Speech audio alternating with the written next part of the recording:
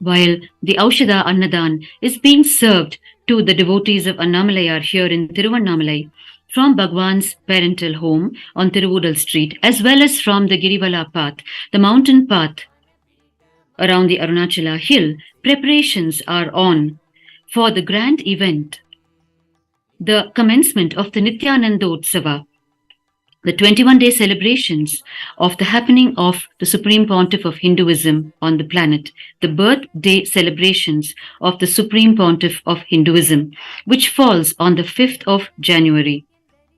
The commencement of this Brahmotsava, the Nithyanandotsava, happens tomorrow with the Dwajarohana, the hoisting of the flag.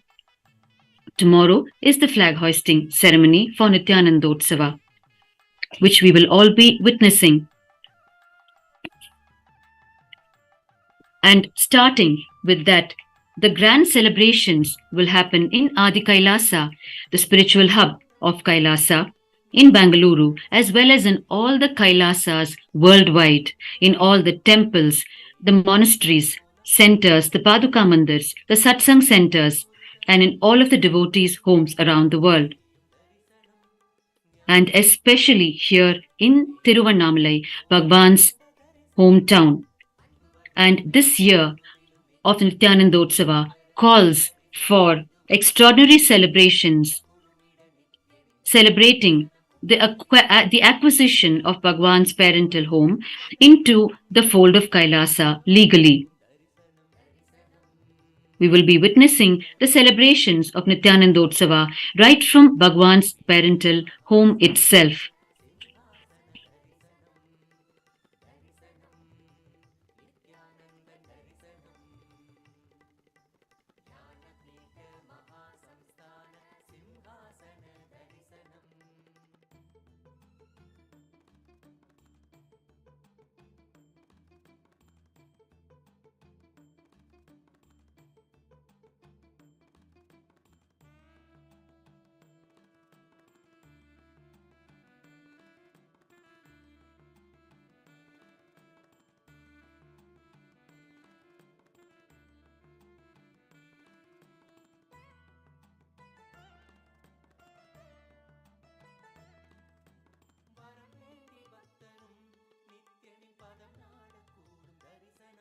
It is here in Tiruvannamalai, Bhagwan's hometown, that Bhagwan lived the first 15 years of his divine life on the planet, amidst, in the domain of the human beings. In Tiruvannamalai, with the five-layered ecosystem of Tiruvannamalai, the first, which comprises his gurus, the enlightened beings who were blessed to play the role in the divine life of the Supreme Pontiff of Hinduism, our beloved Bhagwan, as his own guru. The second, his own acharyas, the esteemed teachers with whom the Supreme Pontiff of Hinduism explored many spiritual subjects right from his childhood. The third layer of the ecosystem of Tiruvannamalai is Bhagwan's own biological family. And the fourth layer are the friends, the extended family, the relatives who were born around the same time as Bhagwan assumed the human form, and were the very first cycle, the first circle of disciples of the Supreme Pontiff of Hinduism to be blessed with the darshan of Paramashiva himself as the young incarnation, the Supreme Pontiff of Hinduism. And the fifth layer is the whole town of Tiruvannamalai, the townspeople, right from the person who holds the torch during the grand processions of the Arunachaleshwara, through the town, to the players of the Tirukailaya Vadyam, the band of traditional Hindu instruments. Thus, in this fivefold ecosystem, Bhagwan lived the first 15 years of his life on the planet. Throughout his divine childhood, the Supreme Pontiff of Hinduism interacted with these individual beings who made up each of these five layers through multivarious leelas, divine happenings which will be forever told and retold again and again for eternity, as the grand Purana, the grand story of Paramashiva himself in Tiruvannamalai.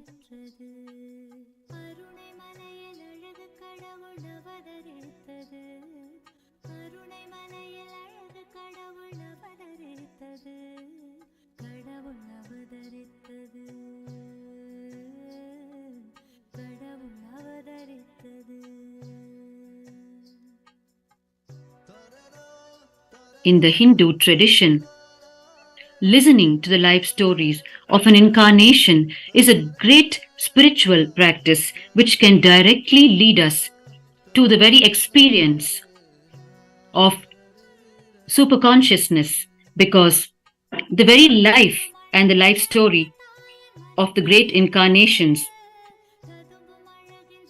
itself carries the the core of the superconscious energy itself, and therefore continuously listening to it will immerse us in that very experience.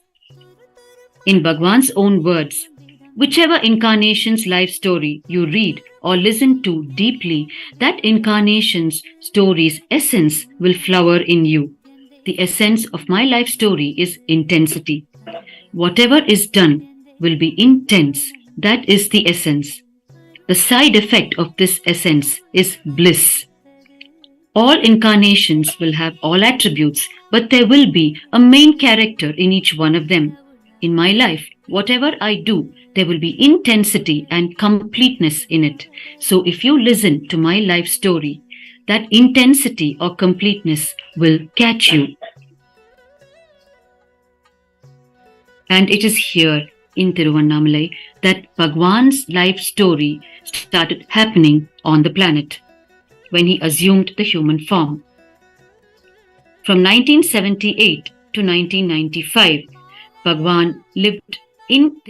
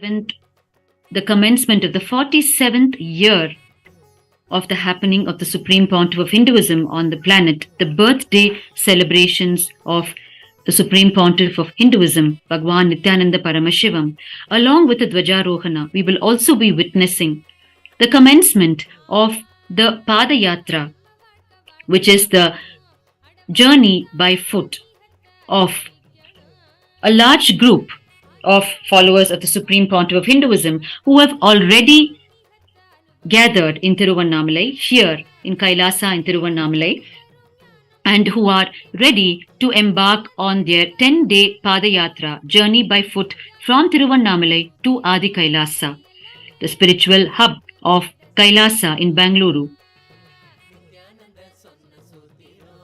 They will be undertaking this spiritual practice, and they will be carrying with them the Guru Mudi, which they will offer in Adi KAILASA at the feet of Bhagwan. The Guru Mudi comprises and symbolizes the karma and ego of each individual, which pose as obstacles to them realizing the oneness with Paramashiva. Therefore, they carry this with them during the spiritual practice with great awareness and drop it at the feet of Paramashiva himself at the end of their journey.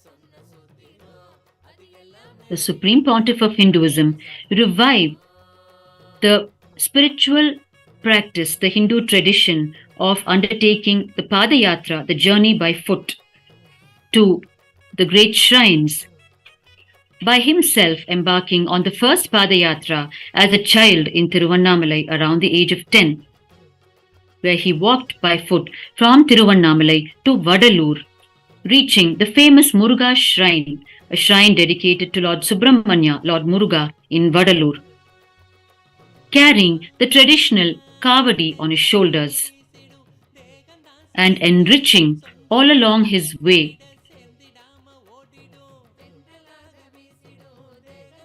lives that he encountered during his journey by foot.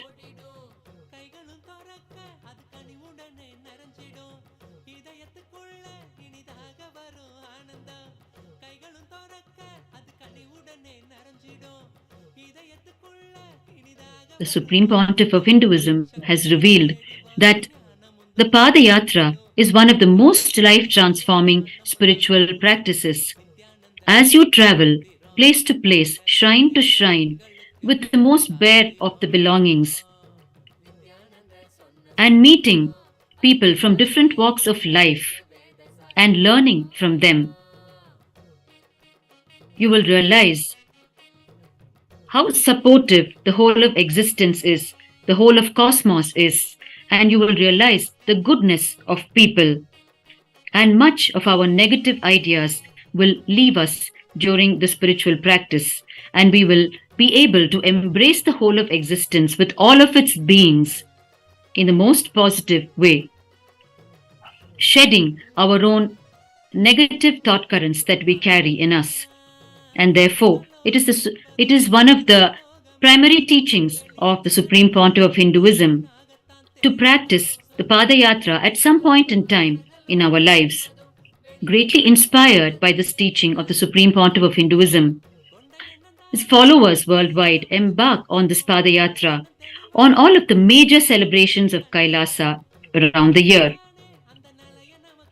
And therefore, as we are about to start the Nithyanandotsava celebrations, the celebrations of the very happening of Bhagwan on the planet, the Padayatra is going to commence tomorrow. And the Padayatris will be received ceremoniously at Adi KAILASA, Bangalore, just the day prior to the Jayanti celebrations, the actual birthday celebrations of the Supreme Pontiff of Hinduism.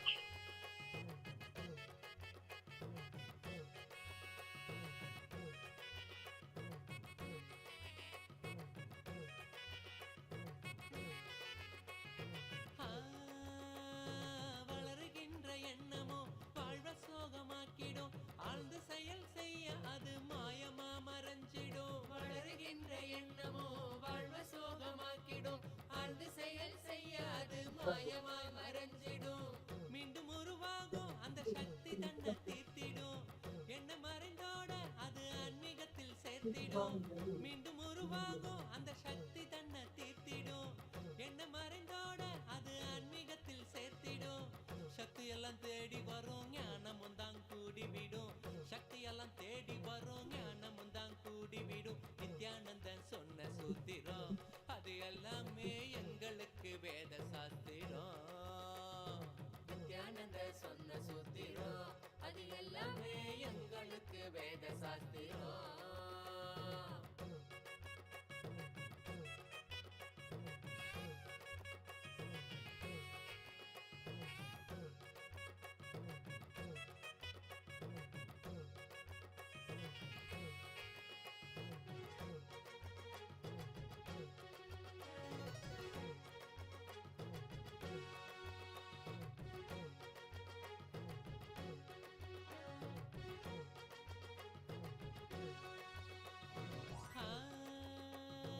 ஏற்றமான வாழ்க்கையும் இறக்கம் கண்ட போதும் மனம் ஏற்றுக்கொள்ளும் பக்குவத்தை பாங்குடனே கொள்ளணும். ஏற்றமான வாழ்க்கையும் இறக்கம் கண்ட போதும் மனம் ஏற்றுக்கொள்ளும் பக்குவத்தை பாங்குடனே கொள்ளணும். மாற்றங்களை தாங்க மனம் பெரும் தவிப்பு தவிச்சிடும், உள்ள மத ஏற்க அங்கு பரவசமும் நிறைஞ்சிடும். மாற்றங்களை தாங்க மனம் பெரும் தவிப்பு தவிச்சிடும், உள்ள மத ஏற்க அங்கு பரவசமும் நிறைஞ்சிடும். சக்தி எல்லாம் தேடி வரும் ஞானமும் தான் கூடிவிடும், சக்தி எல்லாம் தேடி வரும் ஞானமும் தான் கூடிவிடும். நித்யானந்தன் சொன்ன சூத்திரம் அது எல்லாமே எங்களுக்கு வேத சாஸ்திரம். நித்யானந்த சொன்ன சூத்திரம் அது எல்லாமே எங்களுக்கு வேத சாஸ்திரம்.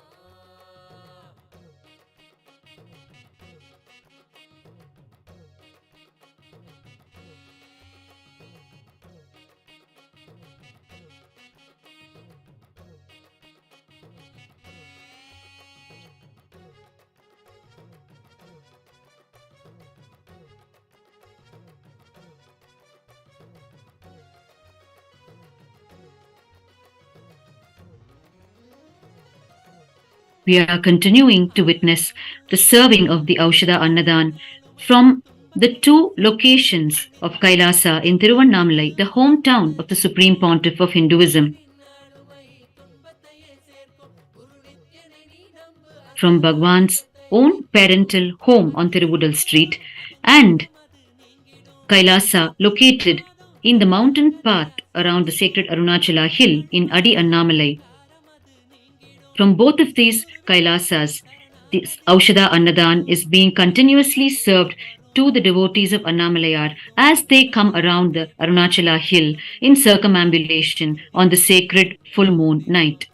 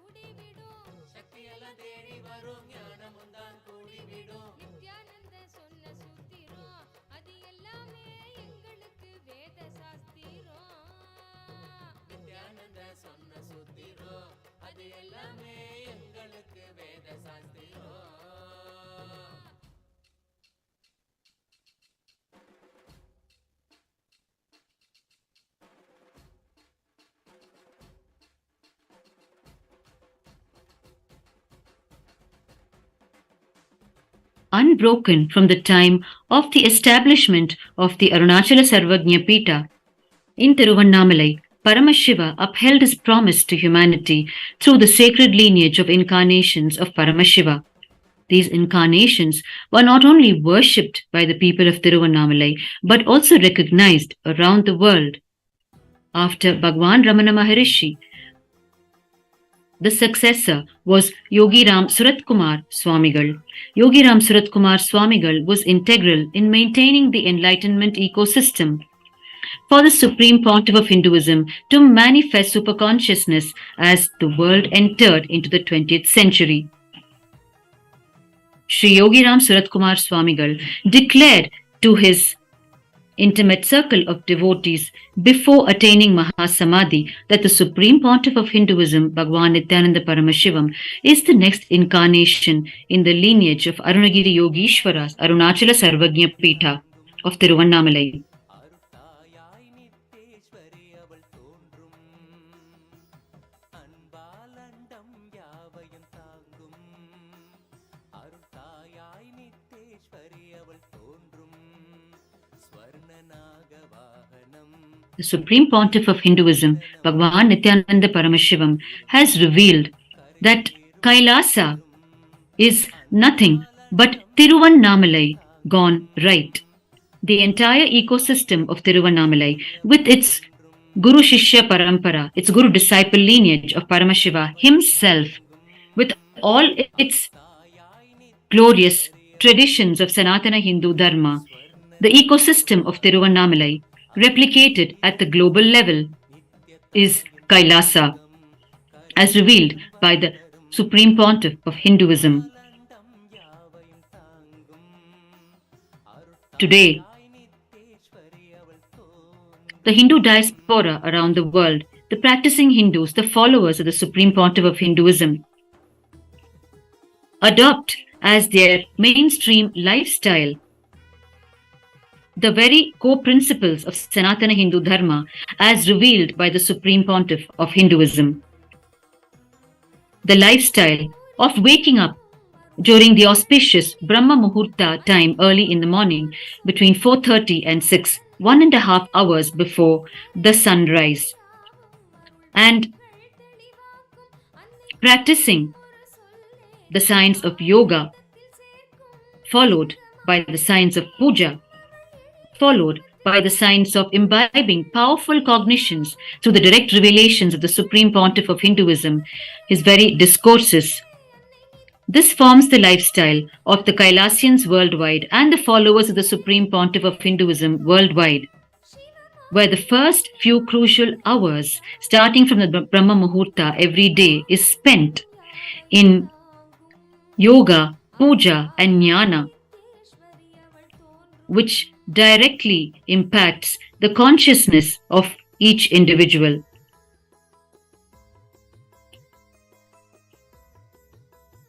The lifestyle of Kailasa.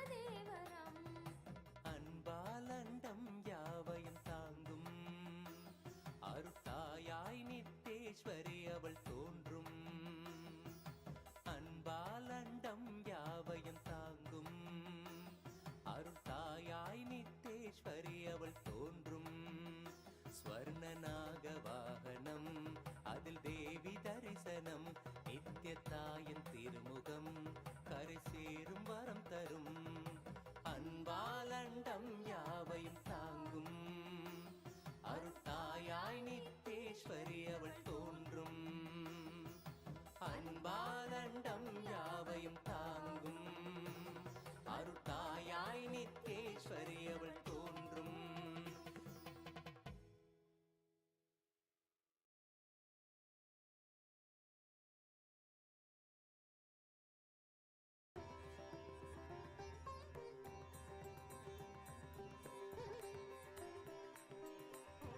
It is here in Bhagwan's parental home in Tiruvannamalai, on Tiruvudal Street, just near the Arunachaleshwara temple, that all the glorious divine incidents happened in the life of the Supreme Pontiff of Hinduism as the young incarnation of Paramashiva.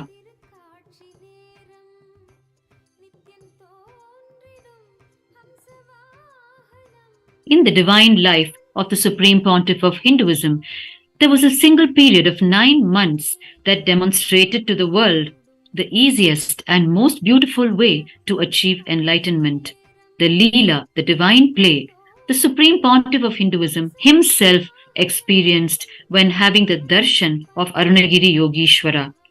Bhagwan Arunagiri Yogeshwara is the most perfect manifestation of Paramashiva, a timeless manifestation with no birth or death, appearing at will for the disciples who deeply yearn for his presence.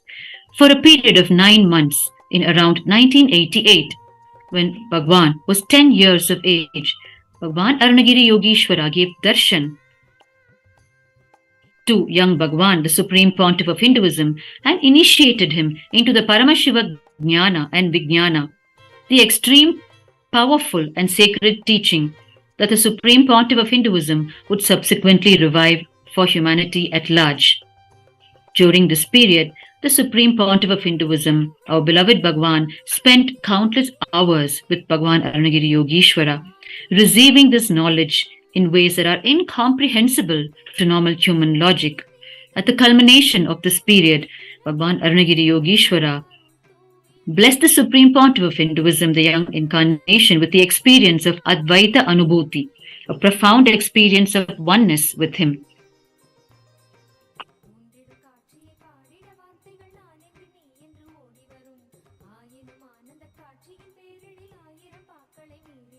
And it was around 10 years of age that the Supreme Pontiff of Hinduism was recognized as the incarnation by the 230th Guru Mahasannidhanam, the Pontiff of the Kailasa Paramparagata Kanchi Kailasa Sarvagnya Peetam, the Kingdom of Kanchipuram.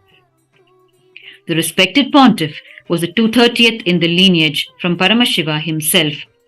Being a part of the same community, the Adishaiva Velalar community, the Supreme Pontiff of Hinduism and his spiritual achievements at such a young age became well known to the 230th Pontiff of the Kingdom of Kanchipuram.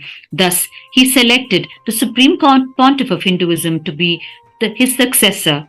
He performed the Acharya Abhishekam for the Supreme Pontiff of Hinduism as per the instructions of the Kamika Agama, the sacred Hindu scriptures, which are the direct revelations of Paramashiva himself, and he declared that the Supreme Pontiff of Hinduism would be his successor, taking up the responsibilities of the Kingdom of Kanchipuram at a mature age. And after the year of 2001, after the avataric realization, Supreme Pontiff of Hinduism officially assumed the responsibilities as the head of the Mutt and began by reviving Kailasa, by constructing the Adhinam of Kailasa in the Tondai Mandalam region, where this kingdom is located.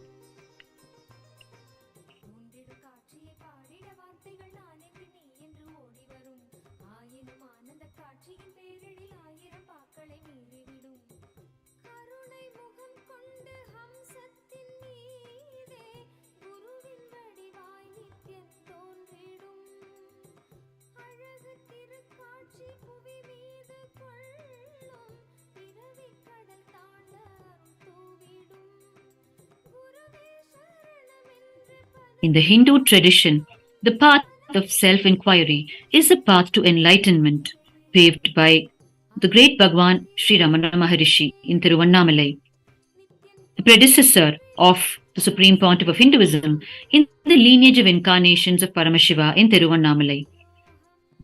In his own life, Bhagwan Ramana Maharishi, at the age of 16, initiated this process of self-inquiry, asking himself, what is it that dies and who is the seer? He then experienced the state and space of enlightenment. Advaita, the science of oneness, and self-inquiry are the key teachings of the Supreme Pontiff of Hinduism from the beginning of his mission to humanity. The Supreme Pontiff of Hinduism has emphasized that keeping the intense seeking as the priority is important for those on the spiritual path. It was Annamalai Swamigal, one of the gurus of the Supreme Pontiff of Hinduism in Tiruvannamalai during his childhood, who directly guided the Supreme Pontiff of Hinduism in both of these paths of Advaita and self-inquiry. Annamalai Swamigal was a direct disciple of Bhagwan Ramana Maharishi, the living embodiment of Paramashiva in Tiruvannamalai in the mid-1900s. In his own right, Annamalai Swamigal was himself a spiritual giant worshipped by many. The Supreme Pontiff of Hinduism interacted with him closely during his childhood, participating in his discourses and receiving direct guidance from Annamalai Swamigal. A piece of enlightening spiritual literature which Annamalai Swamigal spoke on frequently was the Ribu Gita, which today the Supreme Pontiff of Hinduism recommends to his own disciples to read and imbibe. The Ribu Gita is a sacred Hindu scripture which extols the profound truths of Advaita, or oneness, of everything in existence. Annamalai Swamigal gifted the Supreme Pontiff of Hinduism during his childhood his own diary with his own handwritten notes.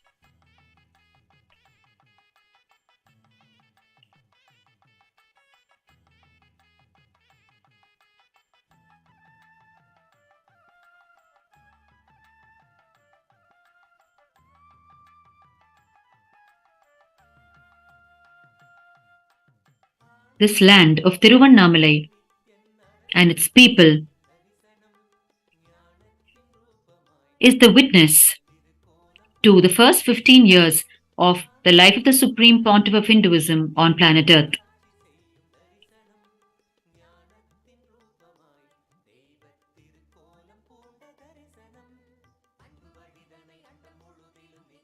It was Mata Viputanandapuri, also called Mataji Kuppammal, who taught the Supreme Pontiff of Hinduism the entire Shakta and Vedanta and Srividya Sampradayas.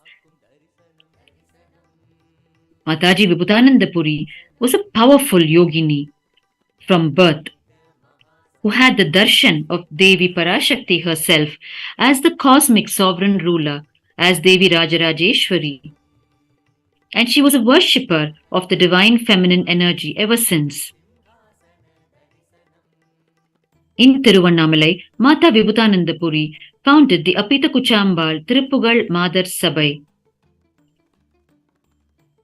a spiritual organization dedicated to keeping alive the sacred sciences of Hinduism, specifically the worship of the Cosmic Mother.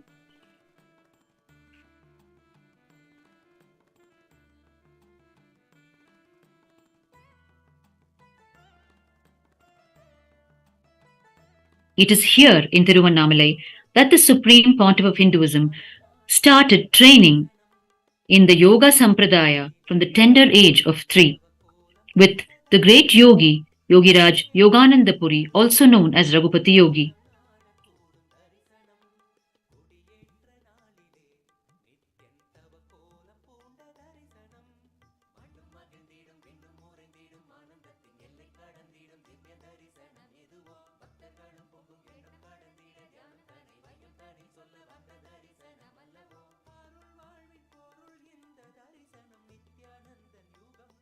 The days in the life of the Supreme Pontiff of Hinduism in Tiruvannamalai that he spent with his beloved gurus.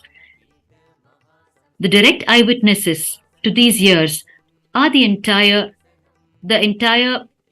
townspeople of Tiruvannamalai.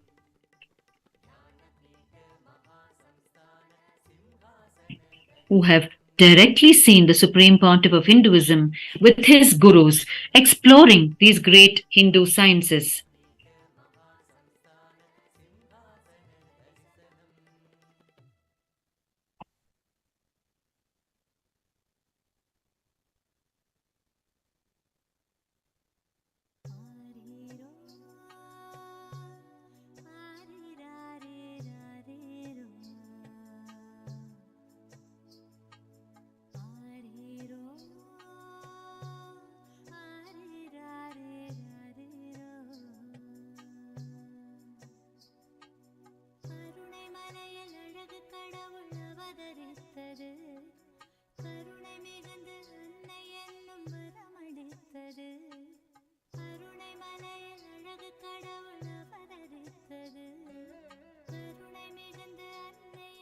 It is here in Tiruvannamalai that the Supreme Pontiff of Hinduism, had his deep experience of Nirvikalpa Samadhi, the experience of enlightenment at the age of 12.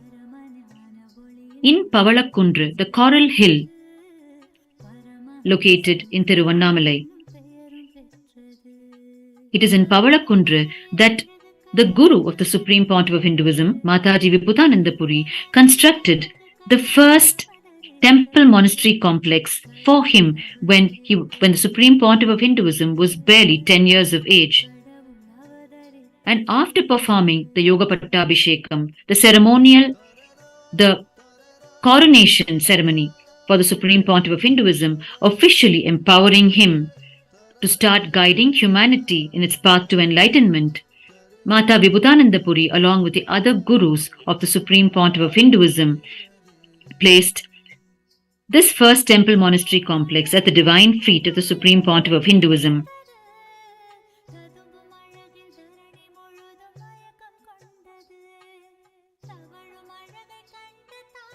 It is here, in his own parental home, that the Supreme Pontiff of Hinduism had his first deep spiritual experience at the age of 3. It was a deep spiritual experience of Samprajñata Samadhi, which is the experience of oneness with the whole through a chosen deity form. The Supreme Pontiff of Hinduism had his own small Ganesha deity, the deity of the Hindu god Ganesha, gifted to him by his biological father, Sri Arunachalananda Swami.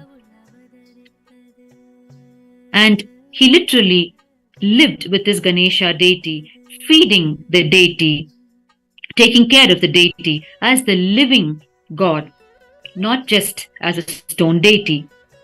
And it was during one of his attempts to feed his Ganesha deity and persist with all his will persistence to see Lord Ganesha actually partake of the food physically, that he had his first deep spiritual experience in this very home where the Aushadha Annadhan is happening, where Lord Ganesha appeared and physically partook of the food offered by the Supreme Pontiff of Hinduism, while the Supreme Pontiff of Hinduism was himself immersed in deep Samprajñata Samadhi, in deep oneness with Lord Ganesha.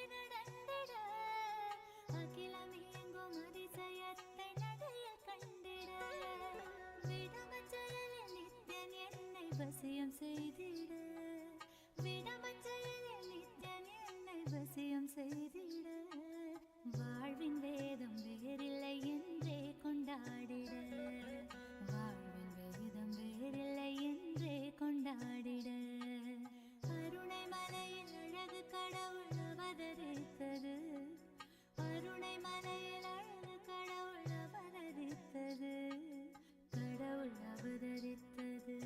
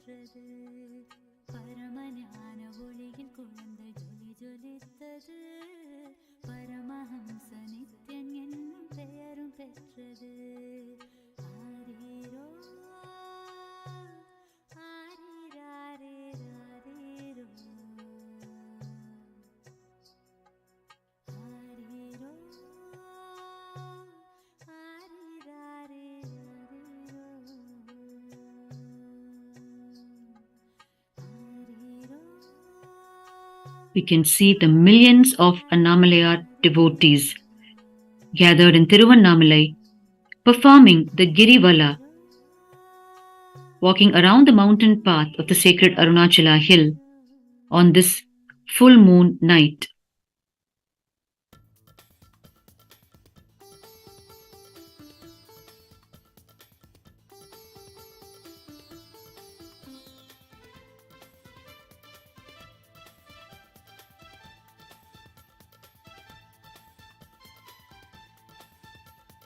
Nithyanandan சொன்ன வேதம் வாழ்வின் மேலே ஏத்தி விடும் சத்தியத்தை கொஞ்சம் கேளுங்க அட கேளுங்க சத்தியத்தை கொஞ்சம் கேளுங்க நித்யானந்தன் சொன்ன வேதம் வாழ்வின் மேலே ஏத்தி விடும் சத்தியத்தை கொஞ்சம் கேளுங்க அட கேளுங்க சத்தியத்தை கொஞ்சம் கேளுங்க. It is here, in his parental home, that the Supreme Pontiff of Hinduism commenced his first Chaturmasya at the tender age of 3. The venerated Chaturmasya in the Hindu tradition is the 4-month period from the 11th day of the waxing moon in the lunar month of Aushadha to the 11th day of the waxing moon of the lunar month of Kritika, roughly corresponding from July to October of the Gregorian calendar of every year. This is the period from the auspicious Guru Pournima festival to the Vijayadashami, which is the 10th day of the Navaratri festival dedicated to Paramashiva Shakti. Chaturmasya is the time that the great Hindu incarnations, the seers, the saints, the sannyasis, and all spiritual aspirants observe 4 fortnights of austerities. And in the Hindu tradition, the age of a Hindu sannyasi is calculated by the number of Chaturmasyas that he has observed. In the life of the Supreme Pontiff of Hinduism, he commenced his first Chaturmasya at the tender age of 3. His gurus were guided by Kanchi Paramacharya Sri Chandrasekharendra Swamigal of Kanchipuram to commence his Chaturmasya by keeping him in their very lap at the tender age of 3 and performing the rituals on his behalf.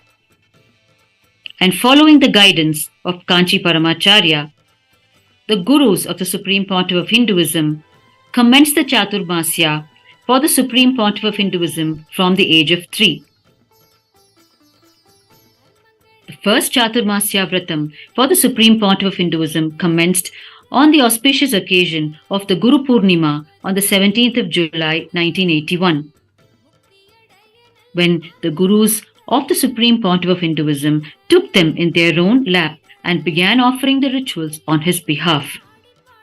This also marked the beginning of the Shastra Adhyayanam, the intense study of the sacred Hindu scriptures, and other spiritual austerities for the Supreme Pontiff of Hinduism. And his gurus also arranged for historical photographs to be taken on this auspicious occasion, to commemorate this auspicious occasion and celebrate the incarnation of Paramashiva, who has happened in the human domain on planet Earth. During his childhood, the royal curriculum of the Supreme Pontiff of Hinduism with his guru covered the entire gamut of Hinduism and all of its sacred sciences, with exposure to the most elite, most mysterious and powerful enlightened beings who lived at that time in Tiruvannamalai, the own gurus of the Supreme Pontiff of Hinduism. In turn, these very gurus recognized that Paramashiva himself, the Supreme One who exceeded all of them in spiritual prowess, was once again on planet Earth among them as their own disciple. With the initiation into the Chaturmasya at the age of 3, the Supreme Pontiff of Hinduism began the deep study of Vedanta and Tantra through the Shastra Adhyayana, reading of the sacred scriptures. Before touching any other conventional book, it is with this scripture, the Atma Puranam, with the scripture of the Atma Puranam, which was gifted to the Supreme Pontiff of Hinduism by his guru, Sri Sakki Swamigal, that the Supreme Pontiff of Hinduism was introduced to the letters of the alphabet. It is through this book, Atma Puranam, that the Supreme Pontiff of Hinduism even learned the Tamil language. Through the sheer love of his gurus, Mataji Viputananda Puri and Sri Sakki Swamigal, Sri Yogi Yogananda Puri, and all of his gurus, the Supreme Pontiff of Hinduism commenced and continued the exploration of the great Hindu sciences before taking it to the whole of humanity.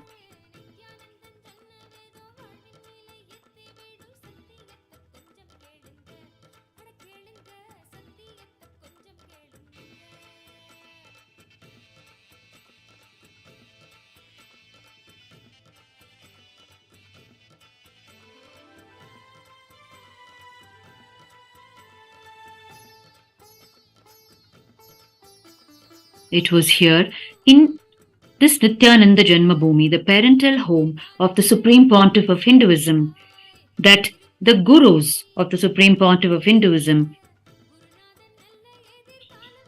recognized him as the incarnation in multifold ways. Within the first 3 years of his advent, his gurus recognized him as the incarnation of Paramashiva through several indicators that are mentioned in the ancient science of reincarnation. His gurus carried out an ancient process for the young incarnation, placing different types of objects in front of him. They placed in front of the Supreme Pontiff of Hinduism a box full of dazzling jewelry belonging to one of his grandmothers. And without hesitation, the Supreme Pontiff of Hinduism at that young age of 2 immediately selected the sacred Rudraksha Mala, the sacred string of beads that are the symbol of Paramashiva himself. The Rudraksha beads are the bliss tears of Paramashiva himself. And the very Rudraksha Mala picked by the Supreme Pontiff of Hinduism from the jewelry box is today revered as part of the sovereign archives of KAILASA.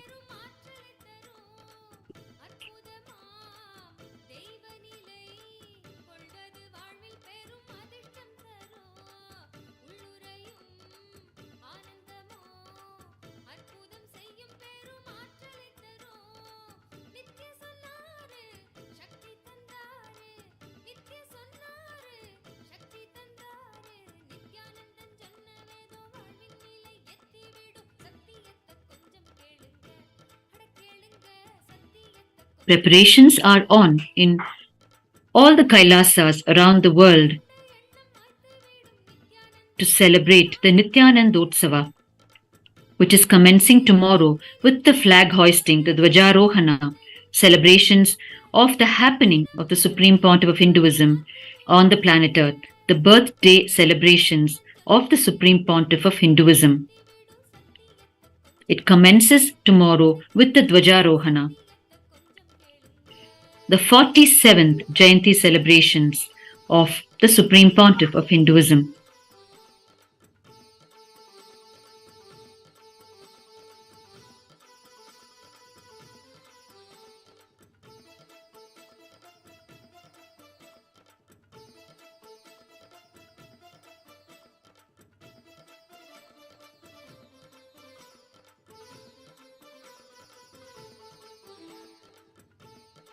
It was on the 3rd of January in the year 1978 that the Supreme Pontiff of Hinduism assumed the human form on the planet. While the world was facing a dire situation with Hinduism on the brink of extinction and humanity almost in the peak of its suffering, as the most compassionate answer to humanity's intense prayers, the cosmos answered with the happening of the avatar, the incarnation of Paramashiva as the Supreme Pontiff of Hinduism, Bhagavan Nithyananda Paramashivam. And tomorrow we start the celebrations of the happening of the Supreme Pontiff of Hinduism, marking his 47th year commencement on the planet.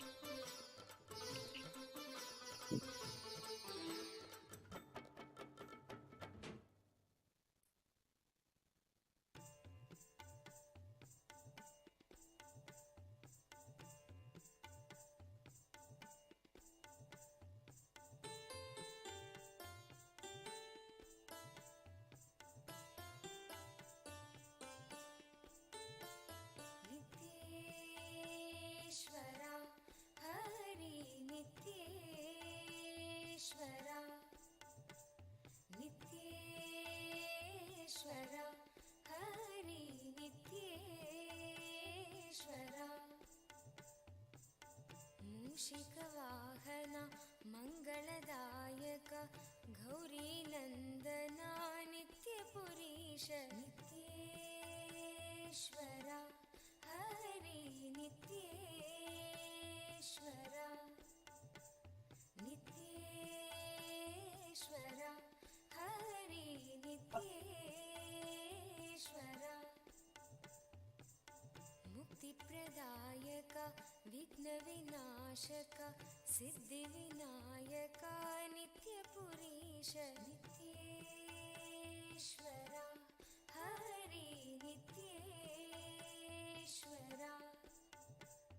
नित्येश्वरा Hari During his innumerable global presidential addresses, the Supreme Pontiff of Hinduism has again and again reiterated to humanity the importance of keeping the Guru Shishya Parampara, the Guru disciple lineage, alive, because it is this Guru disciple lineage that has preserved the great Hindu science of living enlightenment and transmitted it from generation to generation, with its source being the primordial Guru, the Adi Guru, Paramashiva himself. It is from Paramashiva that every science stream of Hinduism originated and preserved through the various Guru disciple traditions. In his own words, the Supreme Pontiff of Hinduism has revealed, if still the method of enlightenment, the science of living enlightenment, the science of completion, and science of the enlightened lifestyle is still available to planet Earth, if it is still alive, if we are still able to enjoy it, it is just because of the Guru Parampara.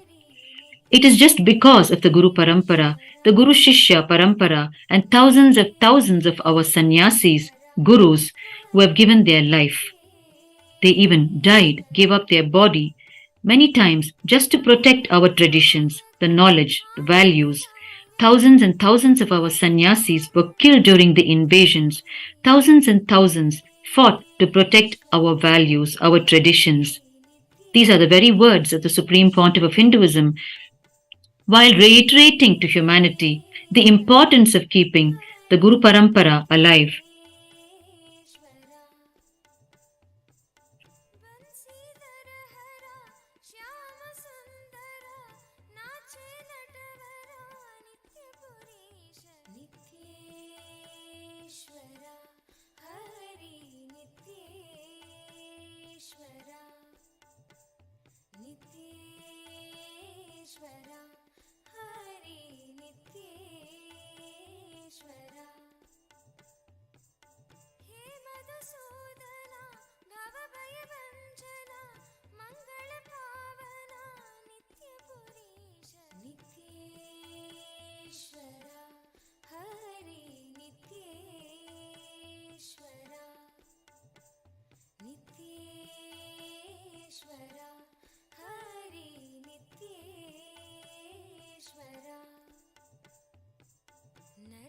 सुंदर नटन मनोहर करुण सागर नित्यपुरीश नित्येश्वरा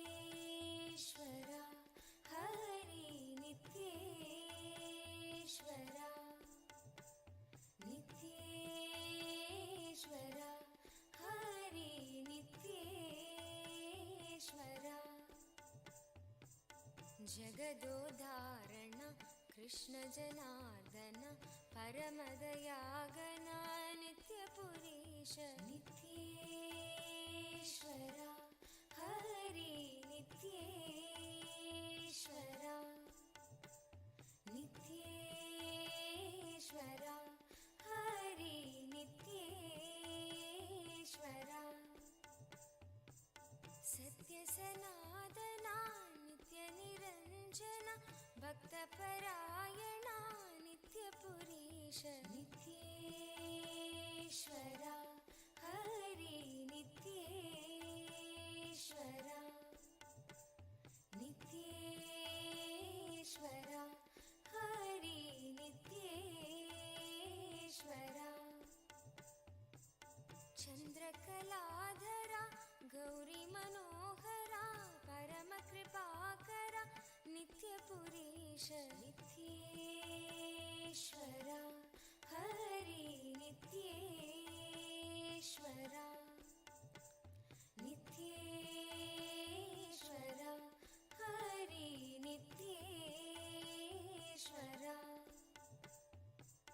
गोकुलनन्दना गोपीमनोहर हरिनारायण नित्यपुरीश नित्येश्वरा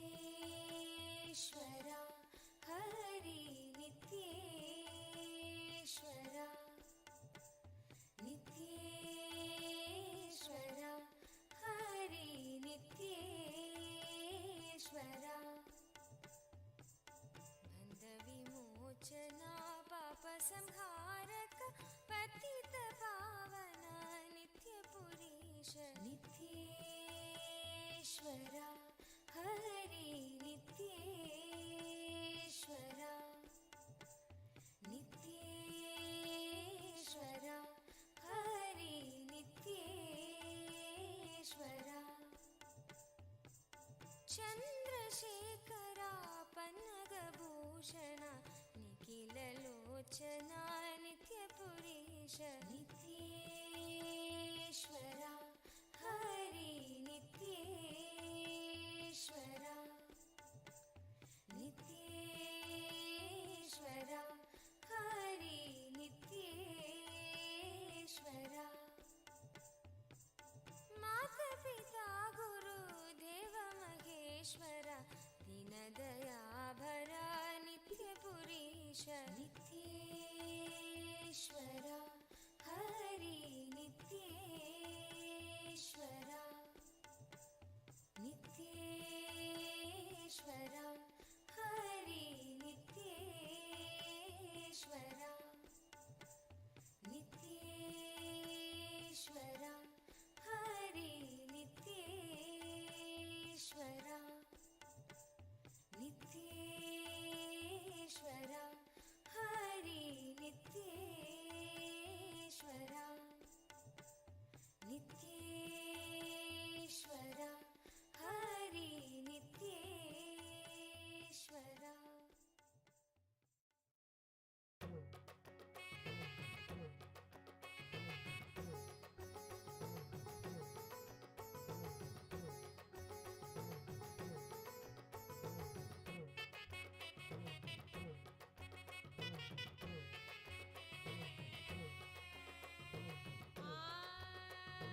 ஆன்ம வாழ்க்கை வாழ்ந்து பார்க்கணும் அட வாழ்ந்துதான் நீகத்தை அனுபவிக்கணும் ஆன்ம வாழ்க்கை வாழ்ந்து பார்க்கணும் அட வாழ்ந்துதான் நீகத்தை அனுபவிக்கணும் சக்தி எல்லாம் தேடி வரும் ஞானம் முந்தான் கூடி விடும் சக்தி எல்லாம் தேடி வரும் ஞானம் முந்தான் கூடி விடும் நித்யானந்த சொன்ன சூத்திரம் அது எல்லாமே எங்களுக்கு வேத We are continuing to watch the Aushadha Annadhan being served from two locations in Tiruvannamalai, from KAILASA Tiruvannamalai, Nithyananda Jenma Bhoomi, the parental home of the Supreme Pontiff of Hinduism, Bhagwan Nithyananda Paramashivam, and from KAILASA Tiruvannamalai, Nithyananda Jenma Bhoomi Kshetra on the mountain path in Tiruvannamalai,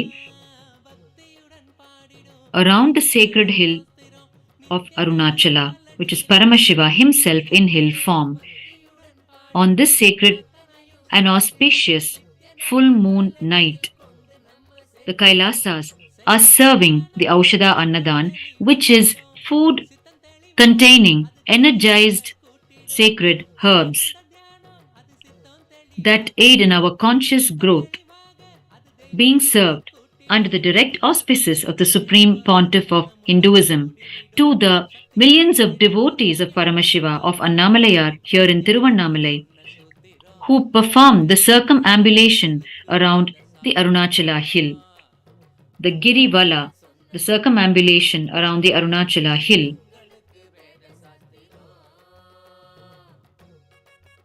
Through the serving of this Aushadha Annadhan, the Supreme Pontiff of Hinduism is reaching out to the people through one of the 5 main pillars of Kailasa, the only Hindu nation in the world today, established by the Supreme Pontiff of Hinduism. The food component is one of the 5 main pillars of Kailasa because it is through food that much of the conscious growth of human beings can happen. The quality of food decides the quality of the consciousness of individuals, and therefore it is important what sort of food we consume. The Aushadha Annadhan is food that carries energized sacred herbs prepared specifically for the conscious growth of individuals.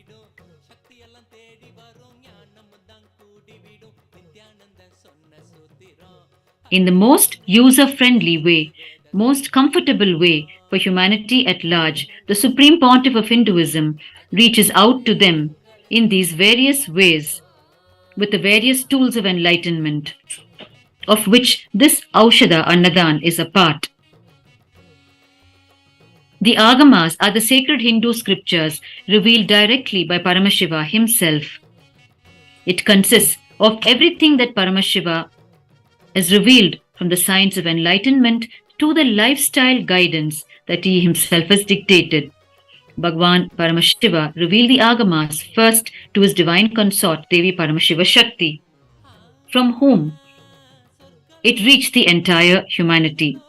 The Agamas consist of 4 crucial parts: the Charyapada, the Kriyapada, the Yogapada, and the Jnanapada. The Charyapada is the daily lifestyle instructions that Paramashiva has given. The Kriyapada is the instructions for ritual and worship. The Yogapada is the methodology revealed by Paramashiva to achieve union with his eternal state. And finally, the Jnanapada is the powerful cognitions of Paramashiva, the cosmic truths, the cosmic principles, which is Paramashiva himself.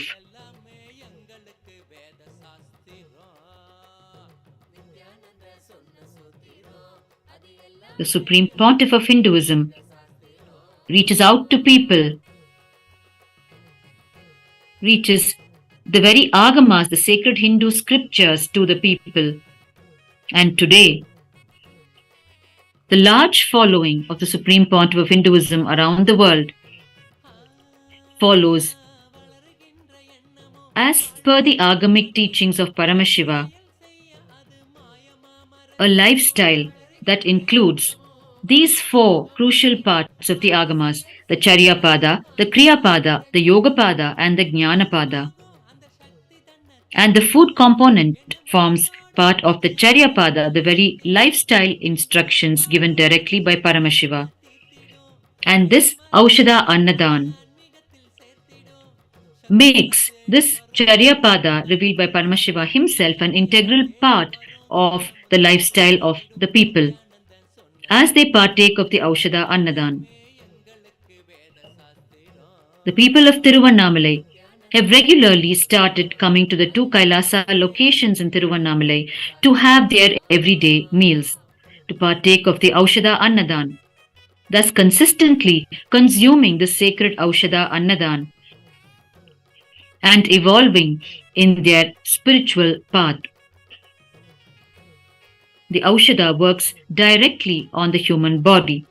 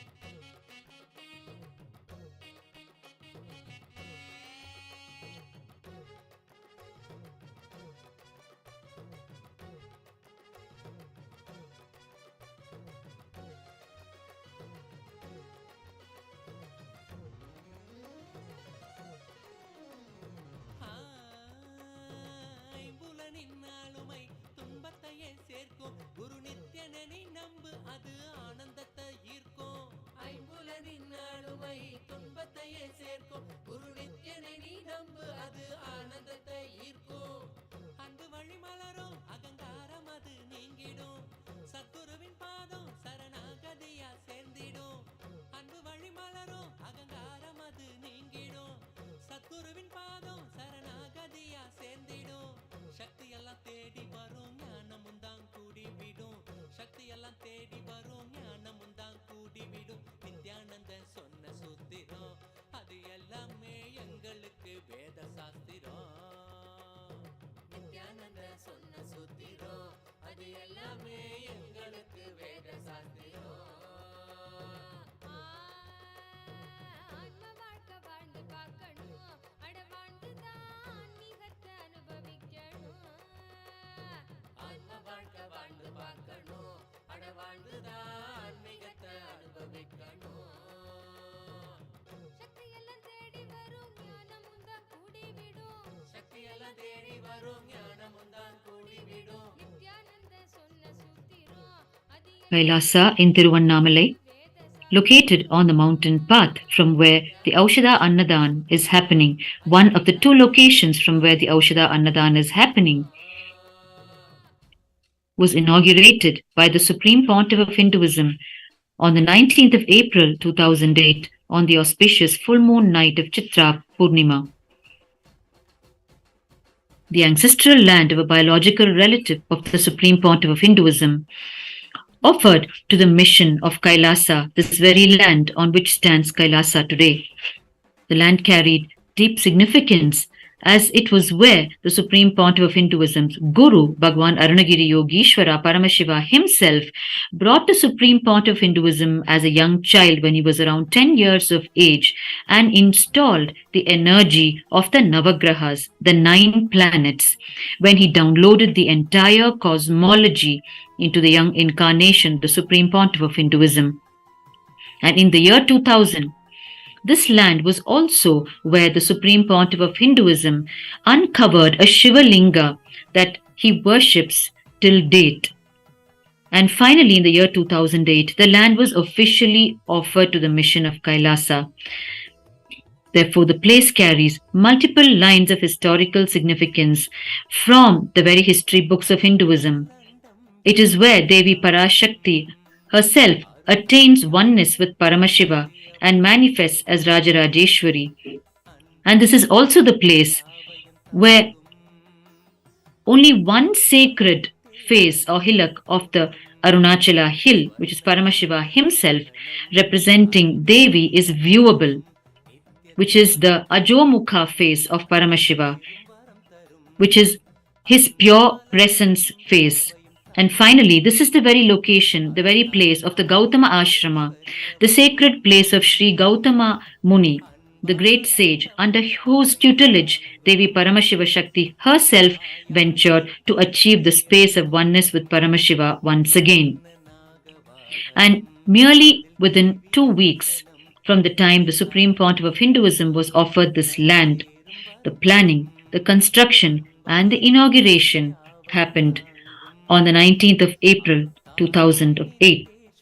The inauguration took place through a ceremonious function. It was a celebration for the entire town of Tiruvannamalai, where the entire townspeople joyously joined in this inauguration and welcomed this Kailasa campus here on the Girivala path, from where they could enjoy the presence of their beloved avatar, their beloved incarnation once again in their own native town.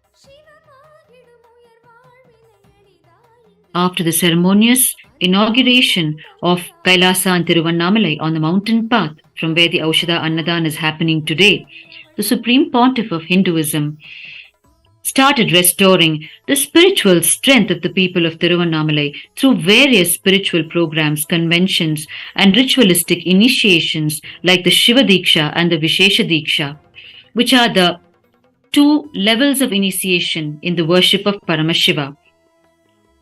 These initiations are given to all the devotees of Paramashiva from a very young age. வேள்வியைச் செய்திடும் சக்தி தந்திடும் நாகத்தின் மீதந்த தாய் Today, the Supreme Pontiff of Hinduism offers these initiations செய்திடும் சக்தி at these traditions as the mainstream lifestyle once again, giving the right context of these traditions and why they are needed to better our lives. நித்யேஸ்வரி அவளும் கொண்ட கோலமதை விழி காண்பதே வரம் அன்பாலண்டம் யாவையும் தாங்கும் அருத்தாயாய் நித்தேஸ்வரி அவள் தோன்றும் அன்பாலண்டம் யாவையும் தாங்கும் அருத்தாயாய் நித்தேஸ்வரி அவள் தோன்றும் ஸ்வர்ணநாக வாகனம் அதில் தேவி தரிசனம் It is here from Kailasa in Tiruvannamalai, located on the mountain path, that the immense effort for the revival of this ancient ecosystem continued by the Supreme Pontiff of Hinduism. In all areas of Vedic culture and lifestyle, the Supreme Pontiff of Hinduism contributed to the life of each individual in Tiruvannamalai and guaranteed that no one in the kingdom of Tiruvannamalai was forced to feel homeless or desperate or hungry. The Kailasa in Tiruvannamalai became a stable source of food for the hungry through massive efforts to eradicate any hunger in the city.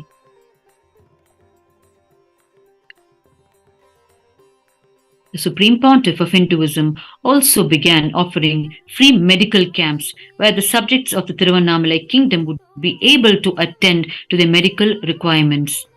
He commenced free yoga classes to promote the active and healthy lifestyle of Kailasa.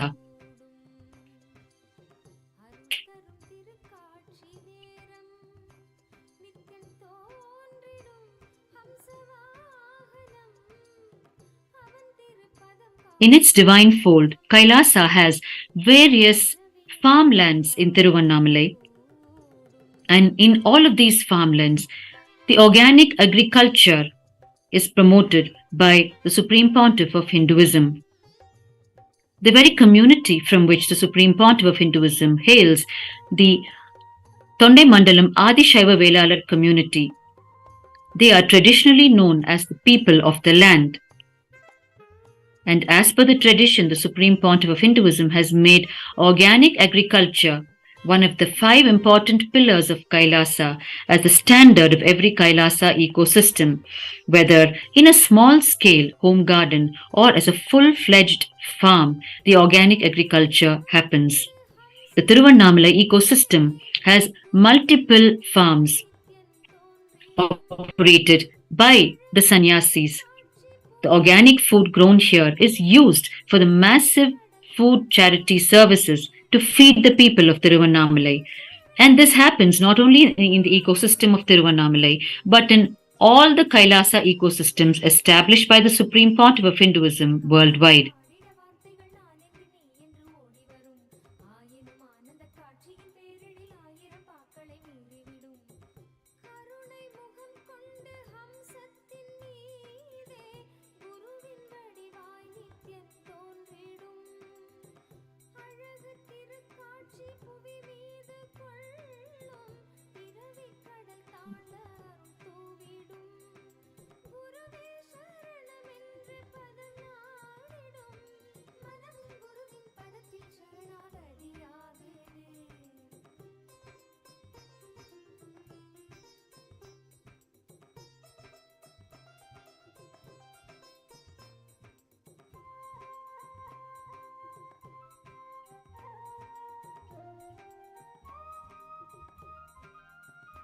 Being the home of the avatar, Tiruvannamalai is an extremely important heritage for the revival of Hinduism itself.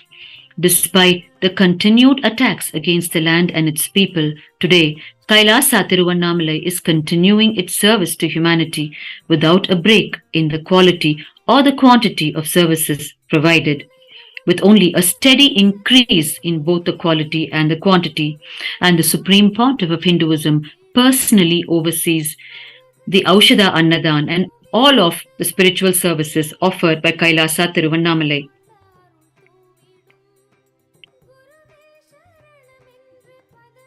Through the extreme, sincere, hard work and dedication of the Supreme Pontiff of Hinduism towards humanity, today the temple monastery complex here in Kailasa and Tiruvannamalai on the mountain path is a strength for the revival of Hinduism itself.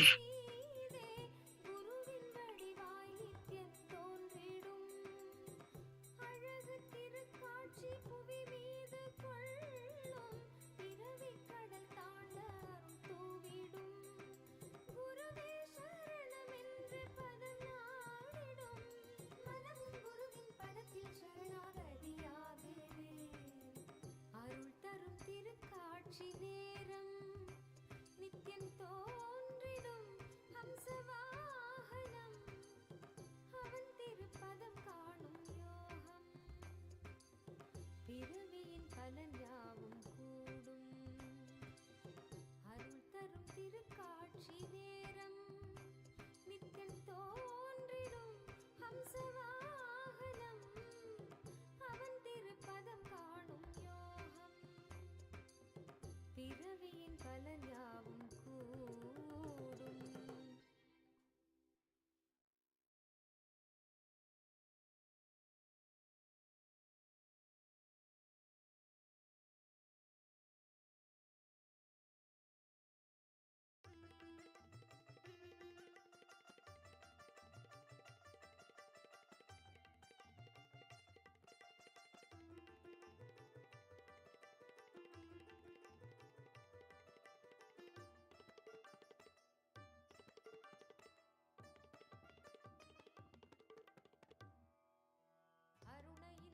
The sacred service of serving Aushadha Annadhan, food infused with divine energy, continues in Tiruvannamalai. From both the locations, the Kailasa Tiruvannamalai, Nithyananda Jenma Bhoomi, the parental home of the Supreme Pontiff of Hinduism, Bhagwan Nithyananda Paramashivam, as well as Kailasa Tiruvannamalai, the Nithyananda Jenma Bhoomi Kshetra located on the mountain path at Adi Annamalai.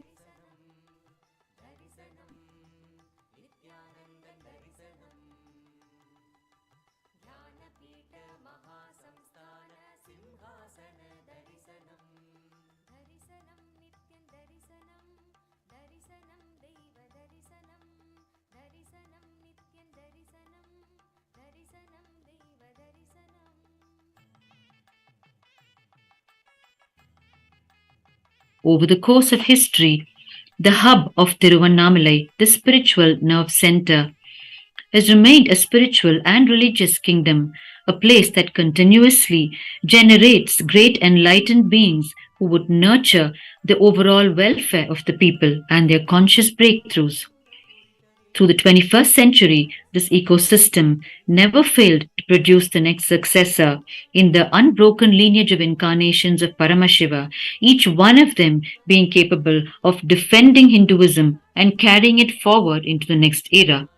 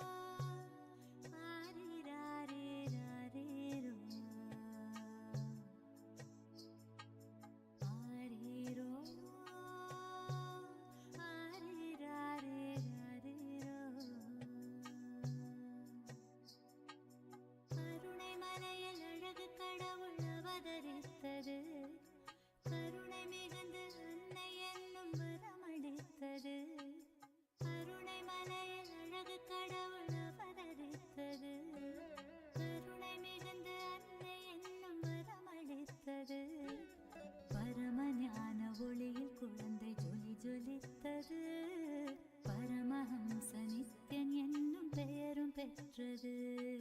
பரமஞான ஒளியில் குழந்தை ஜொலி ஜொலித்தது. பரமஹம்ச நித்யன் என்னும் பெயரும் பெற்றது.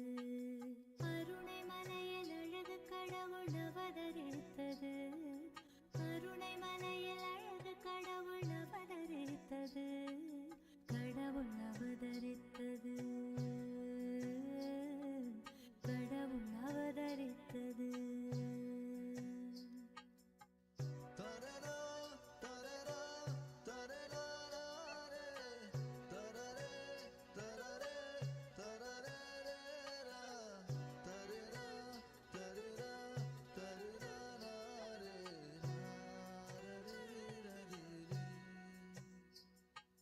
தவழும் அழகை கண்ட தாயின் மனம் களித்தது.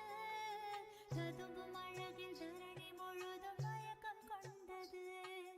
தவழும் அழகை கண்ட தாயின் மனம் களித்தது. ததும்பும் அழகில் தரணி முழுதும் மயக்கம் கொண்டது. துரு துருப்பாய் நித்யன் இயங்கும் விதம் ரசித்தது. துரு துருப்பாய் நித்யன் இயங்கும் விதம் ரசித்தது. தங்க மகன் நித்யன் தெய்வம் என்றுணர்ந்தது. தங்க மகன் நித்யன் தெய்வம் என்றுணர்ந்தது. அருணை மலையில் அழகு கடவுள் அவதரித்தது. அருணை மலையில் அழகு கடவுள் அவதரித்தது. கடவுள் அவதரித்தது. கடவுள் அவதரித்தது.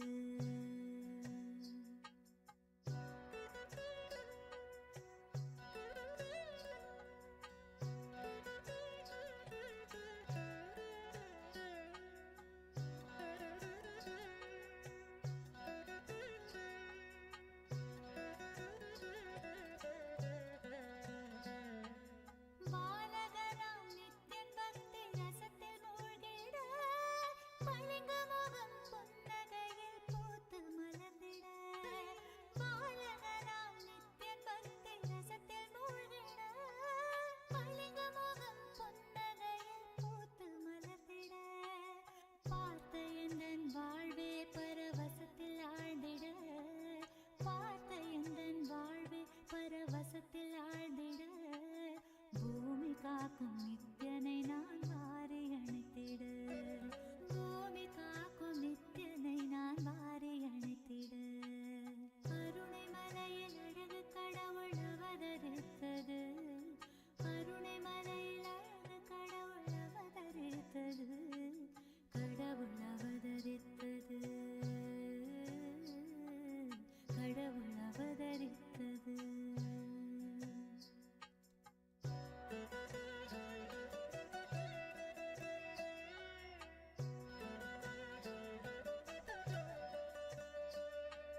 For viewers who have joined us just now, you are watching the Aushadha Annadhan being served in Tiruvannamalai to the devotees of Paramashiva of Annamalayar who are circumambulating around the sacred Arunachala hill on this full moon night. Tiruvannamalai is the hometown of the Supreme Pontiff of Hinduism, Bhagwan Nithyananda Paramashivam. And here, in his very own hometown, the Supreme Pontiff of Hinduism is reaching out to people through serving them the Aushadha Annadhan, food infused with Aushadha, sacred herbs, which is conducive for the conscious growth of the individuals who consume it. And this Aushadha Annadhan is being served from 2 locations in Tiruvannamalai. The first being the very parental home of the Supreme Pontiff of Hinduism on Tiruvudal Street, where Bhagwan, the Supreme Pontiff of Hinduism, lived the first 15 years of his life on the planet. And the second location is from KAILASA, Tiruvannamalai, the Nithyananda Jenma Bhoomi Kshetra, located on the mountain path around the sacred Arunachala hill, which was inaugurated by the Supreme Pontiff of Hinduism in the year 2008.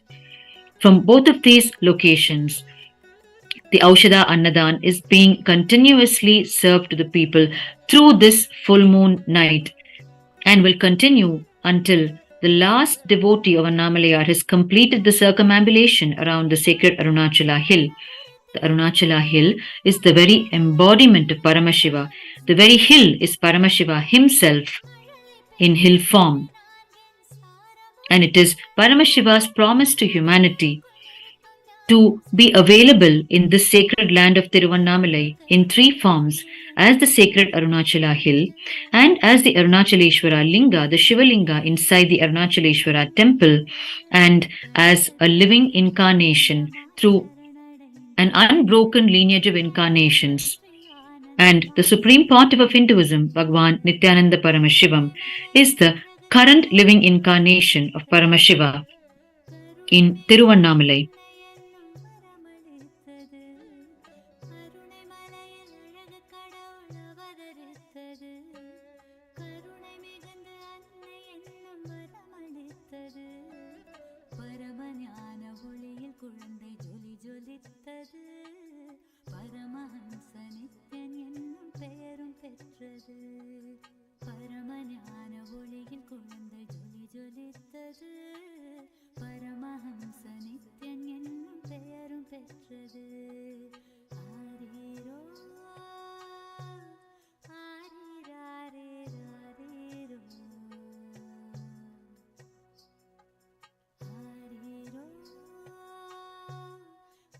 The serving of the Aushadha Annadhan started several hours ago and has completed serving for over 70,000 people, while the peak of the Pournami night has just commenced. And we are still several hours away from its completion.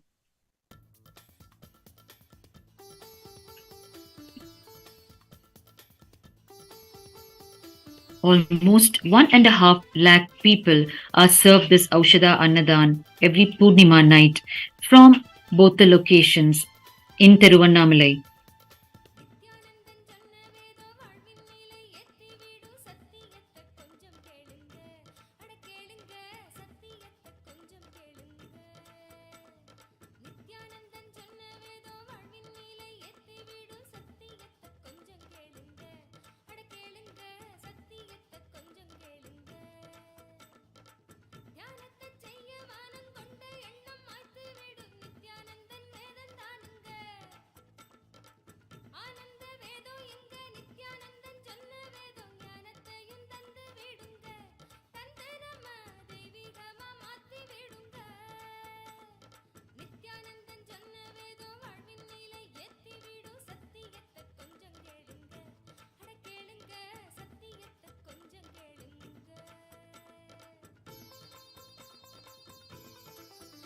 Through this Aushadha Annadhan that is being served to the people at large, the Supreme Pontiff of Hinduism is awakening the potential energy in each individual who consumes this Aushadha Annadhan, as the Aushadha has the property of awakening the superconscious energy in each individual. In the words of the Supreme Pontiff of Hinduism, KAILASA is a civilizational nation built on enlightenment-centric principles from Hinduism. As the only existing ancient civilization, KAILASA is established on the very foundation of giving the ultimate fulfillment for every human being, the experience of Paramashivatva. Paramashivatva is experiencing in each one of us the very state, space, powers, superconsciousness of Paramashiva himself. And it is the divine mission of the living incarnation of Paramashiva, the Supreme Pontiff of Hinduism, to help every individual experience the Paramashivatva in him.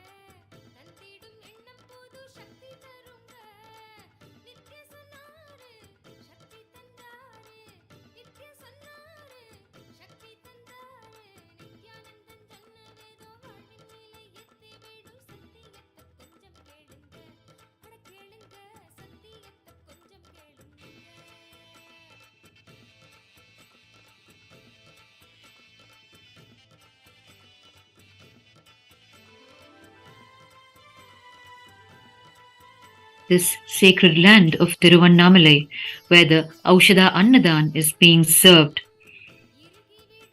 is filled with places carrying the beautiful memories of the Supreme Pontiff of Hinduism from his divine childhood. Each place in Tiruvannamalai is destined to be a temple in its own right, where the presence of the Supreme Pontiff of Hinduism is celebrated and worshipped. And above all, the most sacred site in Tiruvannamalai as of today is the very KAILASA Tiruvannamalai, Nithyananda Jenma Bhoomi, the parental home of the Supreme Pontiff of Hinduism, which KAILASA has legally acquired into its divine fold recently, and which is being celebrated ever since the acquisition happened through its undaunted services to the people of Tiruvannamalai, the beloved citizens of Tiruvannamalai, for the Supreme Pontiff of Hinduism.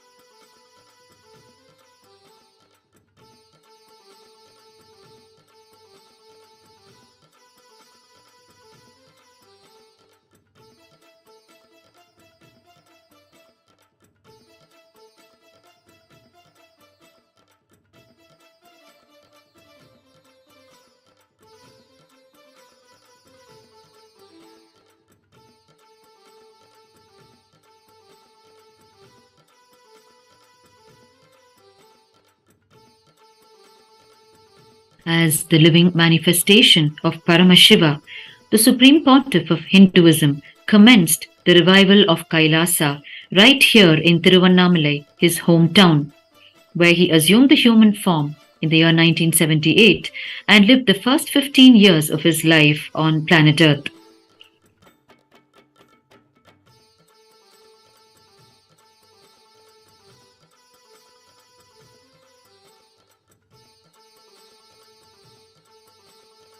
When the Supreme Pontiff of Hinduism was 16 years of age, and as the year 1995 was approaching, the gurus of the Supreme Pontiff of Hinduism determined that he was indeed ready for the mission of reviving Kailasa.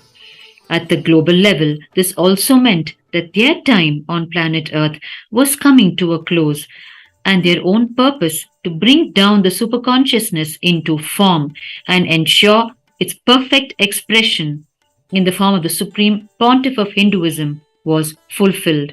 Therefore, in 1994, the gurus of the Supreme Pontiff of Hinduism coronated him as the successor of the Arunagiri Yogeshwara Arunachala Sarvagnya Pita, the kingdom of Tiruvannamalai, through the ceremonious Yoga Pattabhishekam, the official coronation ceremony, thus officially recognizing the Supreme Pontiff of Hinduism as the next incarnation in this sacred, unbroken lineage of incarnations of Paramashiva in Tiruvannamalai.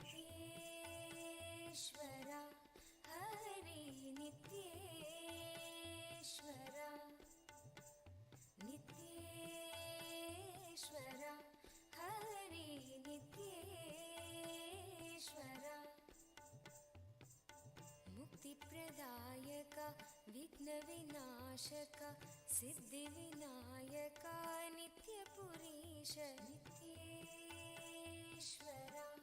Hari Nityeshwara Nityeshwara Hari Nityeshwara. In the words of the Supreme Pontiff of Hinduism, regarding the Yoga Pattabhishekam performed by his gurus for him in the year 1994. The Supreme Pontiff of Hinduism reveals, when I was given Yoga Pattabhishekam by my gurus, it is not that I immediately started looking for a territory. I started working intensely for reviving the enlightened civilization. The most ancient enlightened Hindu civilization. I was all out working day in and day out intensely.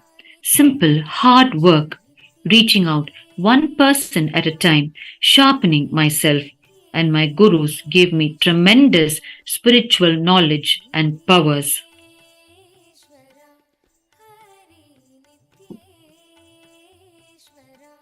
The Kailasa nation is the culmination of the extreme hard work of the Supreme Pontiff of Hinduism right from his birth here in Tiruvannamalai, in his hometown, in the year 1978. And we are all poised to celebrate the 47th year commencement of the happening of the Supreme Pontiff of Hinduism on the planet. The 47th birthday celebrations of the Supreme Pontiff of Hinduism, which commences tomorrow with the grand Dwajarohana ceremony, the ceremony of flag hoisting marking the commencement of the Nithyananda, the 21-day festival that celebrates the happening of the Supreme Pontiff of Hinduism on the planet. The actual birth date falls on the 5th of January.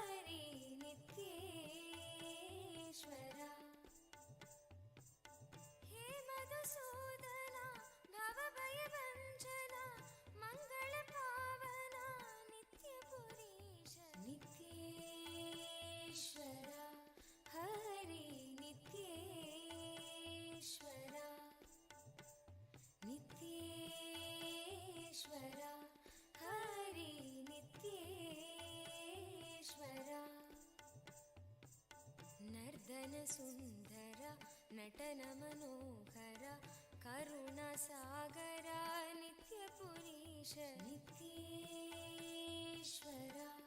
Hari Nityeshwara Nityeshwara Hari नित्येश्वरा जगदोधारण Krishna Janardan परमदयागन नित्यपुरीश Nityeshwara Hari Nityeshwara Nityeshwara Hari नित्येश्वरा सत्य सनातना नित्य निरंजन भक्तपरायणा नित्यपुरीश नित्येश्वरा हरि नित्येश्वरा नित्येश्वरा हरि नित्येश्वरा चंद्रकलाधरा गौरी मनोहरा परम कृपाकरा नित्यपुरीश नित्येश्वरा हरि नित्येश्वरा नित्येश्वरा हरि नित्येश्वरा गोकुलनंदना गोपी मनोहरा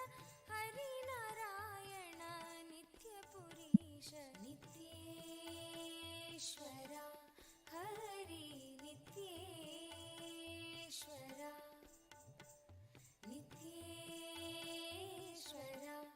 हरि नित्येश्वरा बंध विमोचना पाप संहारक पतित पावना नित्य पुरीश नित्येश्वरा What are the change your office here?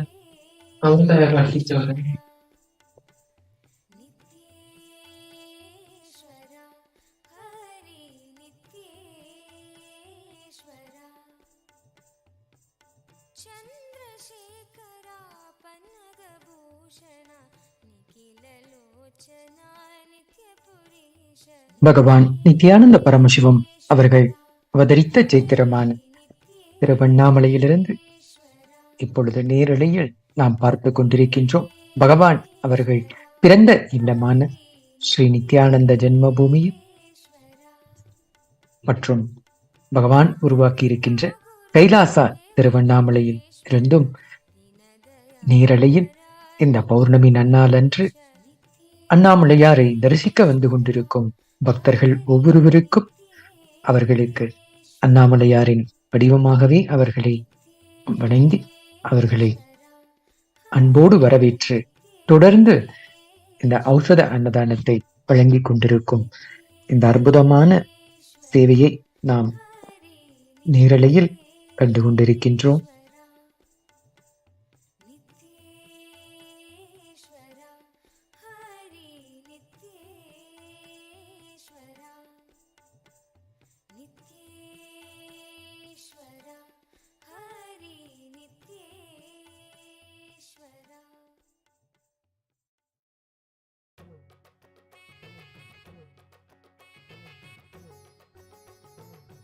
இதுவரை இங்கு பகவான் பிறந்த இல்லமான ஸ்ரீ நித்யானந்த ஜென்ம பூமியில் 54,000 நபர்களுக்கு இந்த ஔஷத அன்னதானம் வழங்கியிருக்கிறது. அதேபோல் இங்கு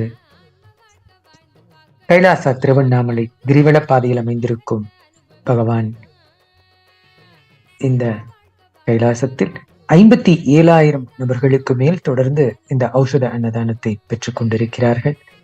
இது இன்றைய தினம் பௌர்ணமி முழுவதுமாக அடுத்து வருகின்ற 24 மணி நேரமும் தொடர்ந்து இந்த ஔஷத அன்னதானம் அண்ணாமலையாரை தரிசிக்க வருகின்ற பக்தர்கள் ஒவ்வொருவருக்கும் இங்கு மிகவும் சிறப்பான முறையில் அவர்களுக்கு வழங்கிட இங்கு பகவானின் தீட்சை பெற்ற சீடர்கள் சன்னியாசினிகள் எல்லோரும் தொடர்ந்து இந்த சேவையை செய்து கொண்டிருக்கின்றார்கள்.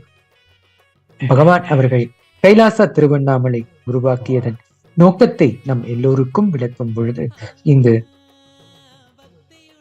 கைலாசா திருவண்ணாமலை உருவாக்கியதன் நோக்கமே இங்கு அண்ணாமலையாரை தரிசிக்க வருகின்ற பக்தர்கள் ஒவ்வொருவருக்கும் அவர்களை அண்ணாமலையாரின் வடிவங்களே என்பதை உணர்ந்து வருகின்ற ஒவ்வொரு நபருக்குமே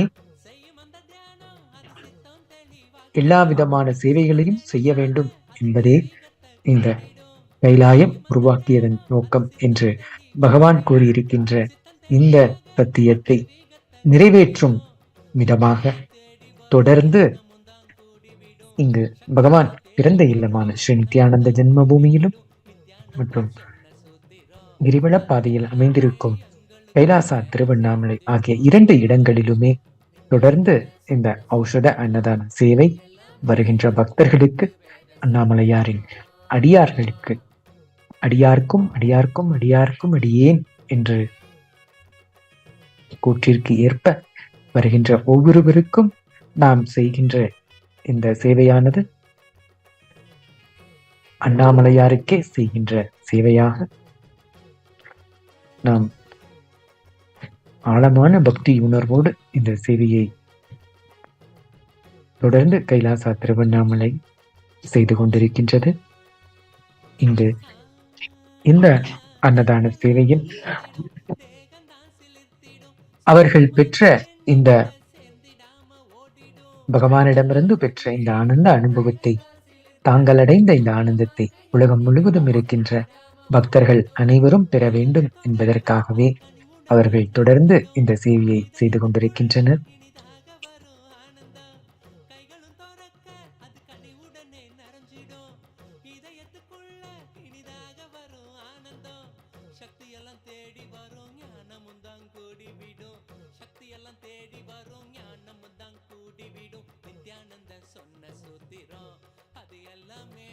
எங்களுக்கு வேத சாஸ்திரம். நித்யானந்த சொன்ன சூத்திரம் அது எல்லாமே எங்களுக்கு வேத சாஸ்திரம்.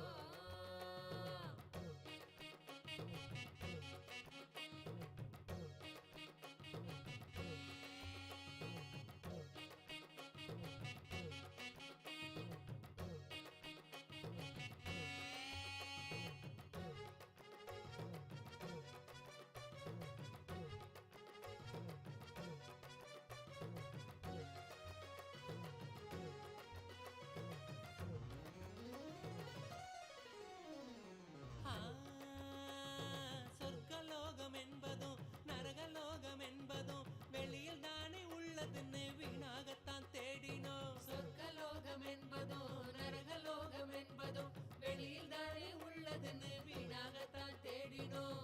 கொண்ட எண்ணம் தானே அந்த நிலைய நமக்கு காட்டிடும். எண்ணம் தெளிவாக மன சொர்க்க வாழ்வை கண்டிடும். கொண்ட எண்ணம் தானே அந்த நிலைய நமக்கு காட்டிடும். பகவான் பிறந்த இல்லமான திருவண்ணாமலை ஸ்ரீ நித்யானந்த ஜென்ம பூமி ஆனது மிகவும் சக்தி வாய்ந்த ஸ்தலமாக இன்று உலகம் முழுவதும் இருக்கின்ற நம்முடைய கைலாயத்தின் பக்தர்களுக்கு இது பிரதம சேத்திரமாக விளங்கிக் கொண்டிருக்கின்றது. ஏனெனில் இந்த பகவான் பிறந்த இல்லத்தில்தான் முதல் அவருடைய ஆலயத்தை இங்குதான் பகவான் அவர்கள் உருவாக்கினார்கள். அவர்களுடைய சிறு வயதிலே விக்கிரகங்களை வைத்து அவர் உருவாக்கிய முதல் ஆலயம்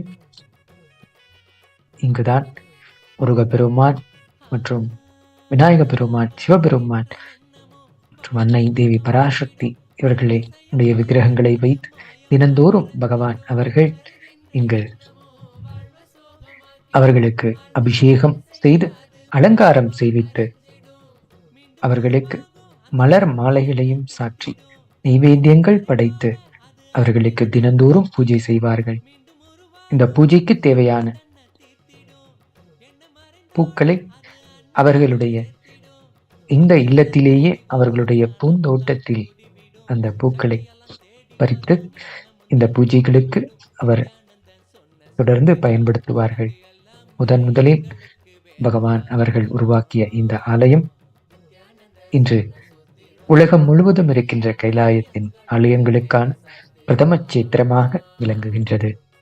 இங்குதான் பகவான் அவர்கள் அந்த முதல் ஆலயத்தையும் உருவாக்கி அந்த தெய்வ விக்கிரகங்களுக்கு நைவேத்தியம் படைக்கும் இடமாக முதல் மடப்பள்ளி, தெய்வ விக்கிரகங்களுக்கு உணவு சமைக்கும் இடமே மடப்பள்ளி என்று அழைக்கப்படும். இந்த முதல் மடப்பள்ளியும் உருவாக்கிய இடம் இங்கு ஸ்ரீ நித்யானந்த ஜென்ம பூமியில்தான்.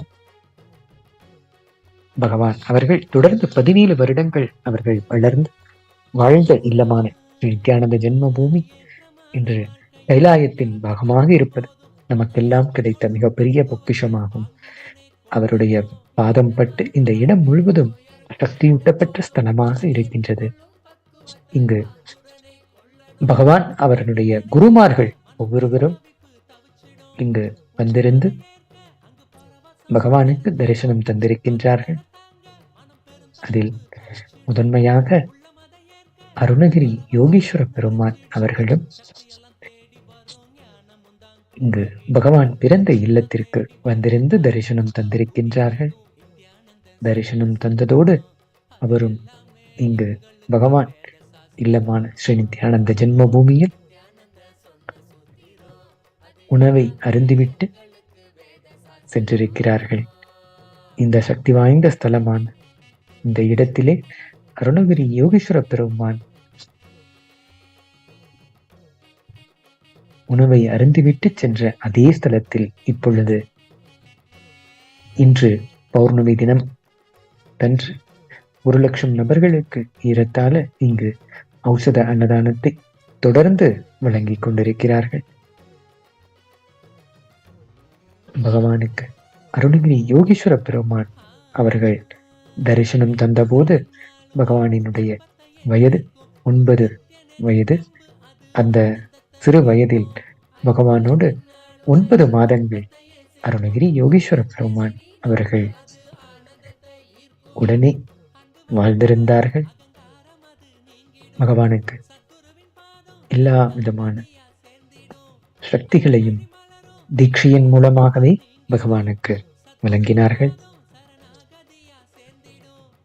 இந்த அருணகிரி யோகீஸ்வர பெருமான் சிறு வயதில் பகவானுக்கு அளித்திருந்த இந்த காட்சியை பகவான் அவர்கள்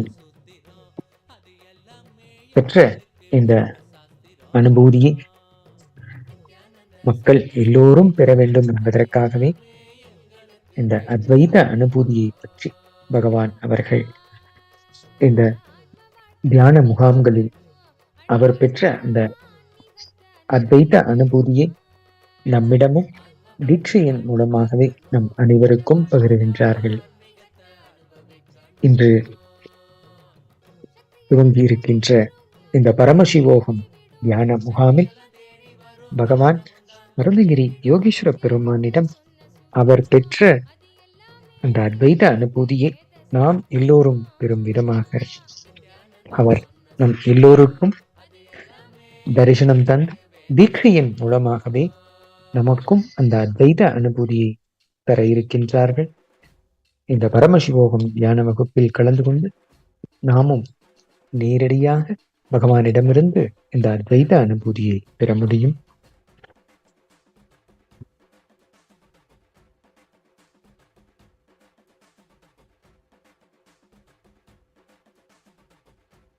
பகவான் அவர்கள் சிறு வயதில் இருக்கும் பொழுது தன்னுடைய 9வது வயதில் அண்ணாமலையார் ஆலயத்தில் பகவான் அவர்கள் இருந்த பொழுது அவருக்கு அருணகிரி யோகீஸ்வர பெருமான் அங்கு அருணகிரி யோகீஸ்வரர் சமாதியிலிருந்து வெளிப்பட்டு இங்கு பகவானுக்கு சிறு வயதிலேயே பிரத்யட்சமாக தோன்றி அவருக்கு தரிசனம் தந்தார்கள். தரிசனம் தந்து தொடர்ந்து 9 மாதங்கள் பகவானுடனே வாழ்ந்தார்கள். நித்தமும் பகவானின் அந்த 9வது வயதில் அவர்களுடைய ஒவ்வொரு நாள் அனுபவத்தையும் அருணகிரி யோகீஸ்வரர் அவரிடமிருந்து பெற்ற அனுபவத்தை நம் எல்லோருக்கும் தியான சத்சங்கங்கள் மூலமாக நமக்கு அருளி இருக்கின்றார்கள். அருணகிரி யோகீஸ்வர பெருமான் அவர் பரமசிவ பரம்பொருளின் வடிவமே. அருணகிரி யோகீஸ்வர பெருமானி வாரிசாக பரமசிவ பரம்பொருளின் நிஜ அவதாரமாக நமக்கு கிடைத்திருக்கின்ற குரு பகவான் ஸ்ரீ நித்யானந்த பரமசிவம் அவர்கள். அவருக்கு அருணகிரி யோகீஸ்வர பெருமானிடம் கிடைத்திருந்த இந்த இனிமையான அனுபவத்தை பால பருவத்திலே அவருக்கு கிடைத்த இந்த அனுபவத்தை அவரினுடைய வார்த்தையாக இங்கு நம்மிடம் பகிர்ந்திருக்கின்றார்கள். இந்த அற்புதமான நிகழ்வை ஆழமாக கேளுங்கள். இதை கேட்பதனாலேயே அந்த அத்வைத அனுபூதி பகவான் பெற்றிருக்கின்ற இந்த அத்வைத அனுபூதி நம் ஒவ்வொருவருக்குள்ளும் இந்த அனுபூதி ஆனது வளருவதற்கான வாய்ப்பாக அமையும். பகவான் அவர்கள் அந்த சிறு வயதில்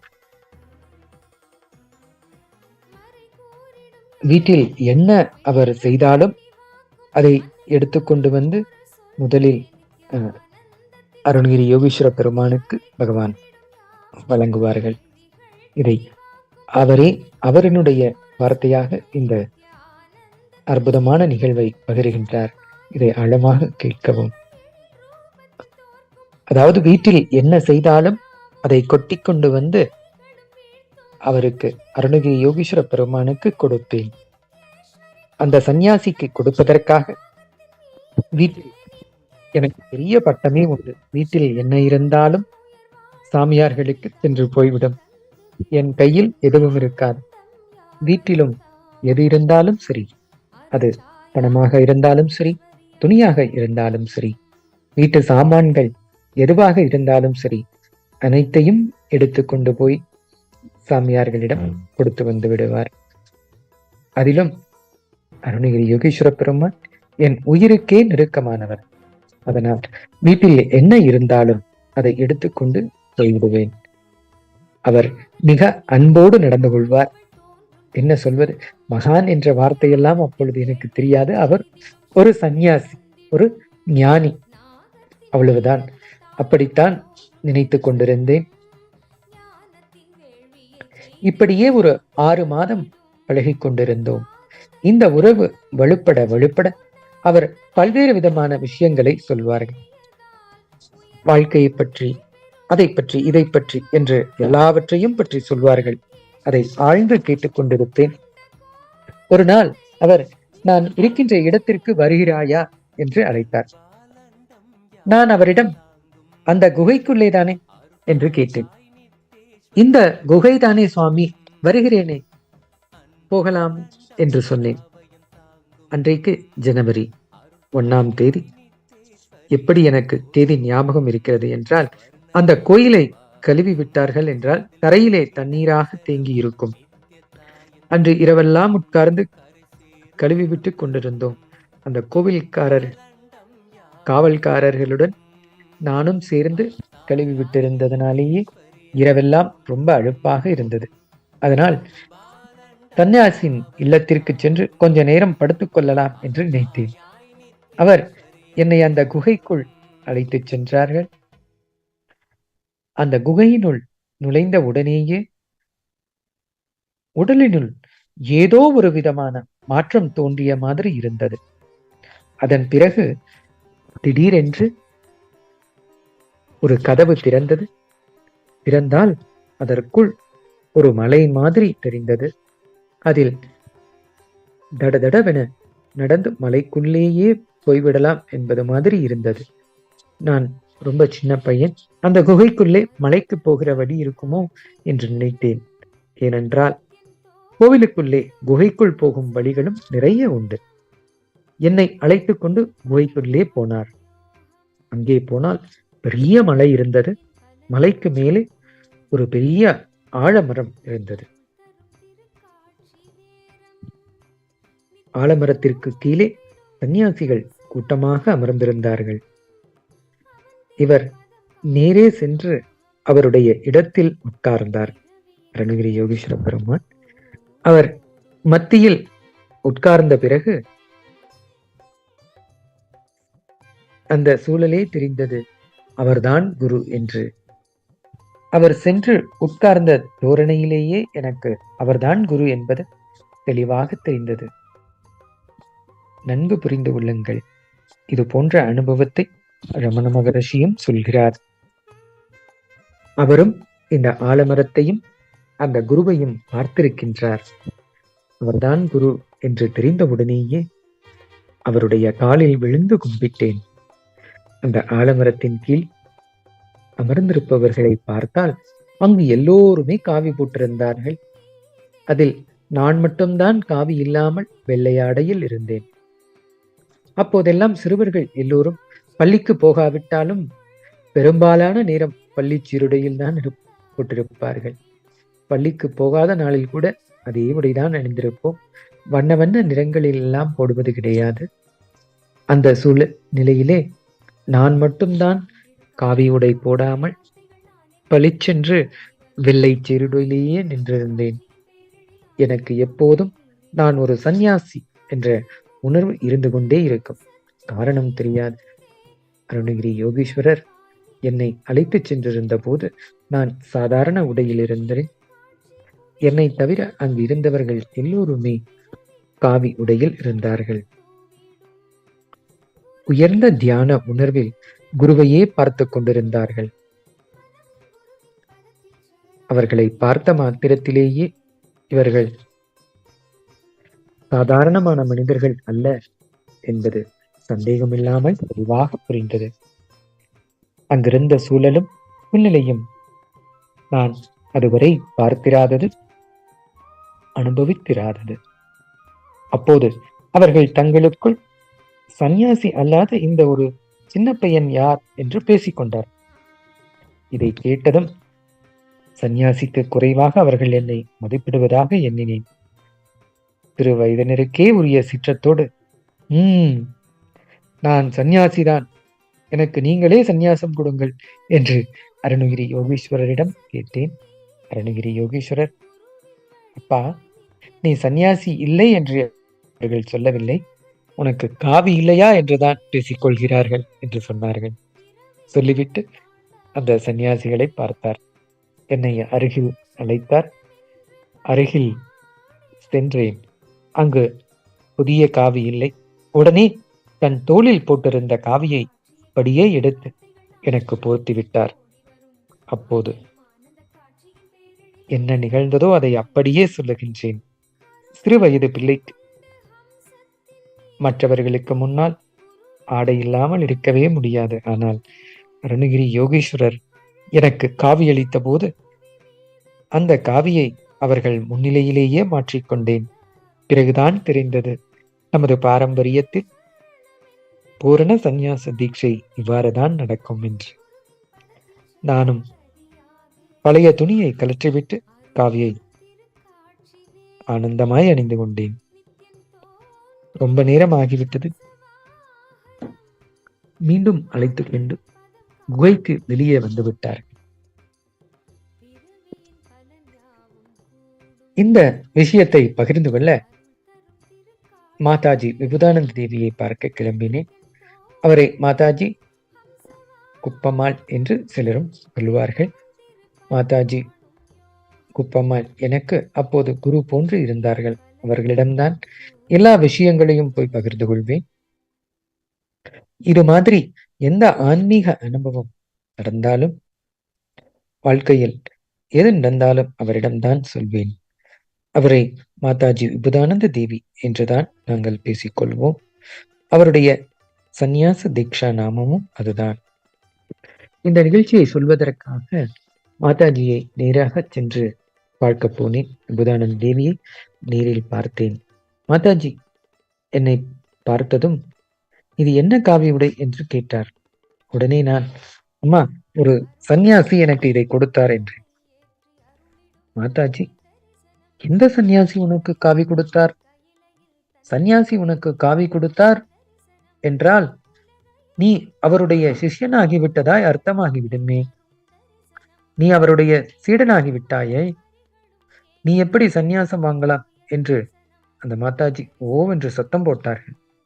எனக்கு அப்பொழுதுதான் ஷாக்கடித்த மாதிரி இருந்தது. ஒன்றுமே புரியவில்லை.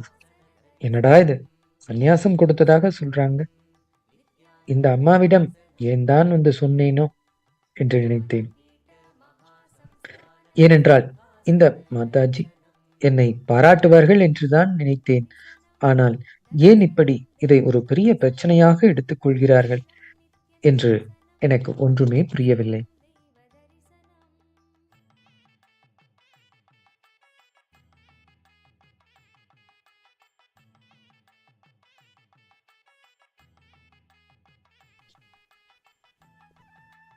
உடனே அந்த மாதாஜி, எந்த சந்நியாசி என்று சொல்லு, எனக்கு அவரை காட்டு என்றார்கள். நான் அதற்கென்ன, வாங்க காட்டுகிறேன் என்று சொல்லி நேரே அந்த குகைக்கு அருகில் அழைத்து சென்றேன்.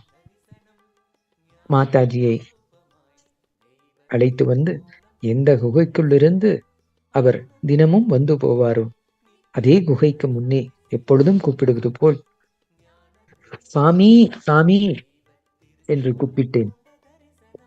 வழக்கமாக அங்கு நின்று அவரை கூப்பிட்டாலே வெளியே வந்து விடுவார். விபுதானந்த தேவி வந்த உடனேயே, சாமி வெளியில் வாங்க, விபுதானந்த தேவி வந்திருக்காங்க, உங்களை பார்க்கணும்னு சொல்றாங்க என்று கூப்பிட்டேன். ஒரு தரம் கூப்பிட்டேன், வரவில்லை. இரண்டாவது தரமும் கூப்பிட்டேன், வரவில்லை. அப்பொழுதும் வரவில்லை. விபுதானந்த தேவி மாதாஜிக்கு நான் எங்கிருந்தோ காவி துணியை திருடிக் கொண்டு வந்து விட்டேன் என்று பயம். அந்த அம்மா என் பாட்டியின் உறவினர், அதிலும் பாட்டியினுடைய தோழி. மாதாஜி உடனே, டேய், எந்த சன்னியாசி உனக்கு காவி கொடுத்தார்? எங்கேயாவது திருடிட்டு வந்தையா? பொய் சொல்றியா என்று சொல்லி என்னை அடிக்க ஆரம்பித்து விட்டார்கள்.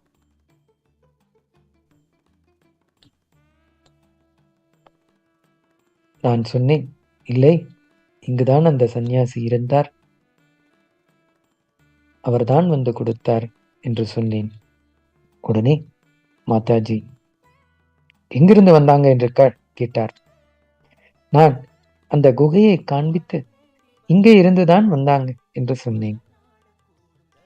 உடனே மாதாஜி, ஓ இந்த குகையா, வா என்று குகையில் கை வைத்து தள்ளினார். அப்பொழுதுதான் தெரிந்தது அது குகையே கிடையாது, அது ஒரு சமாதி என்று.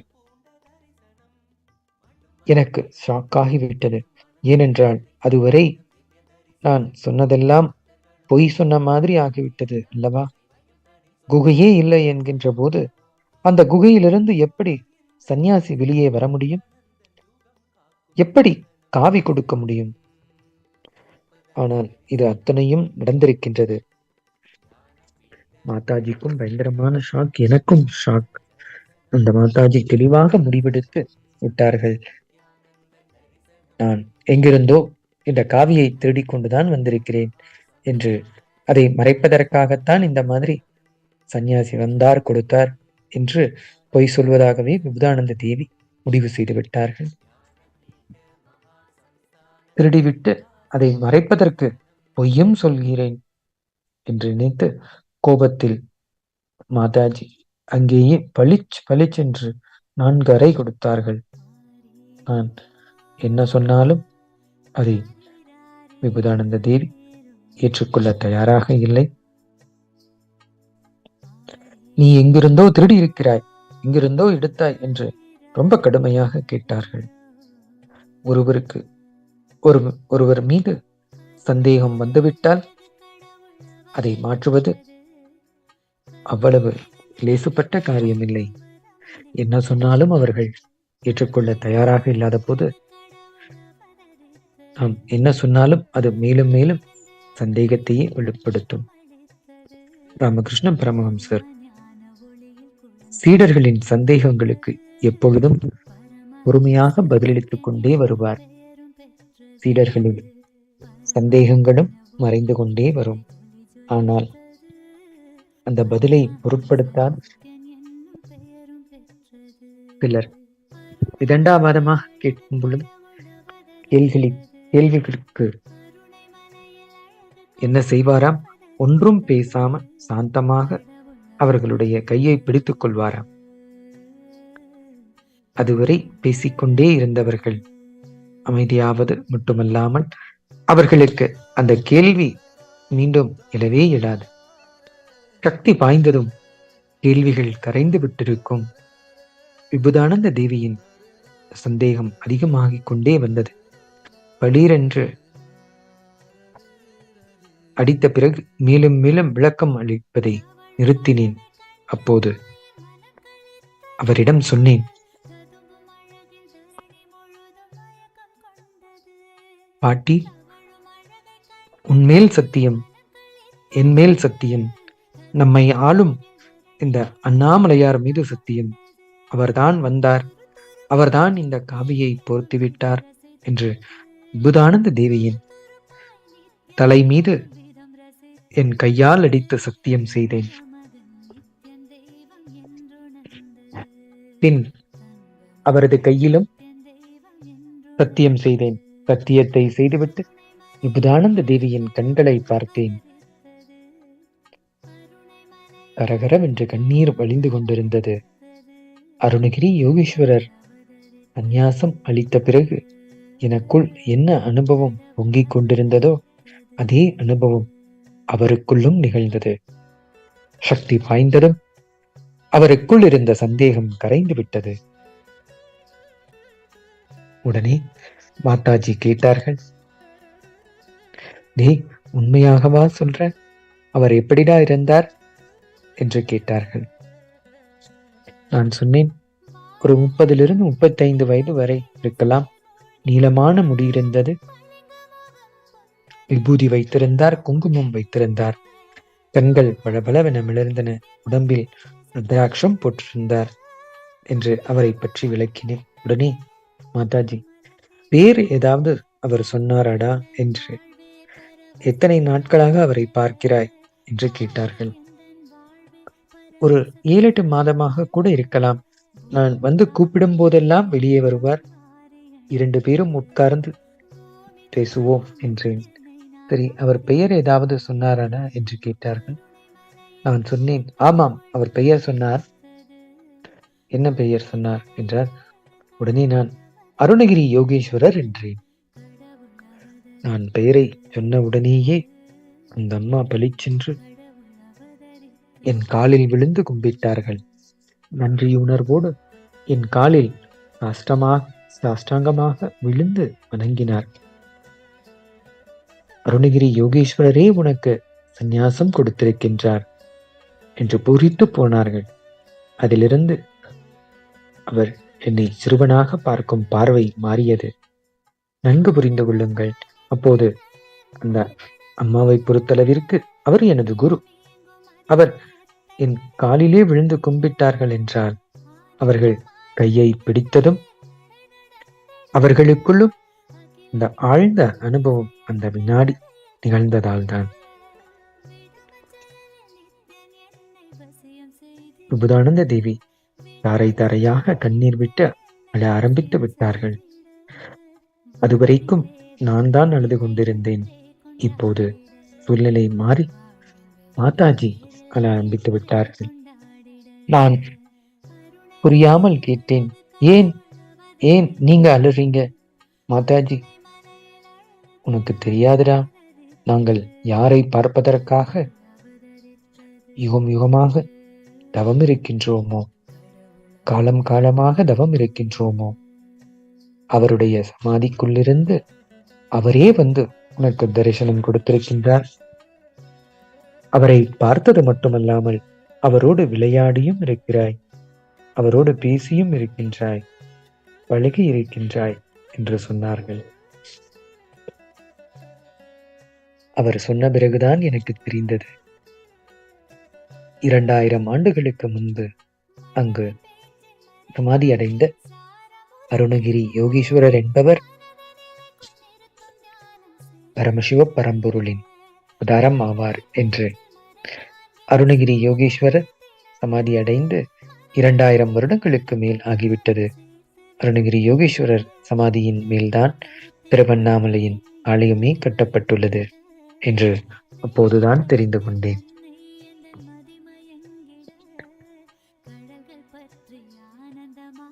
தரிசனம் கொடுத்தது அருணகிரி யோகீஸ்வரர் தான் என்பதை அப்போதுதான் தெரிந்து கொண்டேன்.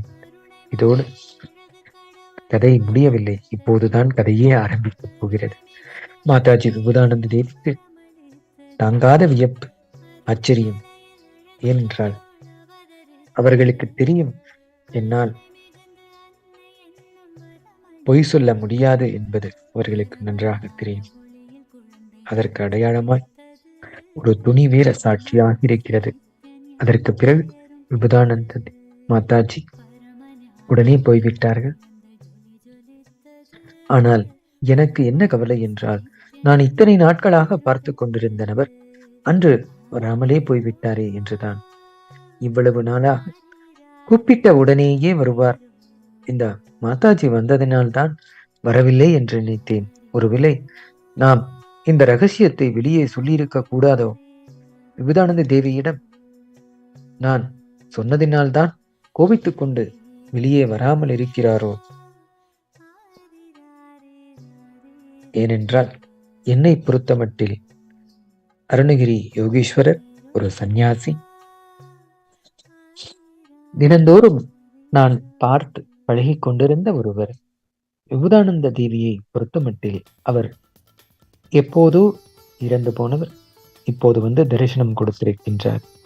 ஒரு ஜீவ சமாதி அடைந்த ஞானி வந்து தரிசனம் கொடுத்திருக்கிறார், அவ்வளவுதான்.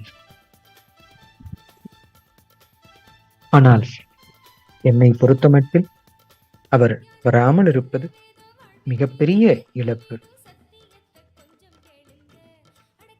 அதுவும் ரொம்ப நாளாக பழகிய ஒரு ஆழ்ந்த ஈர்ப்புடைய தோழரை, ஒரு நண்பரை இழந்தால் எப்படி இருக்கும்? அதை விட ஆழமான இழப்பாக எனக்குள் இருந்தது. பக்தி ஸ்மரண தியான முகாமில் கலந்து கொண்டீர்கள் என்றால் அதில் மகாபாவத்தை பற்றி கேட்டிருப்பீர்கள். அதாவது 5 பாவங்களையும் தாண்டி தானே அதுவாக உணர்வது மகாபாவம். இந்த மகாபாவ தொடர்பு அவருக்கும் எனக்கும் இருந்தது. அந்த ரொம்ப ஆழமான தொடர்பு ஒரு 7-8 மாதத்திற்குள் ரொம்ப ஆழமாக உருவாகி விட்டிருந்தது. அதாவது பள்ளி விடுமுறை விட்ட மே மாதத்திலிருந்து ஜனவரி மாதம் வரை, அப்படி என்றால் ஒரு 8 மாதத்தில் அந்த ஆழமான தொடர்பு உணர்ந்திருந்தது. சாமி சாமி என்று கூப்பிட்டாலும் அழுதாலும் சத்தமிட்டாலும் வரமாட்டேன் என்கிறார். இதனால் வரைக்கும் கூப்பிட்டால் உடனே வருவார். இப்போது மாதா குப்பம்மாள் அழைத்து வந்து கூப்பிட்டால் வரவே இல்லை. அதனால் அந்த அம்மா வீட்டிற்கு திரும்பியவுடன் துக்கம் தாழாமல் நான் ஓவென்று அழ ஆரம்பித்து விட்டேன். எதையோ இழந்த ஒரு துக்கம் என்னை வாட்டியது. நன்கு ஆழமாக புரிந்து கொள்ளுங்கள், துக்கம் என்றால் சாதாரண துக்கம் இல்லை. பாகவதத்திலே ஒரு கதை வருகிறது. ஒரு கோபிகைக்கு கிருஷ்ணருடைய புல்லாங்குழல் கீதம் வனத்திலிருந்து கேட்கிறது. கேட்டவுடனேயே வீட்டிலிருந்து கிருஷ்ணரை பார்ப்பதற்காக ஓடுகிறார். வீட்டின் நுழைவாயில் மாமியாரும் நாத்தனாரும் உட்கார்ந்திருக்கின்றனர். அவர்கள் இருவரும் எங்கே போகிறாய் என்று கேட்கின்றனர். இவளால் அவர்களை மீறி ஓடவும் முடியவில்லை. ஆனால் அவர்கள் தடுப்பதினால் போகாமலும் இருக்க முடியவில்லை. வீட்டின் நுழைவாசலை விட்டம் என்று சொல்லுவார்கள். அந்த நிலைப்படியை பிடித்துக்கொண்டு அப்படியே நிற்கிறாள். இந்த கதை ரொம்ப ஆழமான கதை. நிலைப்படியை பிடித்து கொண்டே அப்படியே நிற்கிறாள். கிருஷ்ணருடைய கானத்தை கேட்பதனால் அந்த இனிமையான புல்லாங்குழல் ஓசையை கேட்டவுடனேயே உடலில் ஏற்படுகின்ற ஆனந்தம், கிருஷ்ணனுடன் வாழ்ந்த அந்த நினைவுகள் மேலெழுந்து அதில் ஏற்படுகின்ற ஆனந்தத்திலே அவள் சொர்க்கத்தின் உச்சியை சில வினாடிகளில் தொட்டு விடுகிறார். அவளுடைய நல்ல கர்மங்கள் எல்லாம் அந்த சொர்க்க அனுபவத்திலேயே எரிந்து போய்விட்டதாம். போகவிடாமல் மாமியாரும் நாத்தனாரும் தடுப்பதினால் போக முடியவில்லை என்ற இந்த மாளாத துக்கத்தினால் நரகத்தின் உச்சியை சில வினாடிகள் அவர் பார்த்து விடுகின்றார். அவளின் எல்லாவித கெட்ட கர்மங்களும் இந்த நரக வேதனையில் எரிந்து போய்விட்டதாம். சுகபிரம்மம் மிக அழகாக இதை சொல்லுகின்றார். இது மாதிரி நல்ல கர்மமும் கெட்ட கர்மமும் சேர்ந்து எரிந்து போனதினால் அந்த இடத்திலேயே அவள் ஞானமடைந்து கீழே விழுந்தாள். நானும் அதே சூழ்நிலையில்தான் அன்று இருந்தேன். அதே மனநிலையில்தான் உருகி துடித்துக் கொண்டிருந்தேன். அங்கே அந்த அருணகிரி யோகீஸ்வரரை பார்த்து அந்த யோகியோடு 9 மாதம் அந்த 7-8 மாதங்கள் வாழ்ந்த அந்த நினைவு அலைகள் பொங்குவதினால் ஏற்படுகின்ற ஆனந்தம் ஒரு பக்கம். அதாவது உங்கள் உயிருக்கே ஒருவன் தோழனாக கிடைத்தால் எப்படி இருக்குமோ அந்த மாதிரி இருந்தது. உயிருக்கே ஒரு நண்பன் கிடைத்தால் எப்படி இருக்குமோ அந்த ஆனந்தம், அவரை நினைப்பதினாலேயே பொங்குகின்ற ஆனந்தம் ஒரு பக்கம். அவருக்கு துரோகம் செய்து விட்டோமோ, நினைத்ததற்கு எதிராக நடந்து விட்டோமோ, அதனால்தான் எவ்வளவு கூப்பிட்டாலும் அதன் பிறகு வரவே மாட்டேங்கிறாரோ என்கின்ற துக்கம் மறுபக்கம். அன்பு அதிகமானாலே அவருடைய அன்பை இழந்து விடுவோமோ என்கின்ற பயம் இருந்து கொண்டே இருக்கும். இந்த பயம் ஒரு பக்கம், ஆனந்தம் ஒரு பக்கம். அதனாலேயே நல்ல என் கர்மங்களும் எல்லாம் இருந்து போய்விட்டது. அவரோடு அந்த 9 மாதம் வாழ்ந்தது அந்த நினைவெல்லாம் நினைத்து நினைத்து பொங்குவதனாலேயே அந்த ஆனந்தத்தில் என்னிடம் இருந்த நல்ல கர்மங்கள் எல்லாம் நிறைந்து விட்டன. இன்னொரு பக்கம் அவர் வராமலேயே போய்விடுவாரோ என்ற துக்கத்தில் உடலை சமைப்பதற்காக எடுத்து வந்த கெட்ட கர்மங்கள் அனைத்தும் எரிந்துவிட்டன. எப்படி அந்த கோபிகை இரண்டிற்கும் இடையில் கஷ்டப்பட்டு கொண்டிருந்தாளோ அதே போன்றே நானும் இரண்டிற்கும் இடையில் உழன்று கொண்டிருந்தேன். இந்த இரண்டிற்கும் இடையில் விளையாடி கொண்டிருந்தேன். இறுதியில் இரவு 10 மணி இருக்கும். மணி 10 ஆகிவிட்டது.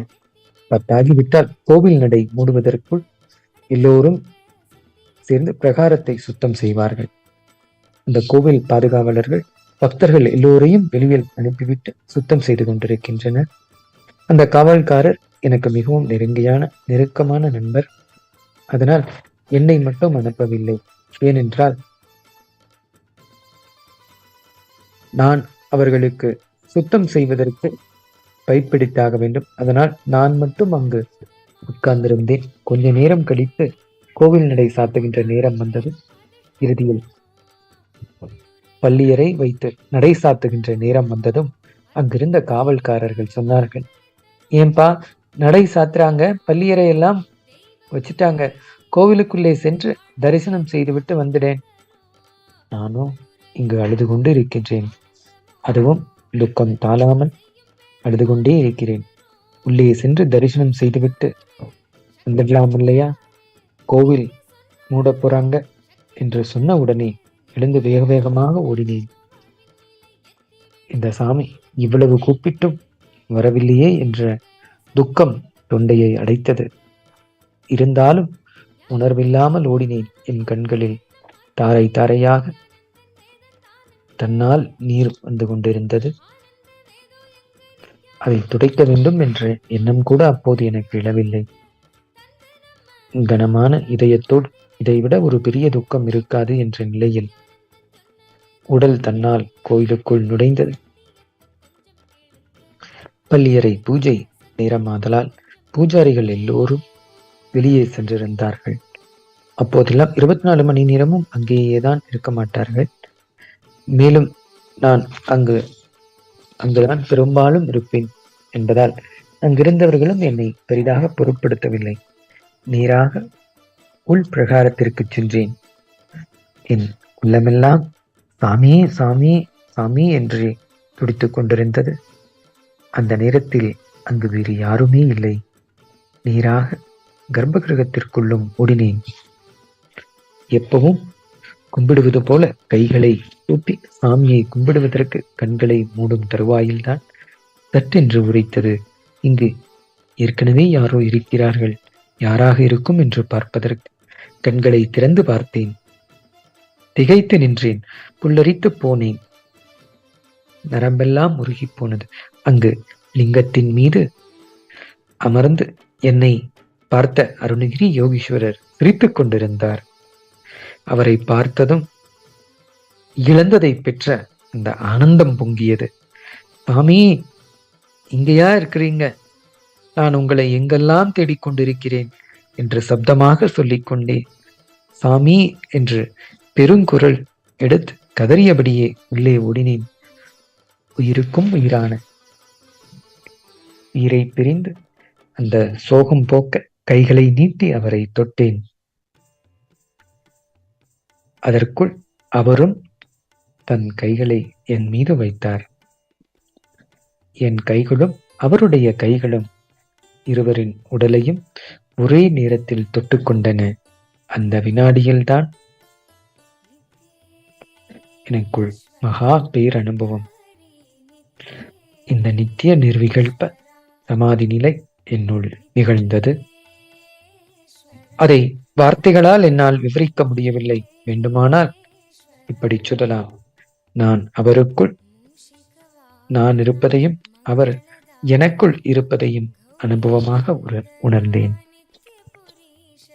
அன்றிலிருந்து நான் வேறு அவர் வேறு இல்லை என்ற பேதம் இல்லாமல் பொங்கிக் கொண்டே இருக்கின்ற இந்த அனுபவம் இன்று வரை உடலையே இயக்கிக் கொண்டிருக்கின்றது. அந்த சக்திதான் இந்த எல்லா வேலைகளையும், எல்லா அற்புதங்களையும், எல்லா சாதனைகளையும் செய்து கொண்டிருக்கின்றது.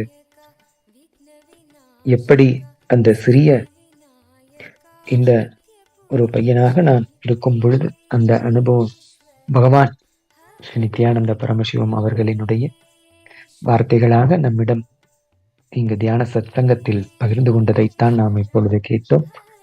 அவர் பெற்ற அருணகிரி யோகீஸ்வரிடமிருந்து பெற்ற இந்த அத்வைத அனுபூதி என்னவென்றால், தான் வேறு அவர் வேறு இல்லை என்ற ஒருமை நிலையை பகவான் அவர்கள்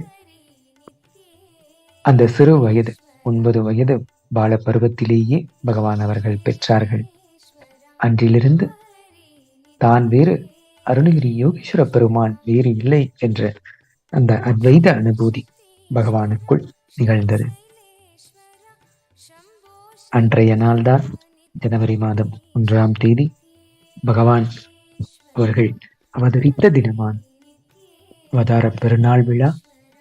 இந்த நன்னாளன்றி அவருக்கு தான் வேறு அருணகிரி யோகீஸ்வர பெருமான் வேறு இல்லை என்ற அந்த அத்வைத அனுபூதியையும் கிடைக்கப் பெற்றார்.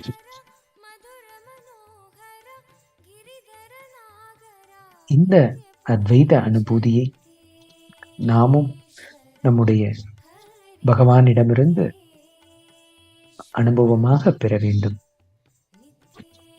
என்பதற்காகவே பகவான் பரமசிவோகம் என்ற இந்த தியான வகுப்பில் நித்திய நிர்விகல்ப சமாதி நிலையில் நாம் எல்லோரும் வாழ்வதற்கான தீட்சையை நம் எல்லோருக்கும் வழங்குகிறார்கள். இது இந்த தியான முகாமில் கலந்து கொள்ள இப்பொழுதே இணையதளத்தில் நீங்கள் இணைந்து இந்த பரமசிவோகம் பகவான் பெற்றிருக்கின்ற இந்த அத்வைத அனுபூதியை நாம் எல்லோரும் பெற அற்புதமான வாய்ப்பாக பகவான் இந்த தியான வகுப்பை முழுவதும் இலவசமாகவே வழங்கியிருக்கின்றார்கள். இந்த தியான வகுப்பில் கலந்து கொண்டு பகவான் அருணகிரி யோகீஸ்வரரிடமிருந்து அவர் பெற்ற இந்த ஆனந்த அத்வைத அனுபவத்தை நாம் எல்லோரும் பெற இங்கு பகவானே வழங்கியிருக்கும் இந்த பரமசிவோகம் தியான வகுப்பிற்கு இணையுங்கள். நீங்களும் பகவானிடம் இந்த அத்வைத அனுபூதியை பெற்று தான் வேறு பகவான் வேறு இல்லை என்ற இந்த ஆனந்த அனுபவத்தை பெறுங்கள்.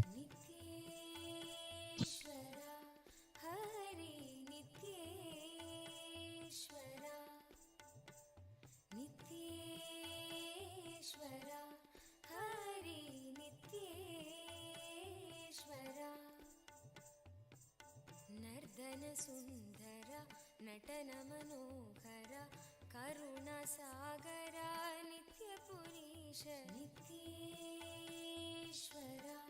ಹರಿ ನಿತ್ಯೇಶ್ವರ ನಿತ್ಯೇಶ್ವರ ಹರಿ ನಿತ್ಯೇಶ್ವರ ಜಗದೋಧಾರಣ ಕೃಷ್ಣ ಜನಾರ್ದನ ಪರಮದಯಾಗನ ನಿತ್ಯ ಪುರೀಶ ನಿತ್ಯೇಶ್ವರ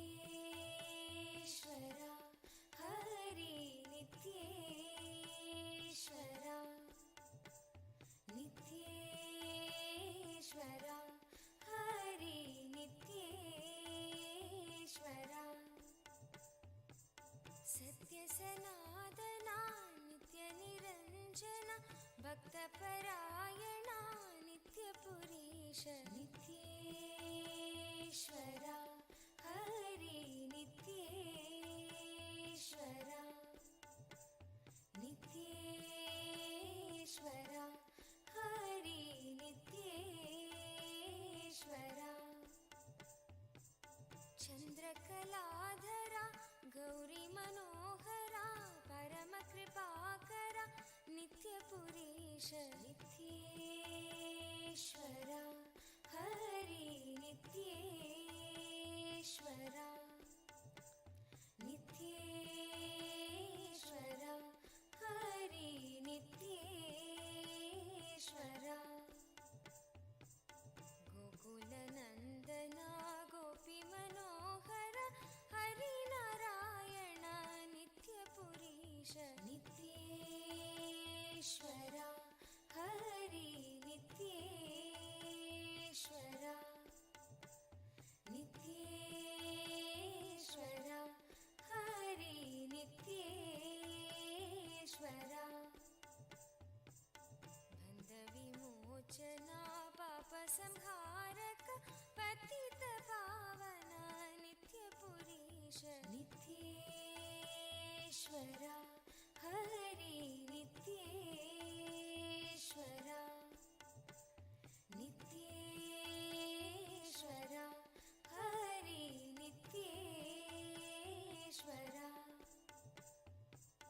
चन्द्रशेखरा पन्नगभूषण निखिललोचना नित्यपुरीश नित्येश्वरा हरि नित्येश्वरा नित्येश्वरा हरि नित्ये பகவான் நித்யானந்த பரமசிவம் அவர்கள் அவதரித்த சேத்திரமாம் திருவண்ணாமலையில் அவர் பிறந்த இல்லம் ஸ்ரீ நித்யானந்த ஜென்ம பூமியில் இருந்து இப்பொழுது நேரலையில் நாம் தரிசனம் செய்து கொண்டிருக்கின்றோம். இங்கு இந்த பௌர்ணமி நன்னாளில் அண்ணாமலையாரை தரிசிக்க வருகின்ற பக்தர்கள் அனைவருக்குமே அவர்கள் அண்ணாமலையாரின் வடிவங்களே என்பதை வணங்கி வரவேற்று அவர்கள் ஒவ்வொருவருக்கும் இந்த ஔஷத அன்னதானத்தை தொடர்ந்து வழங்கிக் கொண்டிருக்கிறார்கள். இதுவரை பகவான் பிறந்த இல்லமான ஸ்ரீ நித்யானந்த ஜென்ம பூமியில் 57,000 நபர்களுக்கு மேல் இந்த ஔஷத அன்னதானத்தை பெற்று பகவானிடம் தரிசனம் பெற்றிருக்கிறார்கள். அதேபோல் கிரிவல பாதையில் அமைந்திருக்கும் கைலாசா திருவண்ணாமலையிலும் தொடர்ந்து இந்த ஔஷத அன்னதானமானது 61,000 நபர்களுக்கு மேல் இந்த ஔஷத அன்னதானம் வழங்கப்பட்டு கொண்டிருக்கின்றது. இங்கு தொடர்ந்து அண்ணாமலையாரை வலம் வந்து கொண்டிருக்கும் பக்தர்கள் ஒவ்வொருவருமே இங்கு வந்திருந்து பகவானின் இந்த அருட்பிரசாதத்தை பெற்று பகவானிடம் அருளாசியும் பெற்று இங்கு சில மணி நேரங்கள் கிளப்பாரி விட்டு அவர்கள் ஓய்வெடுத்து விட்டுத்தான் செல்கிறார்கள். இந்த அற்புதமான நிகழ்வை நாம் நேரலையில் இங்கு கைலாசா திருவண்ணாமலையில் நாம் பார்த்து கொண்டிருக்கின்றோம். இந்த மாபெரும் சேவையில் நீங்களும் இதில் பாகமாக மாற முடியும். மாதந்தோறும் நடைபெறும் இந்த பௌர்ணமி திருநாளன்று நீங்களும் பகவான் பிறந்த இல்லமான ஸ்ரீ நித்யானந்த ஜென்ம பூமிக்கு வந்திருந்து உங்கள் கைகளாலேயே இந்த ஔஷத அன்னதானத்தை வருகின்ற பக்தர்கள் அனைவருக்கும் இந்த அன்னதான சேவையை செய்ய முடியும். ஒருவேளை இங்கு நீரில் வர இயலாதவர்கள் அவர்கள் இருந்த இடத்திலிருந்தே இந்த அன்னதான சேவையின் நீங்களும் பாகமாக மாற இந்த அன்னதான சேவை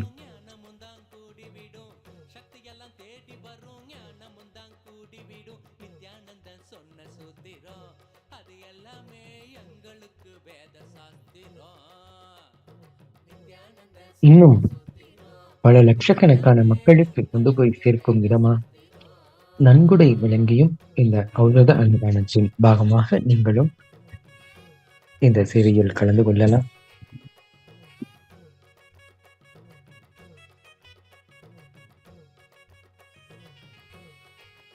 இது இன்றைய பௌர்ணமி தினத்தோடு மட்டுமல்லாமல் தினந்தோறும் இங்கு அண்ணாமலையாரை தரிசிக்க வருகின்ற பக்தர்கள் அனைவருக்குமே 3 வேளையுமே இந்த ஔஷத அன்னதானமானது வழங்கப்படுகின்றது. பகவான் அவர்கள் இங்கு கைலாச திருவண்ணாமலையை துவங்கும் பொழுது அவைகளின் நோக்கமாக நம் எல்லோருக்கும் கூறியிருக்கின்ற இந்த சத்தியம், இங்கு கைலாயத்தை உருவாக்கியதே அண்ணாமலையாரை தரிசனம் செய்ய வருகின்ற பக்தர்கள் அவர்களுக்கு நாம்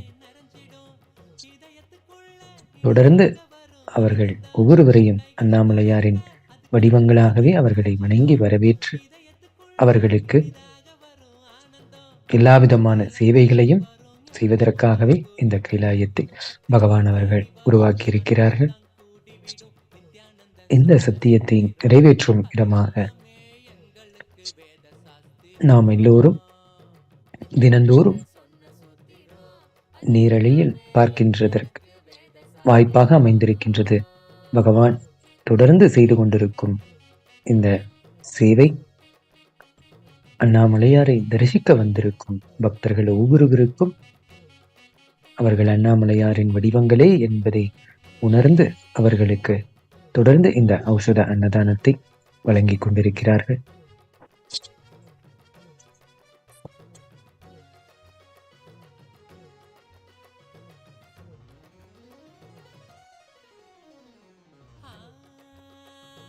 சொர்க்கலோகம் என்பதும் நரகலோகம் என்பதும் வெளியில் தானே உள்ளதுன்னு வீணாகத்தான் தேடினோம். சொர்க்கலோகம் என்பதும் நரகலோகம் என்பதும் வெளியில் தானே உள்ளதுன்னு வீணாகத்தான் தேடினோம். கொண்ட எண்ணம் தானே அந்த நிலைய நமக்கு காட்டிடும். எண்ணம் தெளிவாக மன சொர்க்க வாழ்வை கண்டிடும். கொண்ட எண்ணம் தானே அந்த நிலைய நமக்கு காட்டிடும். எண்ணம் தெளிவாக மன சொர்க்க வாழ்வை கண்டிடும். சக்தி எல்லாம் தேடி வரும் ஞானமும் தான் கூடி விடும். சக்தி எல்லாம் தேடி வரும் ஞானமும் தான் கூடி விடும். நித்யானந்தன் சொன்ன சூத்திரம் அது எல்லாமே எங்களுக்கு வேத சாஸ்திரம். நித்யானந்த சொன்ன சூத்திரம் அது எல்லாமே எங்களுக்கு வேத சாஸ்திரம்.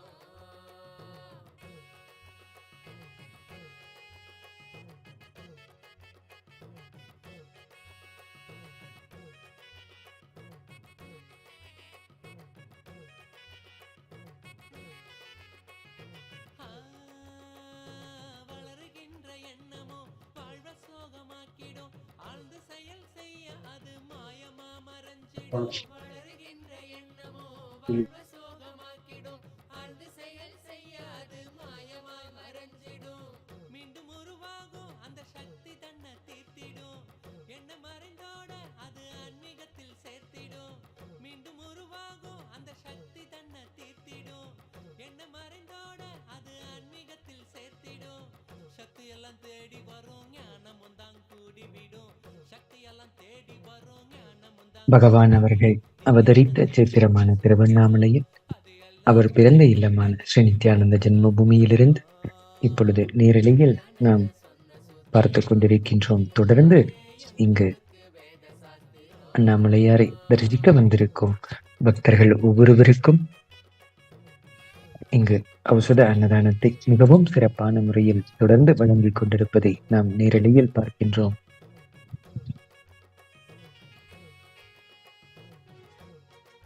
இந்த பௌர்ணமி தினத்தன்று மட்டும்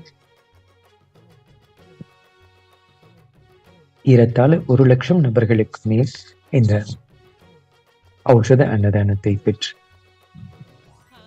பகவானிடம் தரிசனம் பெற்றுவிட்டு செல்கிறார்கள்.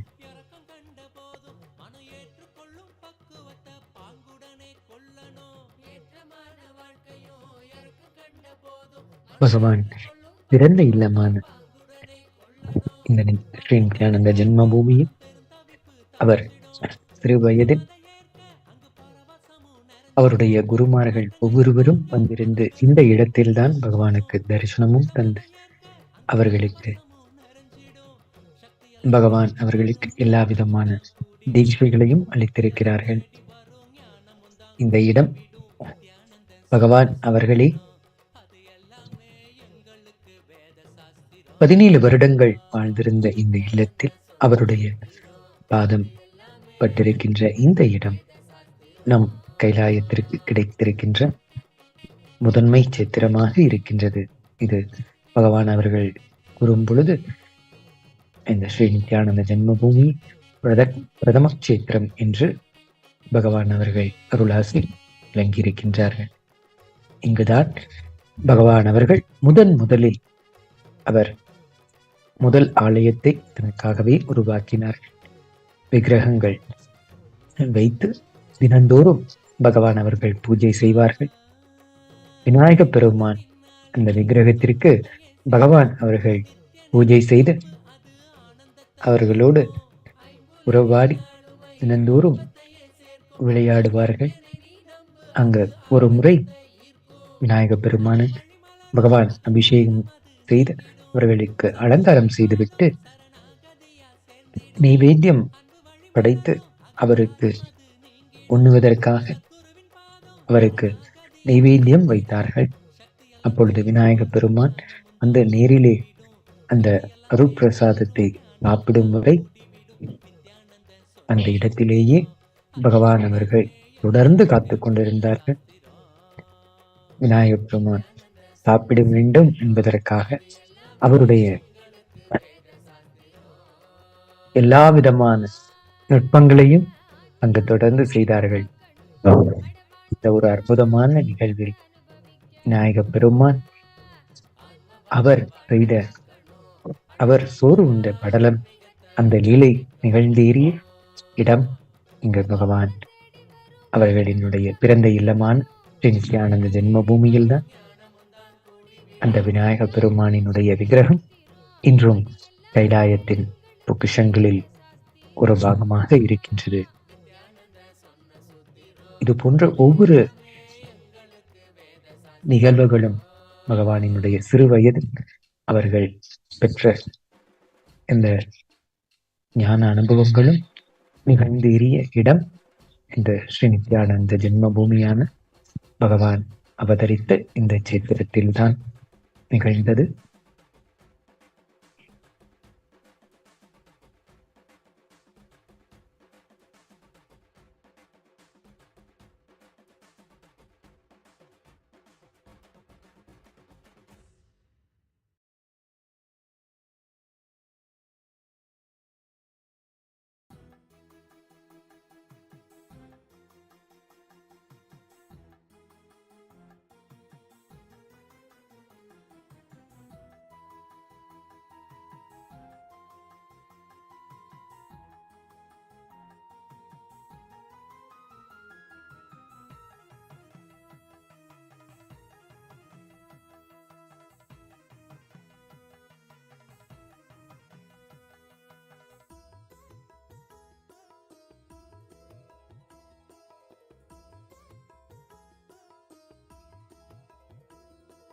அன்பாலண்டம் யாவையும் தாங்கும் அருத்தாயாய் நித்தேஸ்வரி அவள் தோன்றும்.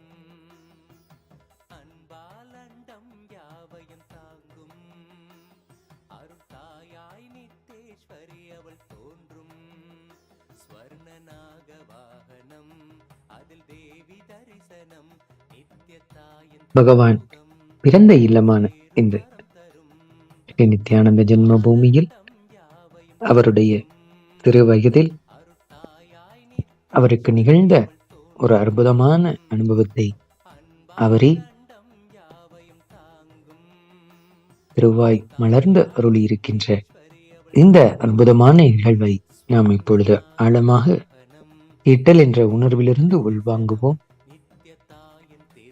பகவான் அவர்கள் அவருடைய நேரடியான வார்த்தை, சின்ன வயதில் என்னுடைய விளையாட்டு வாழ்க்கை எல்லாமே தெய்வ விக்கிரகங்களோடு உறவாடுவதும் அவர்களுக்கு பூஜைகள் செய்வதும் தான். அதுதான் என்னுடைய விளையாட்டு, அதுதான் வாழ்க்கையுமாக இருந்தது.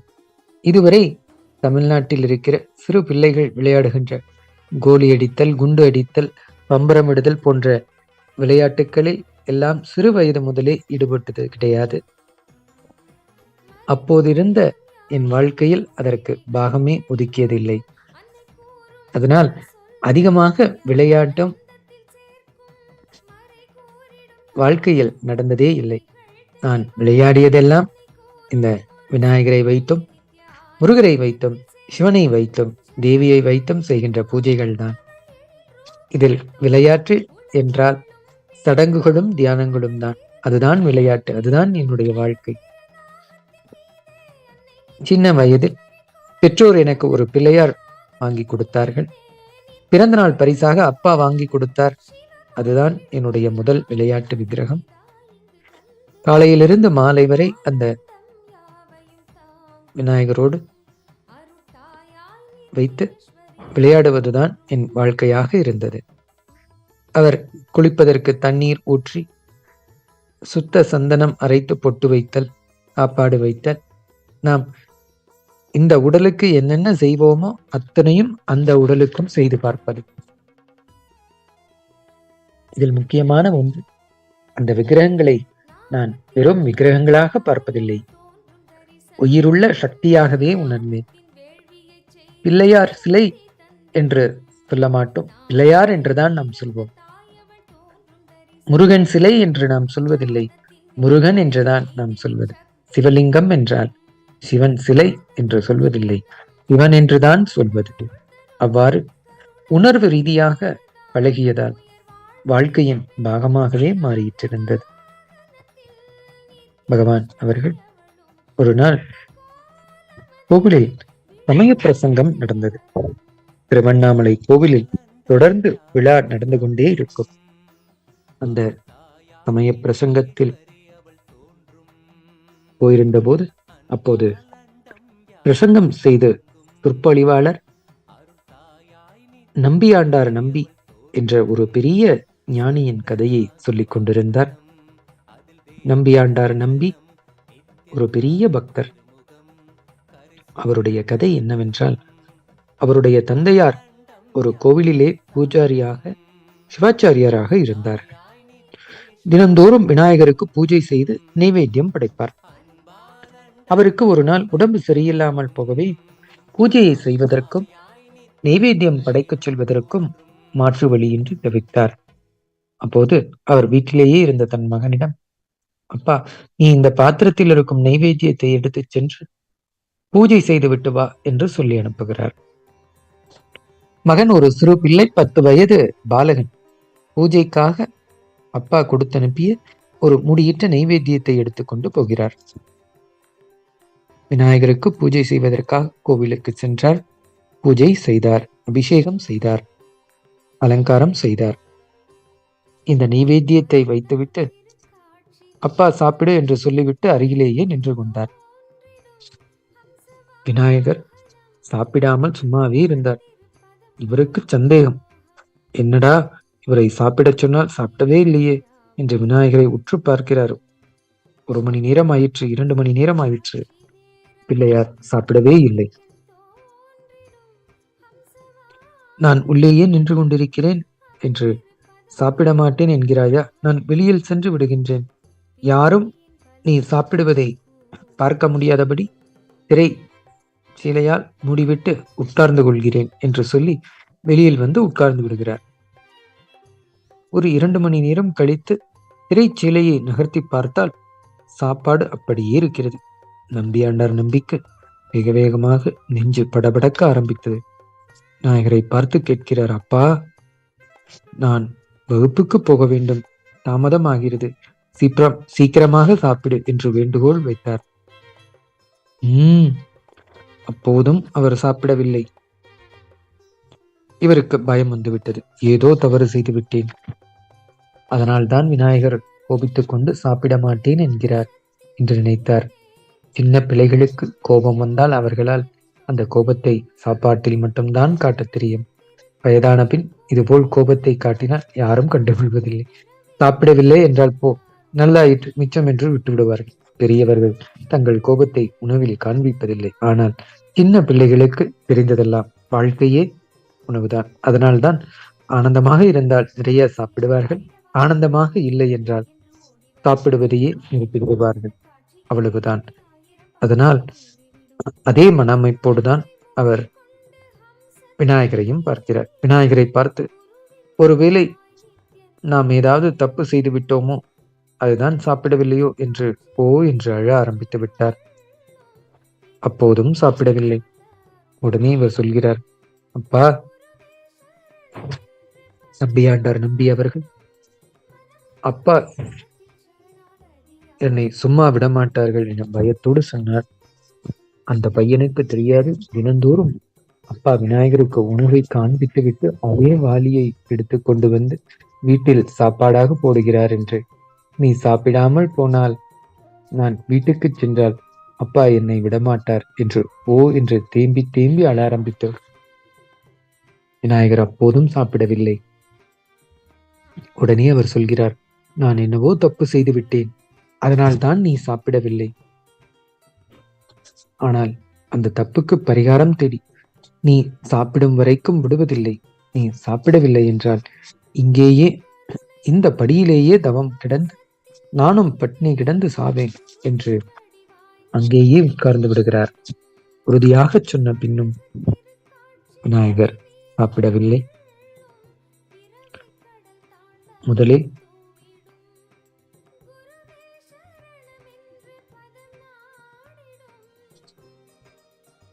தற்கொலை செய்து கொள்வேன் என்று சொல்லி பிள்ளையாரை மிரட்டுகிறார். முதலில் உண்ணாவிரதம் இருந்து பார்த்தார், நடக்கவில்லை. அடுத்து நம்பியாண்டார் நம்பி சத்தியாகிரகம் செய்து பார்த்தார், நடக்கவில்லை. அதற்கு பிறகு தற்கொலை மிரட்டல் விடுகிறார். தலையை கருங்கல் படியிலே இடித்துக்கொண்டு இப்பொழுதே இங்கேயே சாவேன் என்று சொல்லி தற்கொலை மிரட்டல் விடுகிறார். தற்கொலையை துவங்கி விடுகிறார். தலையை இடித்துக் கொள்கிறார். இடிக்க ஆரம்பித்த உடனே விநாயகர் தோன்றி, அப்பா வேண்டாம் வேண்டாம், விட்டுவிடு விட்டுவிடு, சாப்பிட்டு விடுகிறேன் என்று உணவை சாப்பிட்டு விடுகிறார். நம்பியாண்டார் நம்பிக்கு மலாத ஆனந்தம். அந்த ஆனந்தத்துடன் காலியான பாத்திரத்தை எடுத்துக்கொண்டு வீட்டுக்கு வருகிறார். வந்தால் அப்பாவோ, எங்கே அப்பா சாப்பாடு, ஏன் இவ்வளவு தாமதம் என்று கேட்கிறார். மீதம் ஒன்றும் இல்லை, விநாயகர் சாப்பிட்டு விட்டார். அவர் சாப்பிடுவதற்கு கொஞ்சம் தாமதமாயிற்று, அதனால்தான் தாமதமாக வந்தேன் என்று சொல்கின்றார். அப்பாவுக்கு ஒன்றும் புரியவில்லை. டேய், திருட்டுத்தனமாக எங்காவது சாப்பிட்டு விட்டு வந்து பொய் சொல்கிறாயா, இல்லை விநாயகர் தான் சாப்பிட்டாரா என்று உண்மையை விளக்கிச் சொல்லி கேட்டார். சிறிது இடைவெளிக்கு பின் அப்பா திரும்பி கேட்கிறார், ஒழுங்காக உண்மையை சொல். மகன் சொல்கிறான், உன் மீது சத்தியம், என் மீது சத்தியம், விநாயகர் மீது சத்தியம், அவர்தான் சாப்பிட்டார் என்று கபடமின்றி சத்தியம் செய்கிறார். இப்படி சொன்னவுடனேயே அப்பாவுக்கு புரிந்து விடுகிறது. கண்ணில் தாரை தாரையாக கண்ணீர் ஓட தன்னை மறந்து மகன் என்றும் நினைக்காமல் மகனின் காலில் சாஷ்டாங்கமாக விழுந்து வணங்குகிறார். நானெல்லாம் நூலகத்தை பாதுகாப்பாய் கண்காணித்து வைக்கும் ஒரு காப்பாளன் மாதிரி வருடக்கணக்கான இந்த மந்திரத்தை வைத்திருந்தேன். நீ வாழ்க்கையில் அதை அனுபவமாக பார்த்து விட்டாய் என்று காலில் விழுந்து கதறி அழுகிறார். நம்பியாண்டார் நம்பிக்கு பிறகுதான் புரிந்தது, நாம் கொடுத்துத்தான் விநாயகர் சாப்பிட்டிருக்கிறார், அப்பா கொடுத்து சாப்பிடவில்லை என்று. இந்த கதையை சத்சங்கத்தில் கேட்டவுடனேயே பகவானுக்கு அந்த சிறு வயதில் எனக்குள்ளும் ஒரே உற்சாகம், ஒரே வேகம். ஆகா, இன்றைக்கு நம்முடைய விநாயகரும் சாப்பிட்டாக வேண்டும் என்று உடனே வேக வேகமாக வீட்டுக்கு வந்தேன். சாப்பாட்டை எடுத்து வைத்தேன். பிள்ளையாரிடம் ரொம்ப நேரம் என்னென்னவோ செய்து பார்த்தேன், பேசி பார்த்தேன், ஒன்றும் நடக்கவில்லை. விநாயகர் அப்படியே உட்கார்ந்திருக்கிறார். சாப்பாடும் அப்படியே இருந்தது. வீட்டில் எந்த சூழ்நிலையிலும் நாம் வளர்கிறோமோ அதுதான் நம்மிடம் இருந்து வரும். அப்போது வீட்டில் ஒரு வயதான பாட்டி இருந்தார்கள். வீட்டில் சிறு வயது பிள்ளைகள் அடம் பிடிப்பார்கள். குழந்தைகள் யாராவது சாப்பிடவில்லை என்றால் உடனே பாட்டி, உன்னை கிணற்றில் போட்டு விடுவேன் என்று சொல்லி அவர்கள் பயமுறுத்துவார்கள்.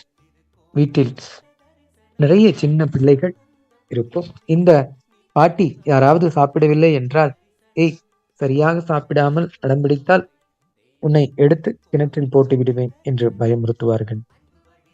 இதை பார்த்தால் அதே மன அமைப்பு தான் நமக்கும் வரும். நானும் உடனே என்ன செய்தேன், விநாயகரே, இப்போது நீ சாப்பிடவில்லை என்றால் உன்னை எடுத்து கிணற்றில் போட்டு விடுவேன் என்று மிரட்டினேன். அப்போதும் அவர் அசையவில்லை.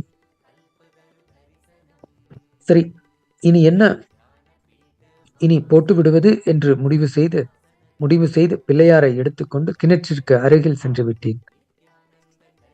அதற்கு பின் என்ன செய்தேன், ஒருவேளை திடீரென்று விநாயகர் சாப்பிட ஆரம்பித்து விட்டார் என்றால் என்ன செய்வது? அதனால் முதலில் மிரட்டி பார்க்கலாம் என்று முடிவு செய்தேன். ஒருவேளை அவர் நினைத்து கொண்டிருப்பார், நான் கிணற்றில் நிச்சயம் போட்டுவிட மாட்டேன் என்று. போட்டுவிடவும் வேண்டாம், போட மாட்டேன் என்று காண்பிக்கவும் வேண்டாம். மிரட்டி பார்க்கலாம் என்று தண்ணீர் சேர்ந்துகின்ற தோண்டியில் பிள்ளையாரை வைத்து விட்டேன். கிராமங்களில் எல்லாம் பார்த்திருப்பீர்கள் என்று நினைக்கின்றேன். ஒரு பாத்திரத்தில் கயிறு கட்டி தண்ணீர் சேர்ந்துவார்கள். ராட்டினம் போட்டு அந்த தோண்டியில் விநாயகரை வைத்து தண்ணீர் மட்டம் வரும் வரை விட்டுவிட்டு, இப்போது சாப்பிட்டு விடு, இப்போது சாப்பிட்டு விட்டால் கூட உன்னை வெளியில் எடுத்து விடுகிறேன், ஆனால் நீ இப்போதும் சாப்பிடாமல் இருந்தால் தண்ணீருக்குள்ளே போட்டு விடுவேன் என்று மிரட்டி கொண்டிருந்தேன்.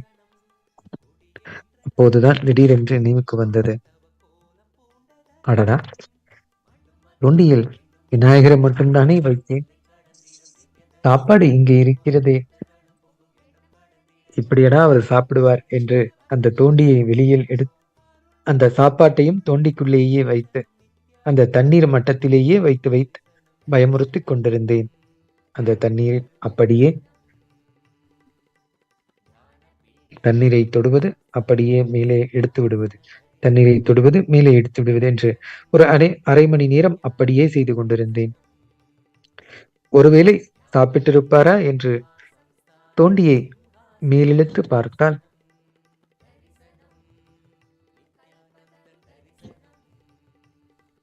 அப்பொழுதும் அவர் சாப்பிடவில்லை. சாப்பாடு அப்படியே இருந்தது. கடைசியில் மனம் கேட்கவில்லை, கிணற்றுக்குள் போடவும் மனம் வரவில்லை. சரி, இன்றைக்கு உணவு அப்படியே விட்டு விடுகிறேன், நாளைக்கு பார்த்துக் கொள்கிறேன், ஏனென்றால் எனக்கு பசி எடுக்கிறது என்று பூஜை அறைக்குள் எடுத்து சென்று வைத்துவிட்டு நான் சாப்பிட ஆரம்பித்து விட்டேன். ஒரு 2 நாள் கழித்து திரும்பவும் இதே போல் தோண்டியில் எடுத்து வைத்து இன்னொரு முறை மிரட்டி பார்த்தேன். அப்போதும் சாப்பிடவில்லை. 3வது முறை என்ன செய்தேன், நம் வீட்டில் சமைக்கிற சாப்பாடு சரியாக இல்லாததினால்தான் பிள்ளையார் சாப்பிடவில்லை, கோயிலிலிருந்து நைவேத்தியம் வாங்கி கொண்டு வந்து வரலாம் என்று அவர் கோவிலில் இருந்தே நைவேத்தியத்தை வாங்கி கொண்டு வந்தார். அண்ணாமலை கோவிலில் பிரசாதம் பிரமாதமாக செய்வார்கள். இந்த பிள்ளையாருக்காக வாங்கி கொண்டு வந்தேன். கோயிலில் இதைத்தானே படைக்கிறார்கள். அதனால் வரைக்கும் நீங்கள் எல்லாம் தெரிந்து கொள்ள வேண்டியது, என்னுடைய இந்த எளிமைத்தனமும் திருவில்லை என்பதனால் தினந்தோறும் கோயிலில் எடுத்து சென்று வைக்கப்படும் சாப்பாட்டை அந்த தெய்வம் சாப்பிட்டு விடுகிறது என்றுதான் நினைத்துக் கொண்டிருந்தேன். படைத்து எடுத்து வந்து விடுகிறார்கள் என்ற எண்ணமே எனக்கு தெரியவே தெரியாது. அதனால் கோவிலில் என்ன நைவேத்தியம் வைத்தாலும் அவர் சாப்பிடுகிறாரோ அதே சாப்பாட்டை எடுத்து வந்து வைக்கலாம். அப்போது இங்கேயும் சாப்பிட்டுத்தானே ஆக வேண்டும், பிடிக்கவில்லை என்று சொல்ல முடியாது இல்லையா என்று புரிந்தது. அதே சமையல் பிள்ளையாருக்கு தர வேண்டும் என்பதற்காகவே கோவிலுக்கு சென்று வரிசையில் நின்று அந்த அண்ணாமலையார் ஆலயத்தில் இருக்கின்ற அந்த பிரசாதத்தை வாங்கி வந்தேன். கோவிலுக்கு செல்லும் போதெல்லாம் கரையை கழுவி விடுவது, பெருக்கி விடுவது, இந்த மாதிரியான வேலைகளை எல்லாம் செய்வோம். உழவார பணி செய்வோம். நாங்கள் இதற்கென்றே கோவிலுக்கு போட்டி போட்டு செல்வோம். கோவிலின் மடப்பள்ளியை பலமுறை பிள்ளைகள் எல்லாம் ஒன்று சேர்ந்து சென்று சுத்தம் செய்வோம். பிள்ளைகளை ஒன்று திரட்டி சென்று சுத்தம் செய்வதற்கு உதவுவோம். அதனால் நாங்கள் போனால் அங்கிருக்கின்ற சாப்பாடெல்லாம் கையில் கொடுத்து விடுவார்கள். மிச்சம் மீதி இருந்ததென்றால் கொடுப்பார்கள். ஏற்கனவே பழக்கம் இருந்துதான் அவரிடம் சென்று, எங்கள் வீட்டு பிள்ளையாருக்கு சோறு வைக்க வேண்டும், கொடுங்கள் என்று கேட்டேன். அவர் கை நிறைய கொடுத்து அனுப்பினார். ஒரு 2 கை அள்ளி வைத்துக் கொண்டு அனுப்பிவிட்டார். வேகமாக எடுத்துக்கொண்டு வந்து பிள்ளையாருக்கு முன் சாப்பாட்டை வைத்துவிட்டு, இதோ பார், நீ சாப்பிடுகிற அதே சாப்பாடு, அதே டயட், வேறு சமையல் இல்லை, வேறு சமையல் சரியில்லை என்று இப்போது நீ சொல்ல முடியாது என்று சொல்லிவிட்டு உட்கார்ந்து கொண்டிருந்தேன். அன்றைக்கும் சாப்பிடவே இல்லை, அப்படியே உட்கார்ந்திருந்தார். அன்றைக்கும் தூண்டியில் வைத்து தண்ணீரில் போட்டு போட்டு பார்த்தேன், அப்போதும் சாப்பிடவில்லை. எடுத்து மேலே வைத்து விட்டேன். அன்றைக்கு இதற்கு ஒரு முடிவு செய்தாக வேண்டும் என்று யோசனை செய்ய துவங்கினேன். நான் கொடுக்கும் சாப்பாட்டை மட்டும் சாப்பிடவில்லையே, என்ன காரணம் என்று யோசிக்க துவங்கினேன்.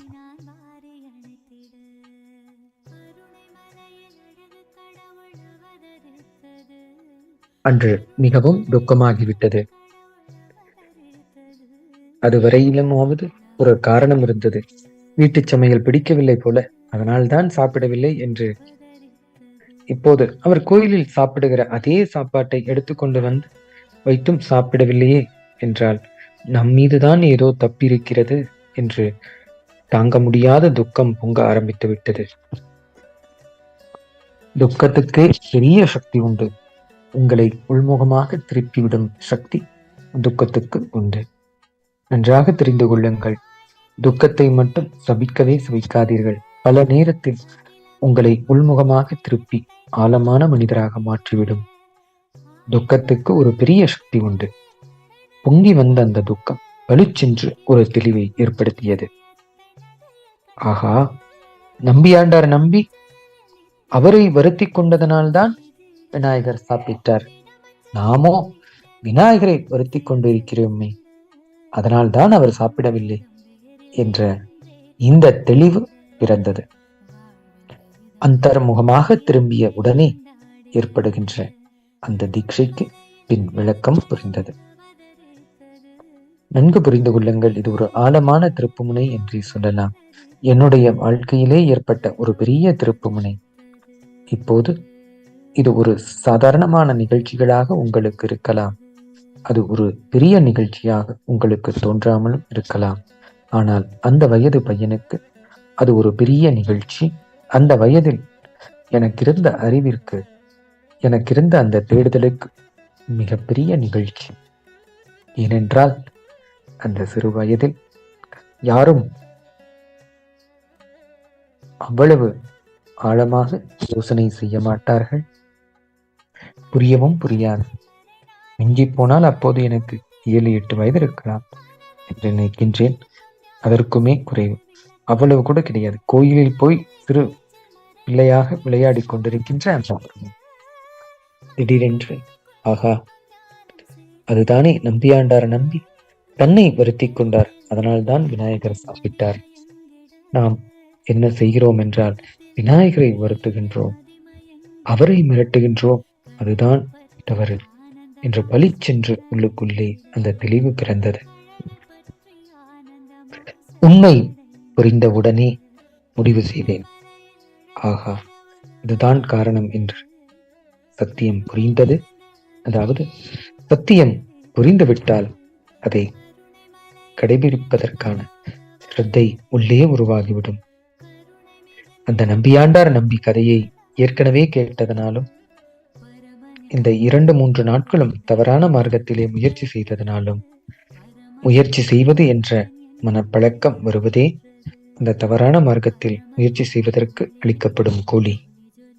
தவறான மார்க்கமாக இருந்தால் கூட கவலைப்படாதீர்கள், முயற்சி செய்யுங்கள்.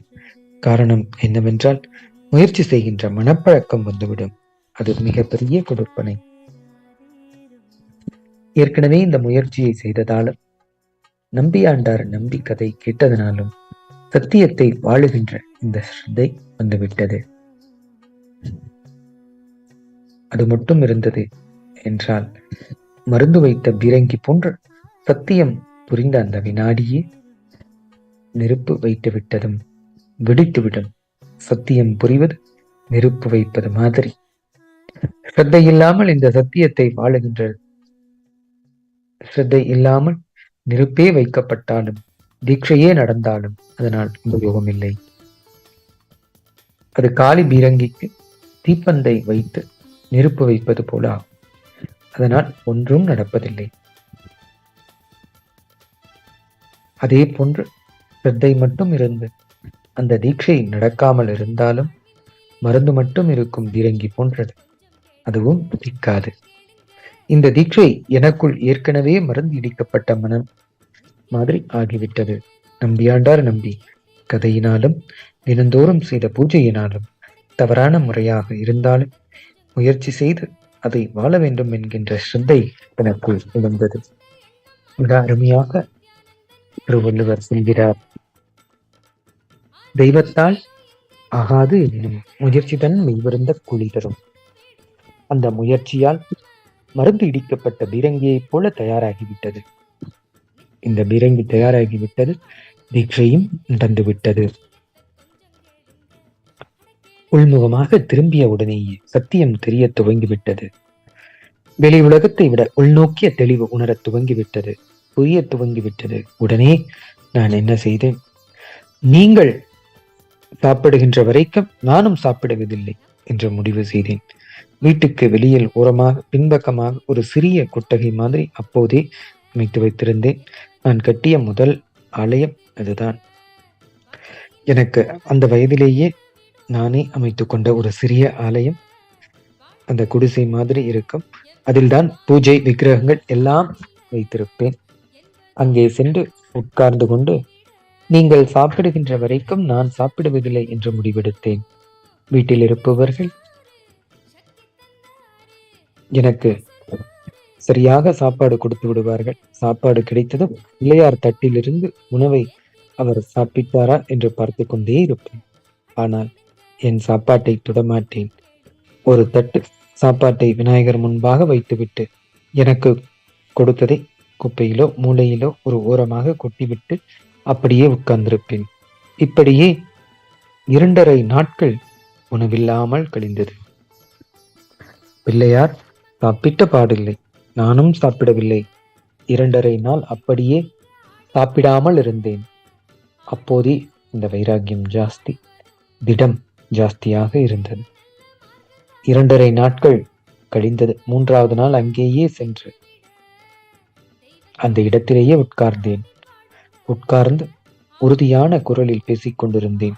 உள்ளுக்குள்ளே பசி அடி வயிறு கலக்கிறது. ஆனாலும் வைராக்கியம் ஜாஸ்தி. எத்தனை நாள் ஆனாலும் சரி, விடுவதில்லை. நீங்கள் சாப்பிடும் வரை நானும் சாப்பிட மாட்டேன் என்று திடமாக இருந்தேன். மனம் திடமாக இருந்தாலும் உடம்பு தாங்க வேண்டும் இல்லையா? உடம்பு தாங்கவில்லை. மனதிலும் துக்கம் பொங்கி வருவதனால் அழுகை வேறு. விநாயகர் சாப்பிடவில்லை. ஏன் என் பிள்ளையார் மட்டும் சாப்பிடவில்லை என்று ஏக்கம் பொங்கியது. ஆப்த பிரமாணம் நம்பியாண்டார் நம்பிக்குள் நடந்த அந்த அனுபவம் எனக்குள்ளும் நடக்க வேண்டும். ஆத்ம பிரமாணமாக மாறியே தீர வேண்டும் என்கின்ற தீவிரம், என்ற ஸ்ரத்தை தீவிரமானது. ஒருவருக்கு அனுபவம் நடந்திருக்குமானால் அது நமக்குள்ளும் நடக்க முடியும் என்கின்ற அழுத்தம் எனக்கு ஆழமாக இருந்தது. பொங்கி வருகின்ற துக்கத்தால் அழுதேன். ஒரு பக்கம் பசி, இன்னொரு பக்கம் அழுததினால் ஏற்பட்ட மயக்கம். அப்படியே கொஞ்ச நேரம் அங்கேயே என்னையும் அறியாமல் அந்த இடத்திலேயே சாய்ந்து விட்டேன். சாய்ந்து கிடந்தேன். திடீரென்று ஒரு ஆனந்தமான சுகந்தமான உணர்வு. மெல்ல கண்களை திறந்தேன். நன்றாக புரிந்து கொள்ளுங்கள். இது சிலருடைய பகுத்தறிவுக்கு எட்டலாம், சிலரது பகுத்தறிவுக்கு எட்டாது இருக்கலாம். உங்களின் பகுத்தறிவுக்கு எட்டினாலும் எட்டவில்லை என்றாலும் ஒரு விஷயம் உண்மை. சத்தியமாக நான் சொல்வது உண்மை. உண்மையை தவிர வேறொன்றும் இல்லை. உண்மையிலேயே அந்த உணவு மறைந்திருந்தது. உணவு அங்கு இல்லை. சில பேர் மனதுக்கு விநாயகர் சாப்பிட்டிருப்பார் என்று தோன்றலாம். சில பேர் மனதுக்கு இல்லை, எலி சாப்பிட்டிருக்கும் என்று தோன்றலாம். விநாயகர் சாப்பிட்டிருந்தாரா, எலி சாப்பிட்டு விட்டதா என்பதை நிரூபிக்கவோ ஆராயவோ நான் விரும்பவில்லை. விநாயகர் சாப்பிட்டார் அல்லது விநாயகர் தைய வாகனமாக எலி சாப்பிட்டதோ என்று எனக்கு தெரியாது. ஆனால் ஒரு விஷயம் உண்மை. அந்த நிகழ்ச்சியினாலே எனக்குள்ளே மிகப்பெரிய ஸ்திரத்தன்மையும் ஸ்ரத்தையும் பக்தியும் ஆன்மீக வாழ்க்கையின் மீது ஆழ்ந்து ஈடுபாடும் பிடிப்பும் உண்டானது. அது போதும். அவர்தான் சாப்பிட்டாரா இல்லையா என்று கூட நான் கவலைப்படவில்லை.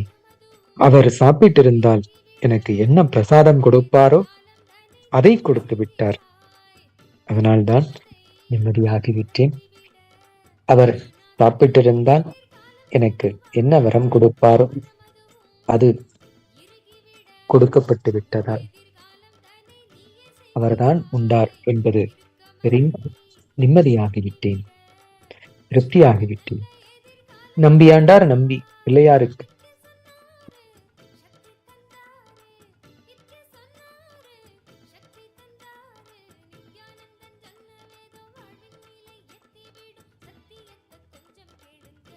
உணவு படைத்த போது அதை ஏற்றுக்கொண்ட நம்பியாண்டார் நம்பிக்கு என்ன பிரசாதத்தை திருப்பி கொடுத்தாரோ அந்த பிரசாதம் எனக்குள்ளேயும் அனுபவமாக மலர்ந்து விட்டது.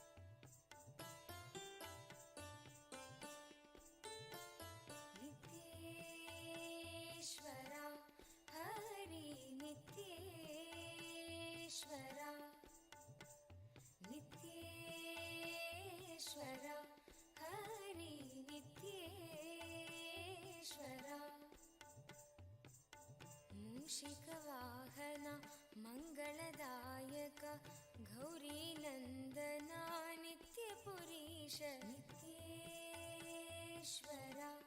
हरि नित्येश्वरा नित्येश्वरा हरि नित्येश्वरा मुक्तिप्रदायक विघ्नविनाशक सिद्धिविनायक नित्यपुरीश नित्येश्वरा हरि नित्येश्वरा नित्येश्वरा हरि नित्येश्वरा गंगाधर हरा हे परमेश्वर जय जगदीश्वरा नित्यपुरीश नित्येश्वरा हरि नित्येश्वरा नित्येश्वरा हरि नित्येश्वरा शिव शक्तीश्वर श्रीशैलेश्वर शंभो शंकरा नित्यपुरीश नित्ये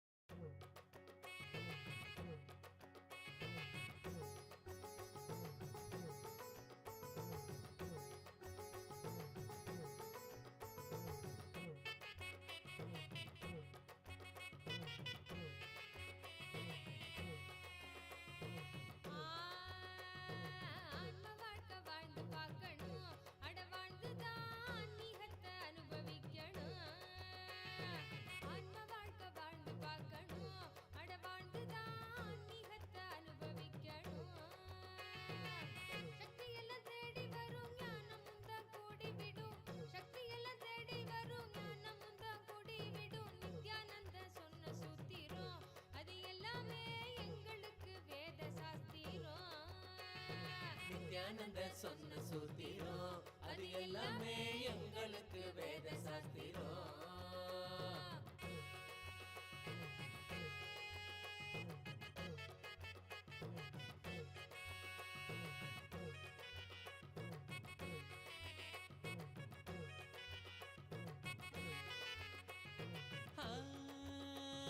பக்தியுடன் பாடிடும் பிரார்த்தனையும் பகவான் நித்யானந்த பரமசிவம் அவர்களின் திருவயதில் அங்கு விநாயகருக்கு சோறு ஊட்டிய அந்த லீலையை நாம் இப்பொழுது ஆழமாக கேட்டிருந்தோம். நம்பியாண்டார் நம்பி அங்கு பிள்ளையாருக்கு உணவு படைத்த போது அதை ஏற்றுக்கொண்டு நம்பியாண்டார் நம்பிக்கு என்ன பிரசாதத்தை திருப்பிக் கொடுத்தாரோ அந்த பிரசாதம் பகவானுக்குள்ளும் அனுபவமாக நடந்துவிட்டது. இந்த அற்புதமான நிகழ்வில் விநாயக பெருமானிடமிருந்து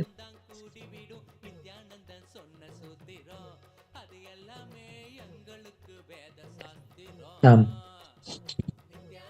இந்த விநாயக பெருமான் சோறு ஊட்டிய இந்த லீலையிலிருந்து நம் எல்லோருக்கும் பகவான் உணர்த்தும் இந்த சத்தியம் ஆழமான ஸ்ரத்தை உணர்வோடு பிரார்த்தனை உணர்வோடு நாம் செய்யும் இந்த தவத்திற்கு நிச்சயமாக அந்த தெய்வ சக்தி என்பது நமக்கு அருள் பாலிக்கும் என்பதை உறுதிப்படுத்தும் விதமாக நம் வேண்டுதல்களை நிறைவேற்றுவதற்கு ஆழமான இந்த பக்தி உணர்வோடு தவம் செய்தாலே போதும். நிச்சயம் நாம் வேண்டும் வரங்களே இந்த தெய்வ சக்தி அருளும் என்பதற்கு இந்த நிகழ்ச்சியே ஒரு உதாரணமாக அமைந்திருக்கின்றது.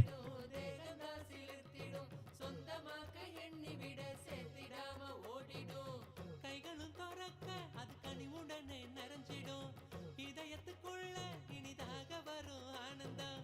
கைகளும் துறக்க அது கனிவுடனே நிறைஞ்சிடும், இதயத்துக்குள்ள இனிதாக வரும் ஆனந்தம். சக்தி எல்லாம் தேடி வரும் ஞானமும் தான் கூடி விடும், சக்தி எல்லாம் தேடி வரும் ஞானமும் தான் கூடி விடும். நித்யானந்த சொன்ன சூத்திரம் அது எல்லாமே எங்களுக்கு வேத சாஸ்திரம். நித்யானந்த சொன்ன சூத்திரம் அது எல்லாமே எங்களுக்கு வேத சாஸ்திரம்.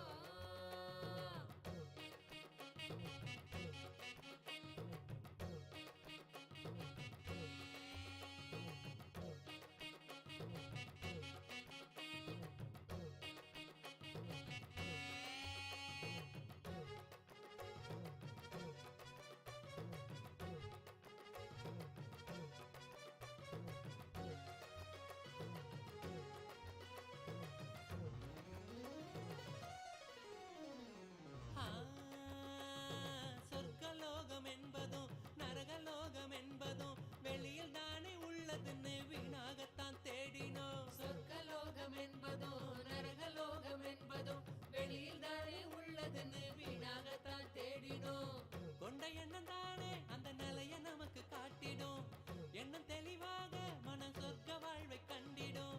கொண்ட எண்ணம் தானே அந்த நிலைய நமக்கு காட்டிடும், எண்ணம் தெளிவாக மன சொர்க்க வாழ்வை கண்டிடும். சக்தி எல்லாம் தேடி வரும் ஞானமும் தான் கூடி விடும், சக்தி எல்லாம் தேடி வரும் ஞானம். பகவான் ஸ்ரீ நித்யானந்த பரமசிவம் அவர்கள் பிறந்த இல்லமான ஸ்ரீ நித்யானந்த ஜென்ம பூமியில் சிறு வயதில் பகவான் அவர்கள் உருவாக்கியிருந்த இந்த ஆலயம், அவர் வைத்திருந்த இந்த சிறு விக்கிரகங்களோடு அவர்களுடைய வாழ்க்கையின் விளையாட்டு இந்த சிறு விக்கிரகங்களோடு தான். இந்த சிறு வயதில் பகவான் அவர்கள் இந்த விநாயகர் விக்கிரகத்திற்கு சோறு ஊட்டி அவர் சாப்பிட்டவுடன் அவருக்குள் நடந்த இந்த ஆழமான ஸ்ரத்தை, இந்த அனுபவத்தை நம்மிடம் பகவான் அவர்கள் அவரினுடைய வாழ்க்கையில் நடந்த இந்த அனுபவத்தை பகிர்ந்திருந்தார்கள். இந்த இடத்தில் பகவான் பிறந்த இல்லமான ஸ்ரீ நித்யானந்த ஜென்ம பூமியில்தான் பகவான் அளித்த இந்த அருள் பிரசாதத்தை விநாயக பெருமான் ஏற்றுக்கொண்டார்கள். அந்த விநாயகரின் விக்கிரகமானது கைலாயத்தின் நம்முடைய பொக்கிஷங்களில் ஒன்றாக இப்பொழுது பாதுகாக்கப்பட்டிருக்கின்றது. இங்கு விநாயகர் சோறு உண்ட இந்த இடத்திலேயே இப்பொழுது இங்கு லட்சக்கணக்கான பக்தர்கள் வந்திருந்து இங்கு பகவான் அளிக்கும் இந்த அருள் பிரசாதத்தை பெற்று அவர்களுக்குள் இந்த அத்வைத அனுபூதியையும் பெற்று செல்கிறார்கள்.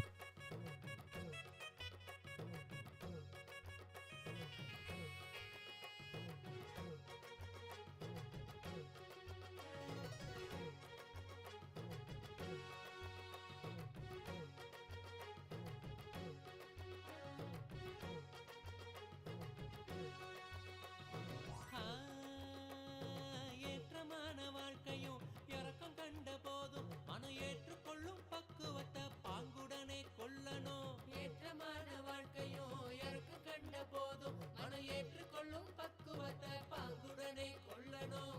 மாற்றங்களை தாங்க மனம் பெருந்தவிப்பு தவிச்சிடும், உள்ள மத ஏற்க அங்கு பரவசமும் நிறைஞ்சிடும். மாற்றங்களை தாங்க மனம் பெருந்தவிப்பு தவிச்சிடும், உள்ள மத ஏற்க அங்கு பரவசமும் நிறைஞ்சிடும். சக்தி எல்லாம் தேடி வரும் ஞானமும் தான் கூடி விடும், சக்தி எல்லாம் தேடி வரும் ஞானமும் தான் கூடி விடும். நித்யானந்தன் சொன்ன சூத்திரம் அது எல்லாமே எங்களுக்கு வேத சாஸ்திரம். நித்யானந்த சொன்ன சூத்திரம் அது எல்லாமே எங்களுக்கு வேத சாஸ்திரம்.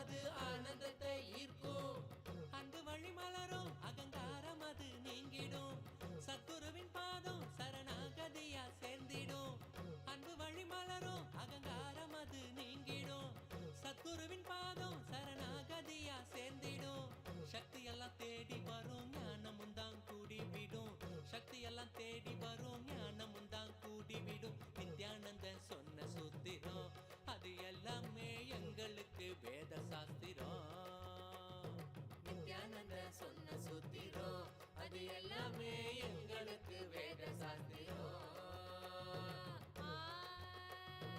ஆன்ம வாழ்க்கை வாழ்ந்து பார்க்கணும், அட வாழ்ந்துதான் ஆன்மீகத்தை அனுபவிக்கணும்.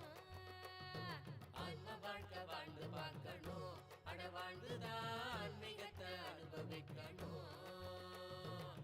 சக்தி எல்லாம் தேடி வரும் ஞானமும் தான் கூடிவிடும். சக்தி எல்லாம் தேடி வரும் ஞானமும் தான் கூடிவிடும். நித்யானந்த சொன்ன சூத்திரம் அது எல்லாமே எங்களுக்கு வேத சாஸ்திரம். நித்யானந்த சொன்ன சூத்திரம் அது எல்லாமே எங்களுக்கு வேத சாஸ்திரம்.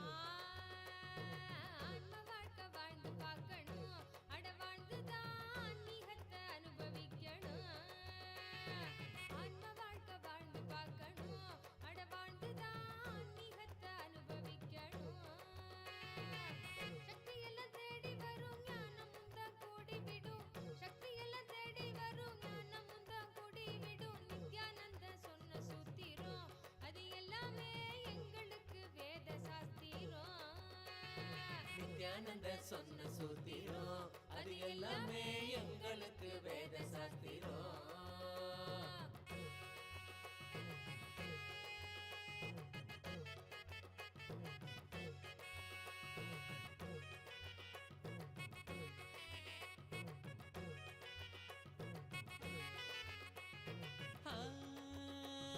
பக்தியுடன் பாடிடும் பிரார்த்தனையும் சோஸ்திரம் நித்யனவன் காலடியில் கொண்டு நம்ம சேர்த்திடும். பக்தியுடன் பாடிடும் பிரார்த்தனையும் சோஸ்திரம் நித்யனவன் காலடியில் கொண்டு நம்ம சேர்த்திடும். செய்யும் அந்த தியானம் அது சித்தம் தெளிவாக்கிடும். சித்தம் தெளிவாக அது தெய்வீகத்தை கூட்டிடும். செய்யும் அந்த தியானம் அது சித்தம் தெளிவாக்கிடும். சித்தம் தெளிவாக அது தெய்வீகத்தை கூட்டிடும். சக்தி எல்லாம் தேடி வரும் ஞானமும் தான் கூடிவிடும். சக்தி எல்லாம் தேடி வரும் ஞானமும் தான் கூடிவிடும். நித்யானந்தன் சொன்ன சூத்திரம் அது எல்லாமே எங்களுக்கு வேத சாஸ்திரம். நித்யானந்தன் சொன்ன சூத்திரம் அது எல்லாமே எங்களுக்கு வேத சாஸ்திரம்.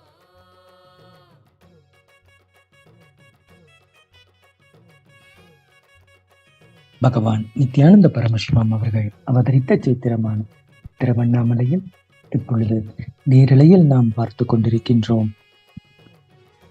பகவான் அவர்களிடம் தரிசனம் பெற்று அவர் வழங்கும் இந்த அருட்பிரசாதத்தை அண்ணாமலையாரை தரிசனம் செய்ய வந்திருக்கும் பக்தர்கள் ஒவ்வொருவரும் இங்கு பகவானிடம் தரிசனம் பெற்ற பிறகு இந்த ஔஷத அன்னதானத்தை பெற்று செல்லும் இந்த அற்புதமான காட்சியை நாம் இப்பொழுது நேரலையில் பார்க்கின்றோம். இதுவரை இந்த பௌர்ணமி தினத்தன்று கைலாசா திருவண்ணாமலை ஸ்ரீ நித்யானந்த ஜென்ம பூமியில் 65,000 நபர்களுக்கு மேல் இந்த ஔஷத அன்னதானத்தை பெற்று பயன்பெற்றிருக்கிறார்கள்.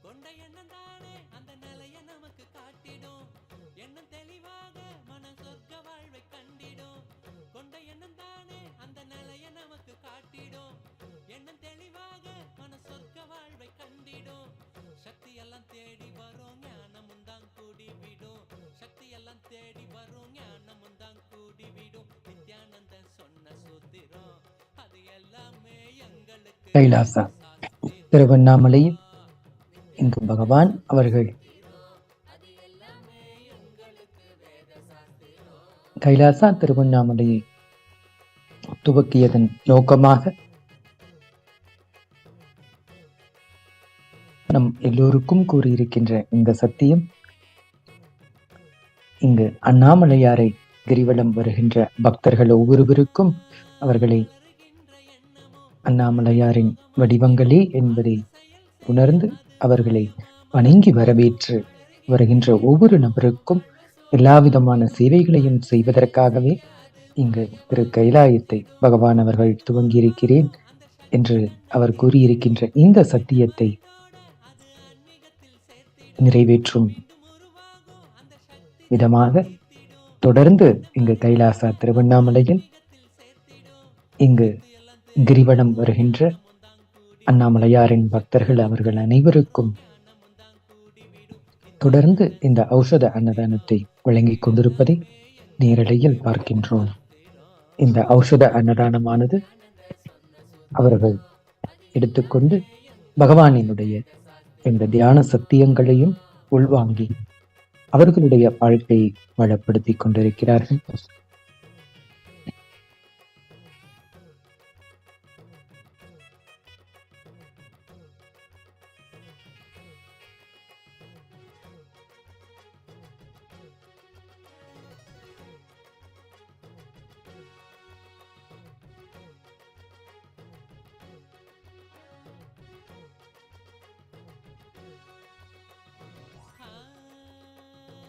ஏற்றமான வாழ்க்கையும் இறக்கம் கண்ட போதும் மனம் ஏற்றுக்கொள்ளும் பக்குவத்தை பாங்குடனே கொள்ளணும். ஏற்றமான வாழ்க்கையும் இறக்கம் கண்ட போதும் மனம் ஏற்றுக்கொள்ளும் பக்குவத்தை பாங்குடனே கொள்ளணும். மாற்றங்களை தாங்க மனம் பெருந்தவிப்பு தவிச்சிடும். உள்ள மத ஏற்க அங்கு பரவசமும் நிறைஞ்சிடும். மாற்றங்களை தாங்க மனம் பெருந்தவிப்பு தவிச்சிடும். உள்ள மத ஏற்க அங்கு பரவசமும் நிறைஞ்சிடும். பகவான் நித்யானந்த பரமசிவம் அவர்களிடம் தரிசனம் பெற அண்ணாமலையாரை வலம் வந்து கொண்டிருக்கும் பக்தர்கள் ஒவ்வொருவரும் இங்கு பகவானிடம் தரிசனம் பெற்று அவர் இங்கு பிரத்யக்ஷ மூர்த்தியின் வடிவாக இருந்து தொடர்ந்து வருகின்ற பக்தர்களுக்கு அருளாசி வழங்கிக் கொண்டிருக்கிறார்கள்.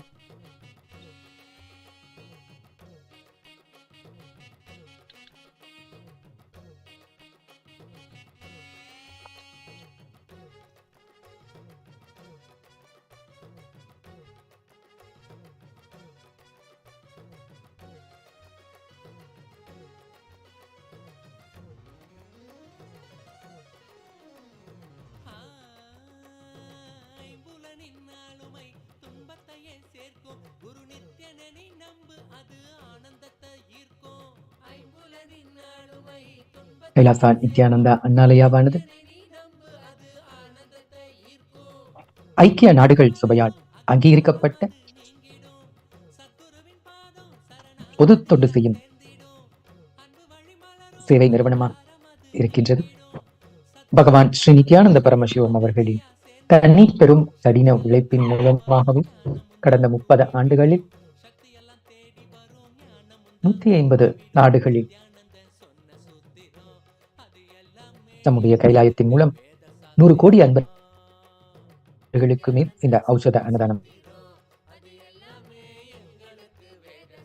வழங்கியிருக்கின்றது. உலகிலேயே மிகப்பெரிய அன்னதான சேவை செய்யும் நிறுவனமாக இங்கு அங்கீகரிக்கப்பட்டு மிகவும் சிறப்பான முறையில் பொதுமக்களுக்கு இந்த அன்னதான சேவையை செய்து கொண்டிருக்கின்றது.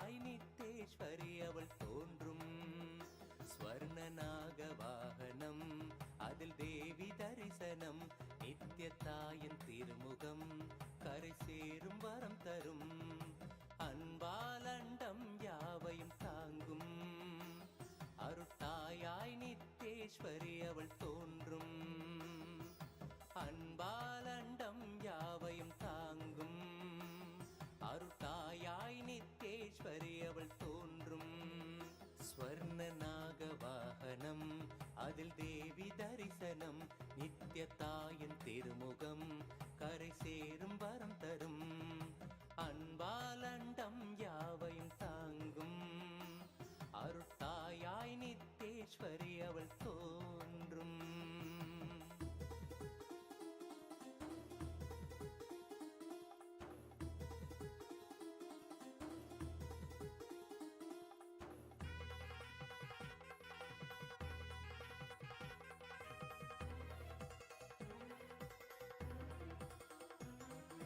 மறை கூறிடும் யாவும் அருள் விழிகள் தெளிவாக்கும் அன்னை கூறும் ஒரு சொல்லே நித்யானந்தத்தில் சேர்க்கும் மறை கூறிடும் யாவும் அருள் விழிகள் தெளிவாக்கும் அன்னை கூறும் ஒரு சொல்லே நித்யானந்தத்தில் சேர்க்கும் ஜகமாயைகள் யாவும் அவள் எழில் ரூபத்தில் தோற்கும் உளம் கொள்ளும் பிணியாவும் அவள் திரு கைகளும் வீழ்த்தும் தங்கத் திருநாகத்தின் மீதே அன்னை நித்யேஸ்வரி கோலம் தங்கத் திருநாகத்தின் மீதே நித்யேஸ்வரி கோலம் சிவமாகிடும் உயர் வாழ்வினை எளிதாய் இங்கு தந்துவிடும் அன்பாலண்டம் யாவையும் தாங்கும் அருட்டாயாய் நித்யேஸ்வரி அவள் தோன்றும்.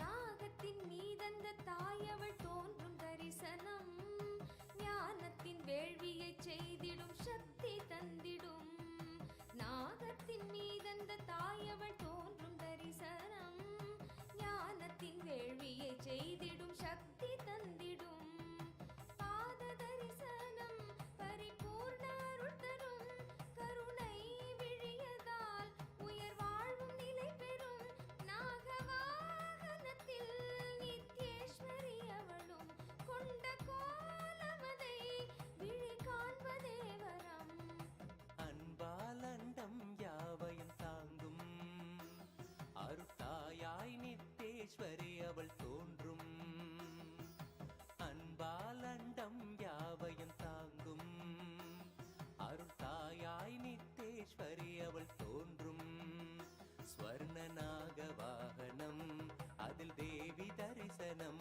கைலாசா நித்யானந்தா அண்ணாலயாவானது கரை சேரும் தொடர்ந்து அன்பாலண்டம் யாவையும் தாங்கும் உலகம் முழுவதும் இருக்கின்ற தாயாய் நித்தேஸ்வரி அவள் தோன்றும் 150 நாடுகளில் கைலாயத்தின் மூலம் 100 கோடி அன்பர்களுக்குமே இதுவரை இந்த நித்திய ஔஷத அன்னதானத்தை வழங்கியிருக்கின்றது.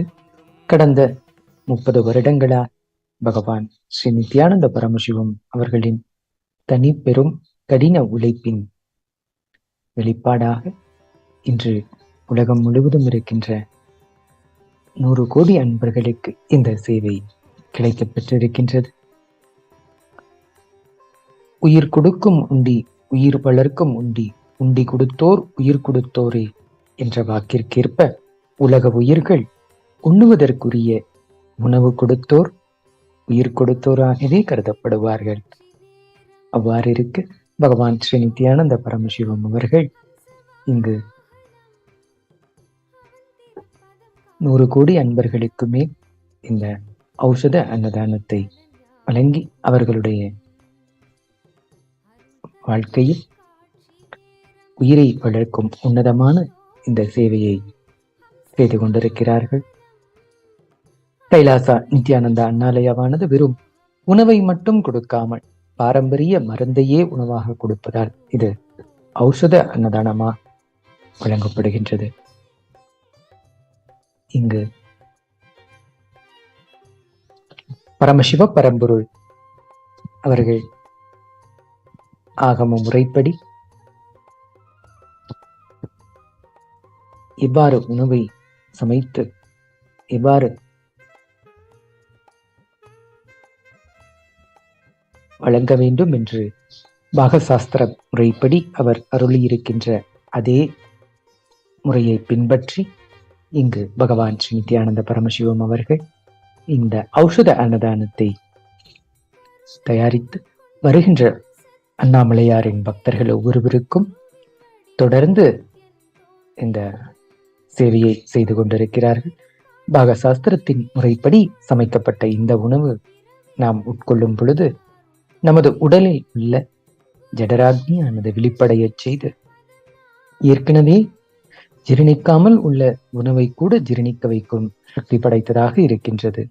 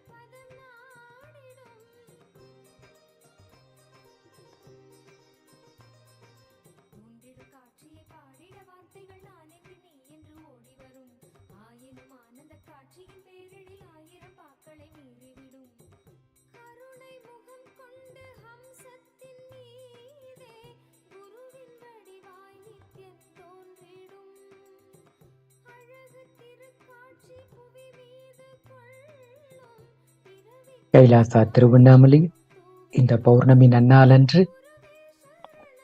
அண்ணாமலையாரை வலம் வந்து கொண்டிருக்கும் பக்தர்கள் ஒவ்வொருவருக்கும் இந்த ஔஷத அன்னதானத்தை வழங்கிக் கொண்டிருப்பதை நேரலையில் நாம் இப்பொழுது பார்த்து கொண்டிருக்கின்றோம். இதுவரை 2 இடங்களிலும் பகவான் அவர்கள் பிறந்த இல்லமான ஸ்ரீ நித்யானந்த ஜென்ம பூமியிலும் அவர் உருவாக்கியிருக்கின்ற கைலாசா திருவண்ணாமலை ஆகிய 2 இடங்களிலுமே தொடர்ந்து இந்த ஔஷத அன்னதானம் வழங்கப்பட்டு கொண்டிருக்கிறது.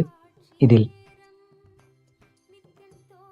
நித்யானந்த ஜென்ம பூமியில் இதுவரை 63,000 நபர்களுக்கு மேல் இந்த ஔஷத அன்னதானத்தை பெற்றிருக்கிறார்கள். அதே போல் இங்கு கிரிவல பாதையில் அமைந்திருக்கும் கைலாசா திருவண்ணாமலையிலும் 66,000 நபர்களுக்கு மேல் இந்த ஔஷத அன்னதானத்தை பெற்றிருக்கிறார்கள். தொடர்ந்து இந்த சேவையானது இந்த பௌர்ணமி முழுவதும் இந்த ஔஷத அன்னதானத்தை வழங்கும் இந்த ஆனந்த சேவையை பகவானிடம் தீட்சை பெற்ற பக்தர்கள், சீடர்கள், சந்நியாசிகள் தொடர்ந்து இந்த சேவையை மிகவும் ஸ்ரத்தையோடும் பக்தி உணர்வோடும் இந்த சேவையை தொடர்ந்து செய்து கொண்டிருக்கிறார்கள்.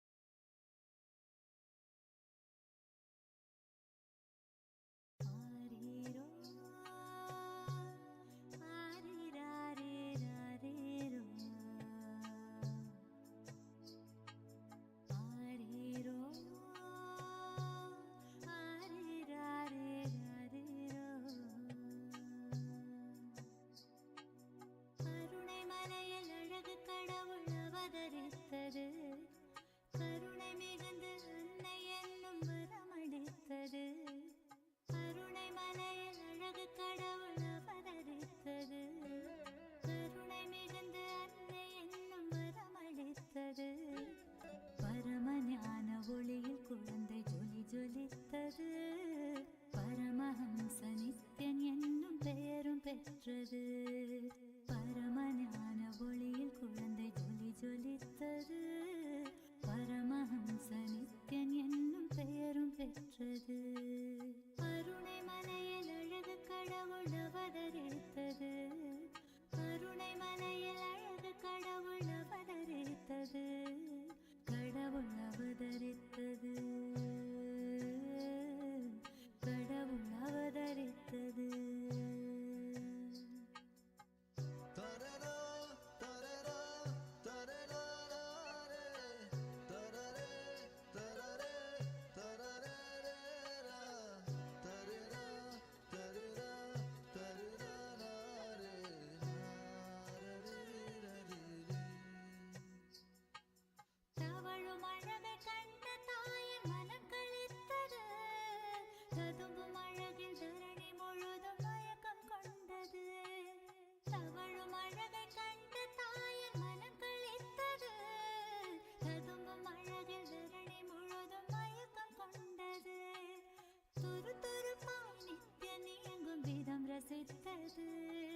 துருதுருப்பாய் நித்யனே எங்கும் விதம் ரசித்தது. தங்க மகன் நித்யன் தெய்வம் என்றுணர்ந்தது. தங்க மகன் நித்யன் தெய்வம் என்றுணர்ந்தது. கருணை மலையில் அழகு கடவுள் அவதரித்தது. கருணை மலையில் அழகு கடவுள் அவதரித்தது. கடவுள் அவதரித்தது. கடவுள் அவதரித்தது.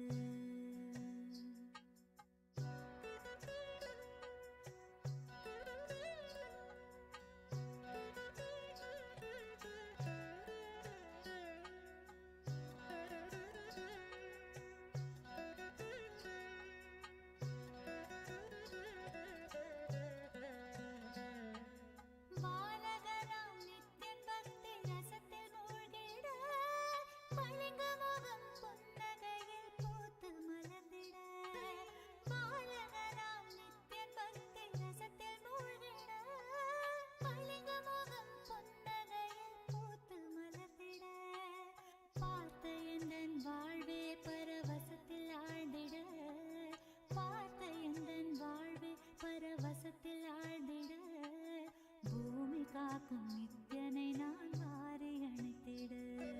பூமி காக்கும் நித்யனை நான் வாரி அணைத்திட. கருணை மலையில் அழகு கடவுள் அவதரித்தது. கருணை மலையில் அழகு கடவுள் அவதரித்தது. கடவுள் அவதரித்தது. கடவுள் அவதரித்தது.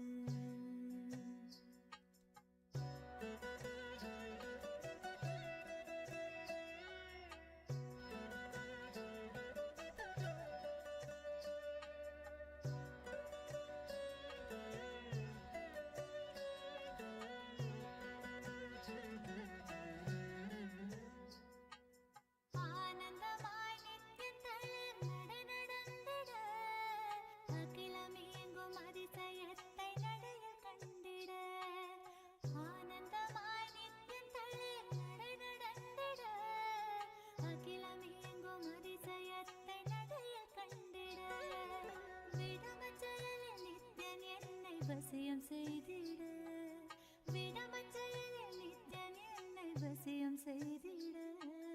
வாழ்வின் வேதம் வேறில்லை என்றே கொண்டாடிட. வாழ்வின் வேதம் வேறில்லை என்றே கொண்டாடிட. அருணை மலையில் அழகு கடவுள் அவதரித்தது. அருணை மலையில் அழகு கடவுள் அவதரித்தது.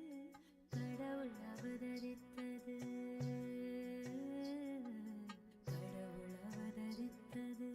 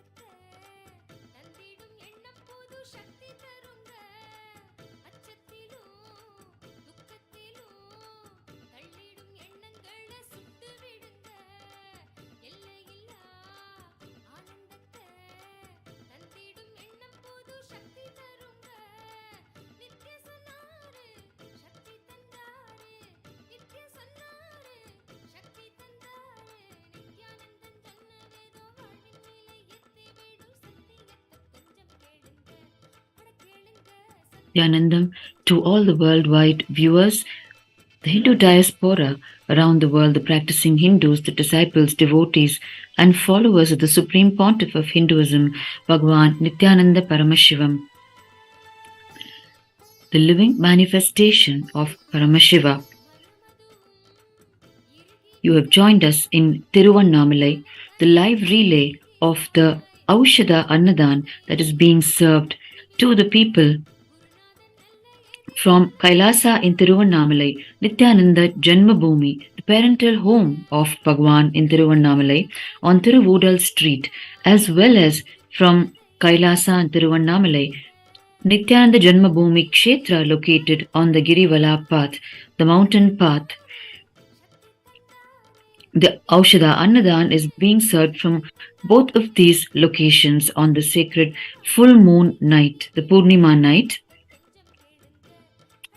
The Annadhana has been going on from the time of the onset of the sacred Pournima,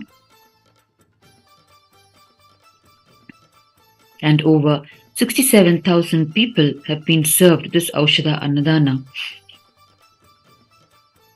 The Aushadha Annadhana refers to the food that is being served, infused with the sacred Aushadha, which is the raw herbs infused with sacred energy, the divine energy. Food carrying the quality of Aushadha, which aids in the conscious growth of human beings. The Aushadha Annadhan is being served this full moon night to all the devotees of Annamalayar who are coming in Girivala in circumambulation around the sacred Arunachala hill in Tiruvannamalai. It is the tradition from time immemorial in Tiruvannamalai that every full moon night, every month, the devotees of Annamalayar come into Tiruvannamalai in lakhs in number and come around in Girivala around the Arunachala hill, which is Paramashiva himself in hill form. And every full moon night, Kailasa in Tiruvannamalai serves the Aushadha Annadhan to the Annamalayar devotees, right from the first devotee who starts circumambulating the hill up to the last devotee who completes the circumambulation. The Aushadha Annadhan is continuously served.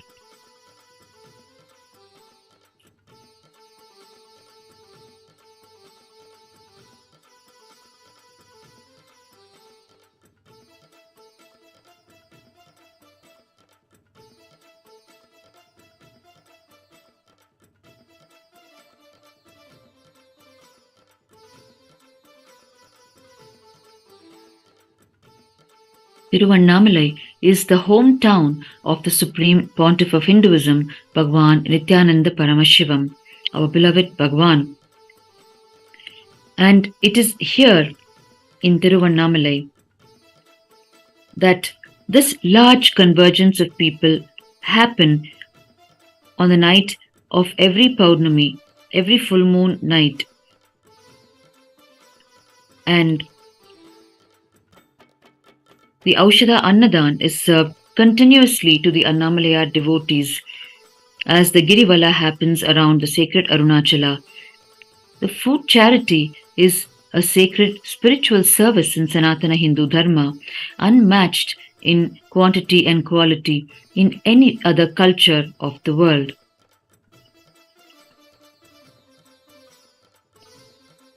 At around 5 years of age, the Supreme Pontiff of Hinduism began worshipping the deity of Annapurna, the goddess of food. The deity was gifted to him by Sri Rajamudalyar, his maternal grandfather. It was bought from the city of Varanasi, Kashi, the very home of Annapurna Devi.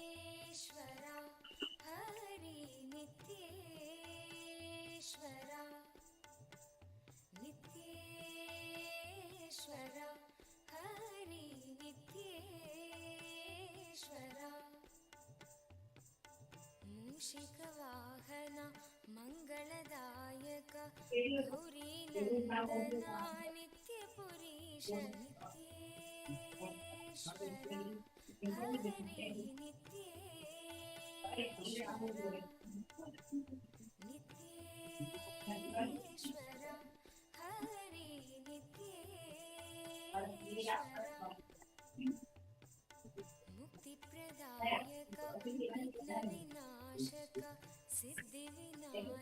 We have historic photographs in the sovereign archives of Kailasa of the Supreme Pontiff of Hinduism, the way the expansion of this beautiful sentiment for the entire world happened for the first time in the year 2002, on the 19th of November 2002, on the auspicious occasion of Kartikai Deepam in Tiruvannamalai, Bhagwan's hometown, where the Aushadha Annadhan is happening today.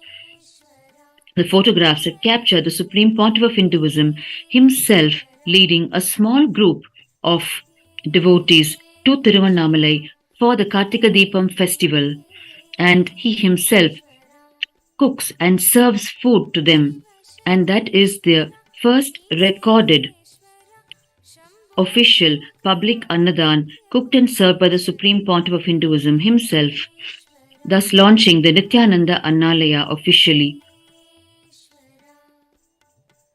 Till date, whoever serves food in the Nithyananda Annalaya has always experienced that the food is always flowing in abundance. And as the years would show, the energy of Annapurna Devi, the Hindu goddess of food, would express through the Supreme Pontiff of Hinduism, fulfilling the hungry stomach of millions every day. In fact, in the year 2014, the Mahant of the Annapurna temple in Varanasi, Kashi, Sri Sri Rameshwaranandaji, declared that the Supreme Pontiff of Hinduism was indeed the son of Annapurna Devi herself. Annapurna Devi has graced him, he declared. It is no simple matter that the saint who has worshipped Annapurna Devi his entire life would be moved by the colossal work of the Supreme Pontiff of Hinduism that he declared him as her very extension.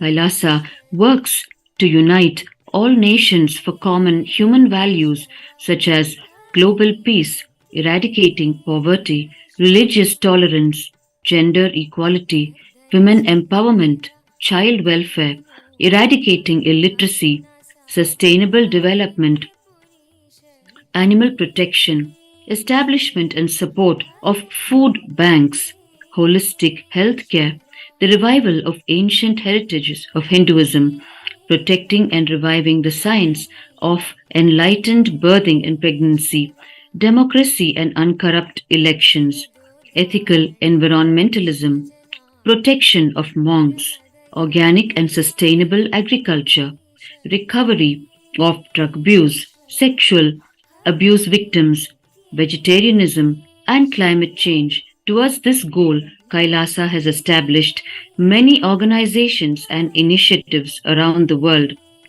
one of which is the KAILASA Uniting Nations for Nutritious Food and a Hunger-Free World.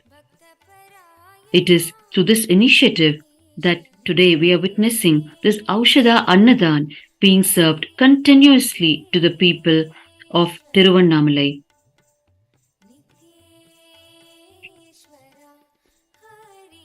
KAILASA's global aid for food security and assistance is $20 billion annually.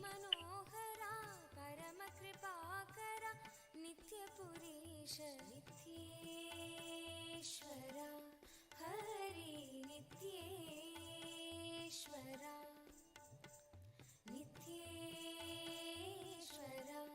Hari नित्येश्वर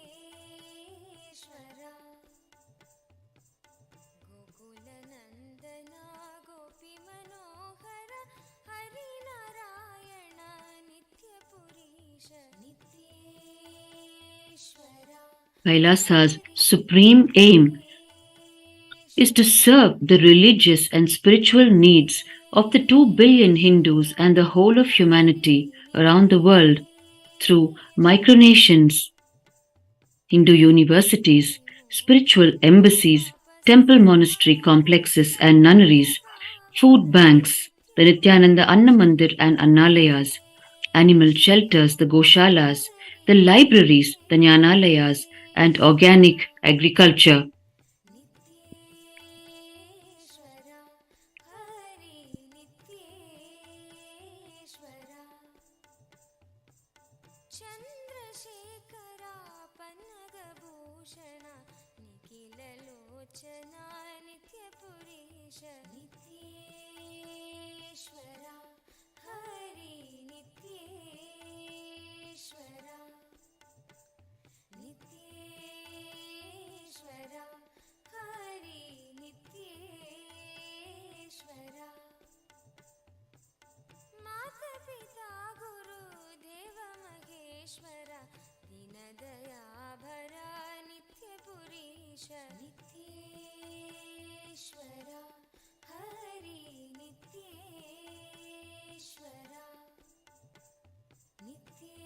नित्येश्वर Hari नित्येश्वर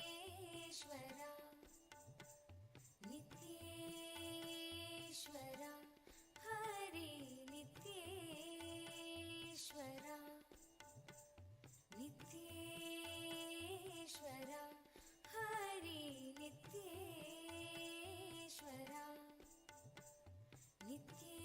नित्येश्वर Hari नित्येश्वर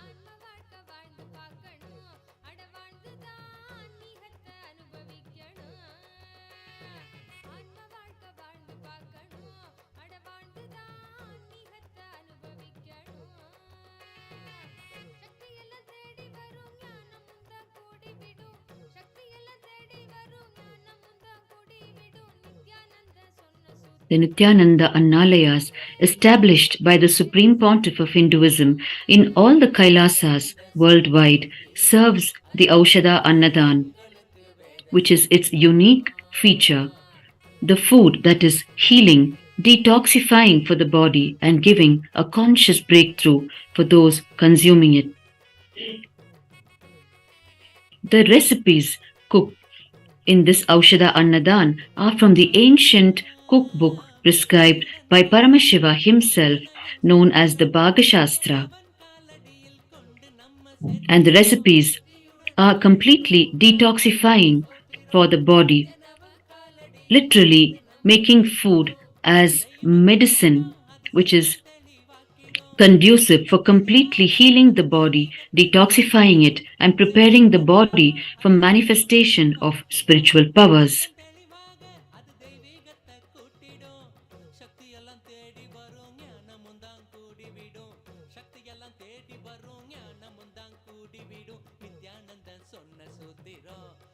In the household of the maternal grandfather of the Supreme Pontiff of Hinduism, Sri Rajamudaliyar, here in Tiruvannamalai, their home kitchen was always open to anyone who needed a meal. The family made great strides to serve and support the families of their community during all the hardships they went through, as well as to serve the people of Tiruvannamalai itself. The habit of serving others was carried forward by Sri Raju Mudalyar's daughter Ma Lokanaiki Ammal, who is the biological mother of the Supreme Pontiff of Hinduism. Thus, even before his descent onto planet Earth, the Supreme Pontiff of Hinduism chose a household which valued this fundamental dimension of Hinduism, serving food to others. The mass-scale service of food is an operation that is unique to Hindu culture. Nowhere in the world is food distribution so seamlessly and in such a vast fashion a part of the inherent culture and tradition. This culture was originally lived in the temple ecosystems themselves, where grain banks were stored and used for anyone who faced difficulty in feeding themselves and their families. It is a pillar of Hinduism and pride of the Hindu civilization, making these basic needs as a basic right for all human beings and uplifting the people through serving one meal at a time.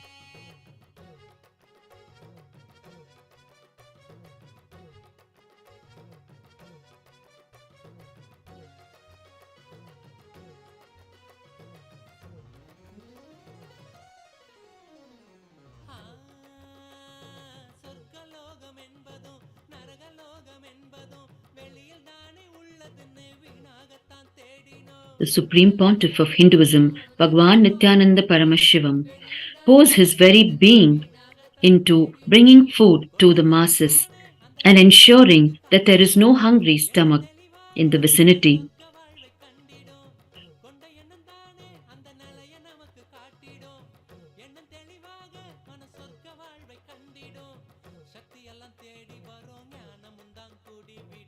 The Supreme Pontiff of Hinduism has taken up massive efforts of Annadhana, now serving 1 billion meals and continuing to serve.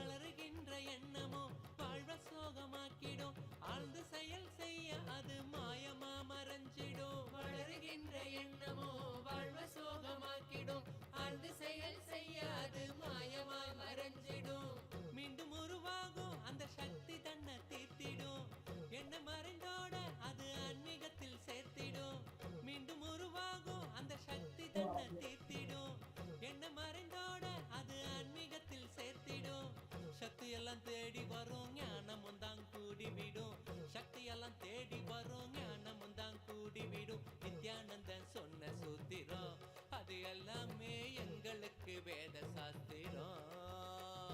Nityananda சொன்ன சூத்திரம் அது எல்லாமே எங்களுக்கு வேத சாஸ்திரம்.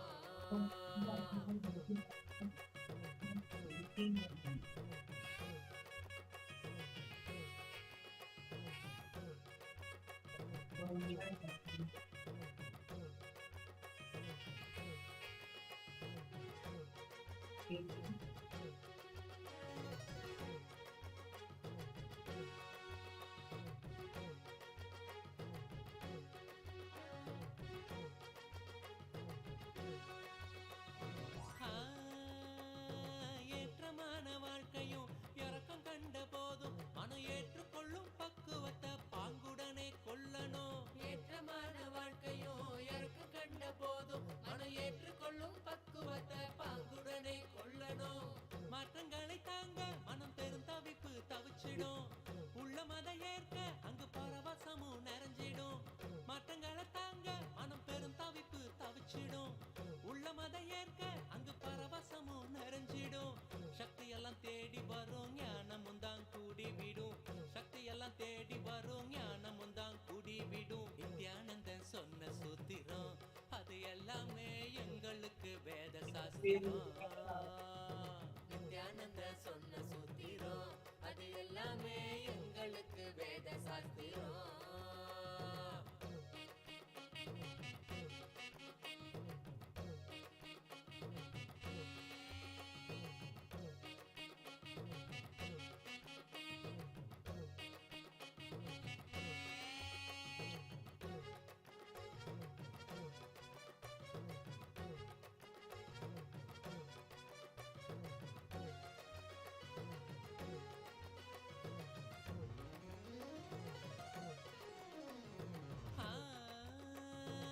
ஐம்புலனின்னாலுமை துன்பத்தையே சேர்க்கும் குரு நித்யனனை நம்பு அது ஆனந்தத்தை ஈர்க்கும்.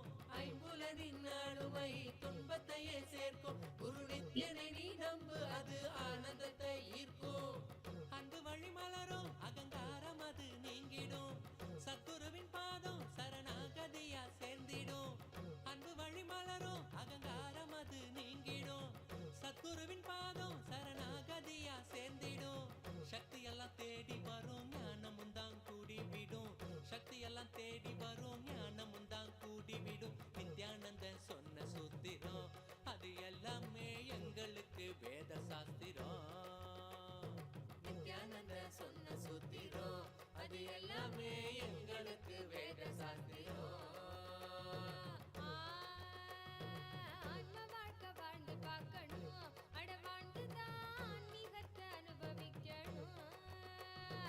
ஆன்ம வாழ்க்கை வாழ்ந்து பார்க்கணும். As the living manifestation of Paramashiva, the Supreme Pontiff of Hinduism attends to the spiritual needs of every being around the world, enlightening every being around the world, while he continues to take care of their basic needs, feeding the people with the same love that a working father has for his children, amplified to the magnitude of a cosmic father attending to each of his children around the world.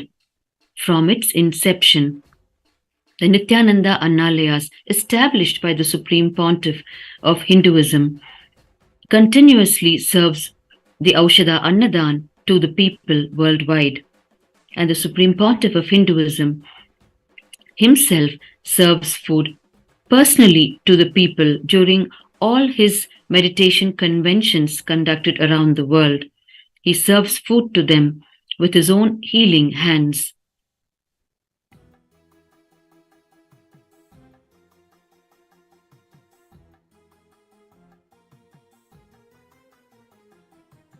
The magnitude of this spiritual service of serving Aushadha Annadhan to the people is not just in the meals served, but the quality of the food and the detail to which the Supreme Pontiff of Hinduism attends, how the food is being prepared, how the food reaches the people, and how they would consume it.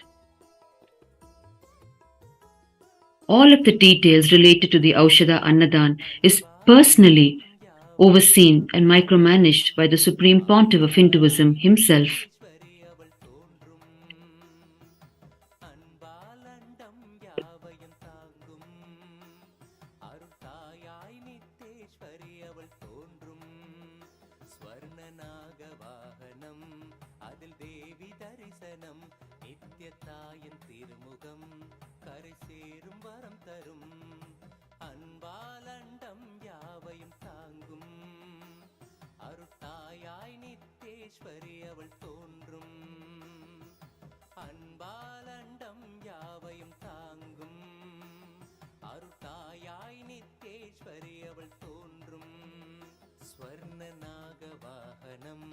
அதில் தேவி தரிசனம் நித்யதாயின் திருமுகம் கரை சேரும் வரம் தரும் அன்பாலண்டம் யாவையும் தாங்கும் அருட்தாயாய் நித்தேஸ்வரி அவள் தோன்றும்.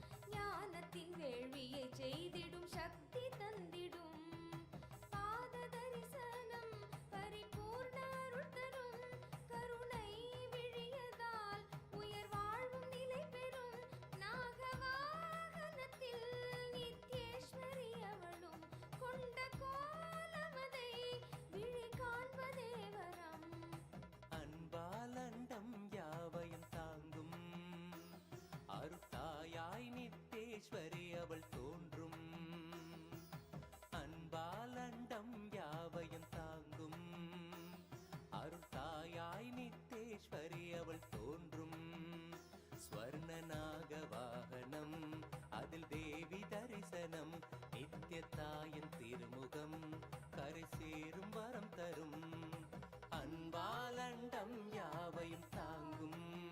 We are well into the full moon night, the sacred Pournama night. And we are watching the devotees of Annamalai in Tiruvannamalai circumambulating the sacred Arunachala, the hill form of Paramashiva in Tiruvannamalai. And on the way, just on the mountain path as they are going around Arunachala, they stop by at KAILASA in Tiruvannamalai, the Nithyananda Jenma Bhoomi Kshetra, which is located on the mountain path, and they have their meal from the hands of the Kailasavasis, the devotees and followers of the Supreme Pontiff of Hinduism.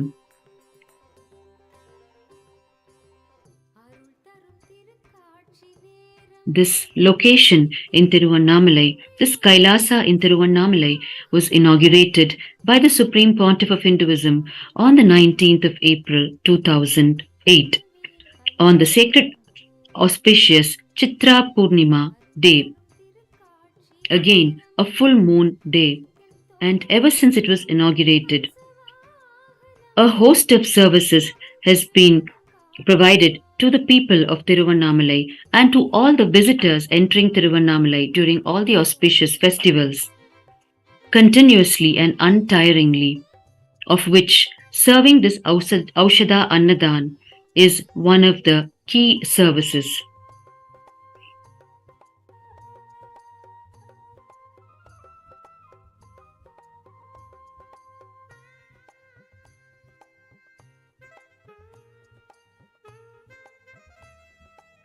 And the second location in Tiruvannamalai, from where the Aushadha Annadhan is being served, is the very parental home of the Supreme Pontiff of Hinduism, which has been legally acquired by Kailasa just recently and inaugurated by the Supreme Pontiff of Hinduism on the occasion of Kartikai Deepam, the flagship festival of Tiruvannamalai.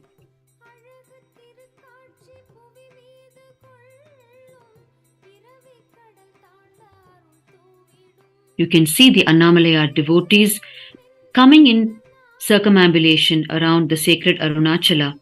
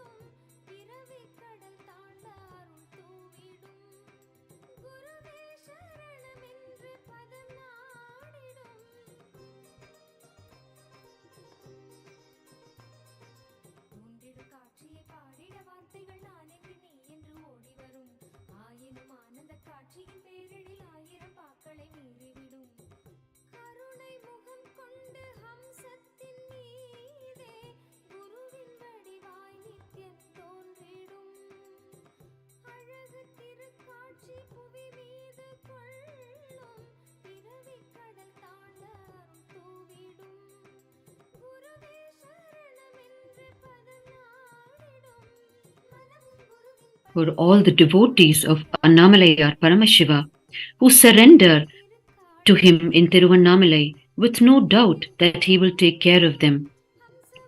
The Supreme Pontiff of Hinduism, as a living manifestation of Paramashiva, takes it as his responsibility, his direct responsibility to take care of these people. The Supreme Pontiff of Hinduism has declared that the very purpose of Kailasa in Tiruvannamalai is to serve food and take care of the basic needs of the Annamalayar devotees.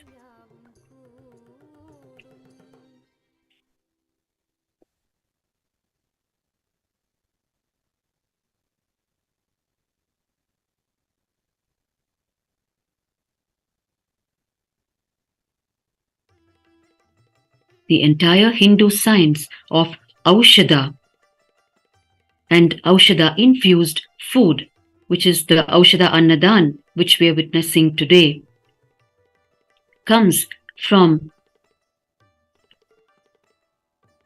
the whole science of immortality of Hinduism. The Aushadha for immortality, the entire science and software of Hinduism, the Supreme Pontiff of Hinduism is now making available for humanity at large in the most user-friendly fashion.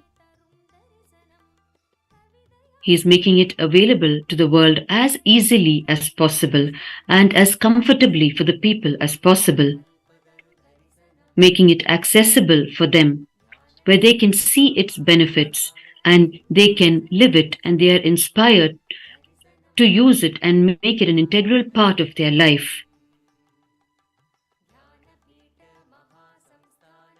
The Aushadha clears the parasites that you build in your system due to consuming non-organic or unnatural food.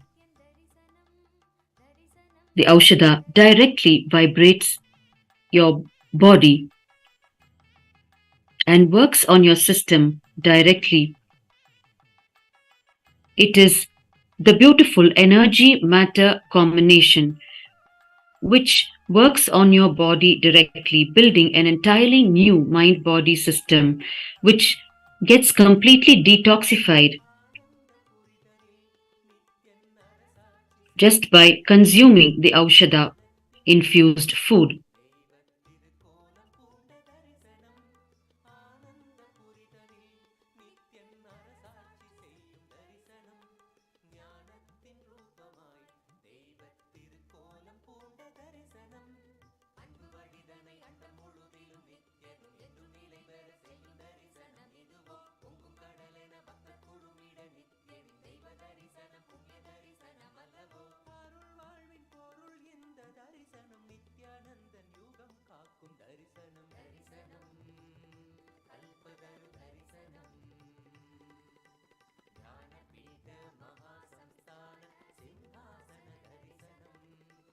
The entire revival of Kailasa, which stands today as the only Hindu nation of Kailasa, started from the very birth of the Supreme Pontiff of Hinduism right here in Tiruvannamalai, the hometown of the Supreme Pontiff of Hinduism.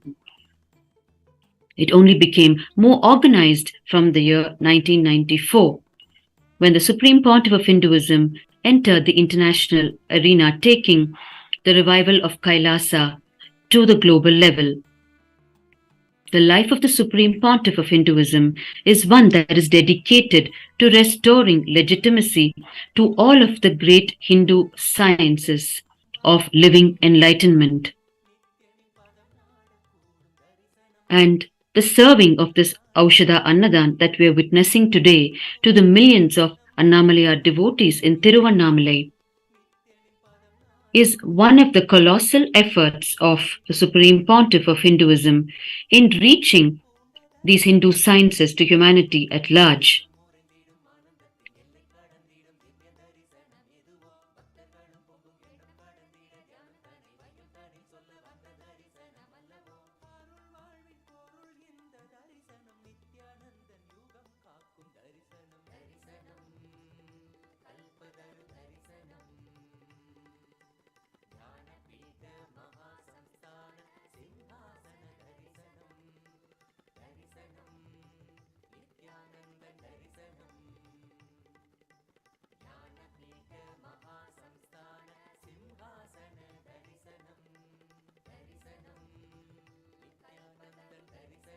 as we are witnessing the Aushadha Annadhan being served in the Kailasas in Tiruvannamalai, preparations are on for the commencement of the Nithyananda, the 47th Jayanti celebrations of the Supreme Pontiff of Hinduism, the birthday celebrations of the Supreme Pontiff of Hinduism. Tomorrow, we will be witnessing the auspicious flag hoisting ceremony marking the commencement of the Nithyananda, the commencement of the 47th year of the happening of the Supreme Pontiff of Hinduism on the planet. Kailasas around the world are preparing for this momentous occasion.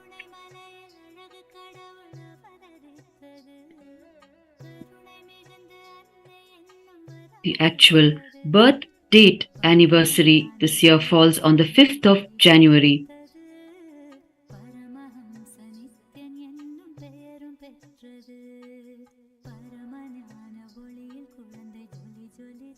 And also as part of the celebrations of the Jayanti of the Supreme Pontiff of Hinduism, tomorrow we will be witnessing the commencement of the Padayatra, which is the journey by foot that followers of the Supreme Pontiff of Hinduism undertake on this occasion, a journey by foot from Tiruvannamalai, Kailasa in Tiruvannamalai, to Kailasa, Adi Kailasa in Bangalore. They travel by foot. The Padayatra is a spiritual practice in the Hindu tradition.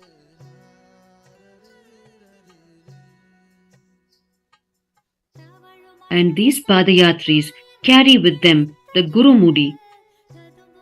The Guru Mudi comprises a handful of rice and a coconut. The coconut symbolizes the individual ego, while the handful of rice symbolizes one's own karmas, the unfulfilled actions in one's own life. Both of these the Padayatris carry as Gurumudi during their entire journey, and they offer it at the feet of Bhagwan himself when they reach Adi Kailasa, thus dropping their karmas and their individual ego at the feet of Paramashiva himself.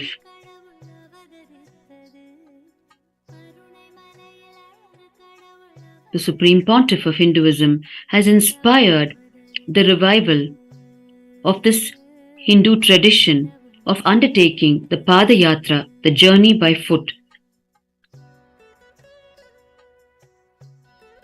In his own life, during his childhood, the Supreme Pontiff of Hinduism undertook the first Padayatra from Tiruvannamalai, his birth town, to Vadalur, to a temple dedicated to Lord Subramanya in Vadalur. During his entire Padayatra journey, the Supreme Pontiff of Hinduism was enriching one life at a time. All the people whom he came in touch with during the entire Padayatra,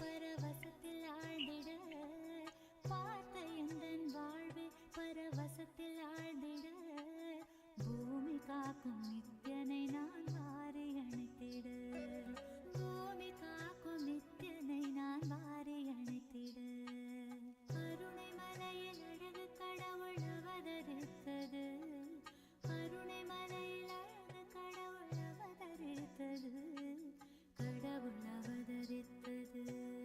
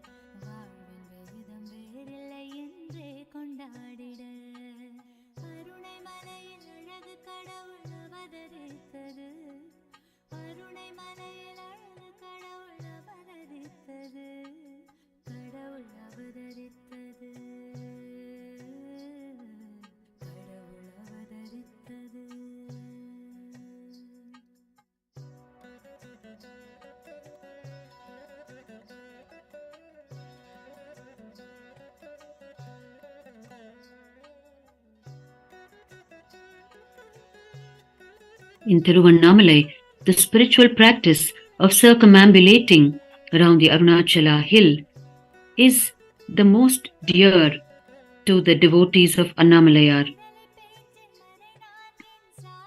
During his childhood, the Supreme Pontiff of Hinduism never missed a day in circumambulating his beloved Arunachala.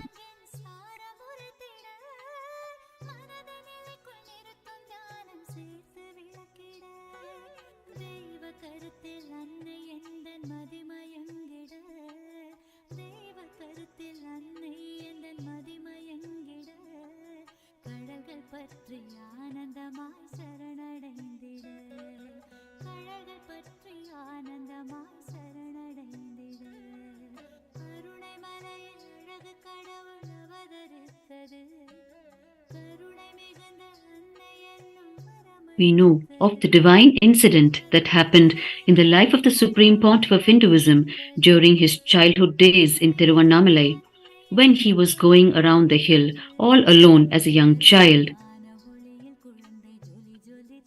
While reading verses of the Arunagiri Andadi, 100 verses on Arunachala composed by the great saint Guhai Namah Shivaya,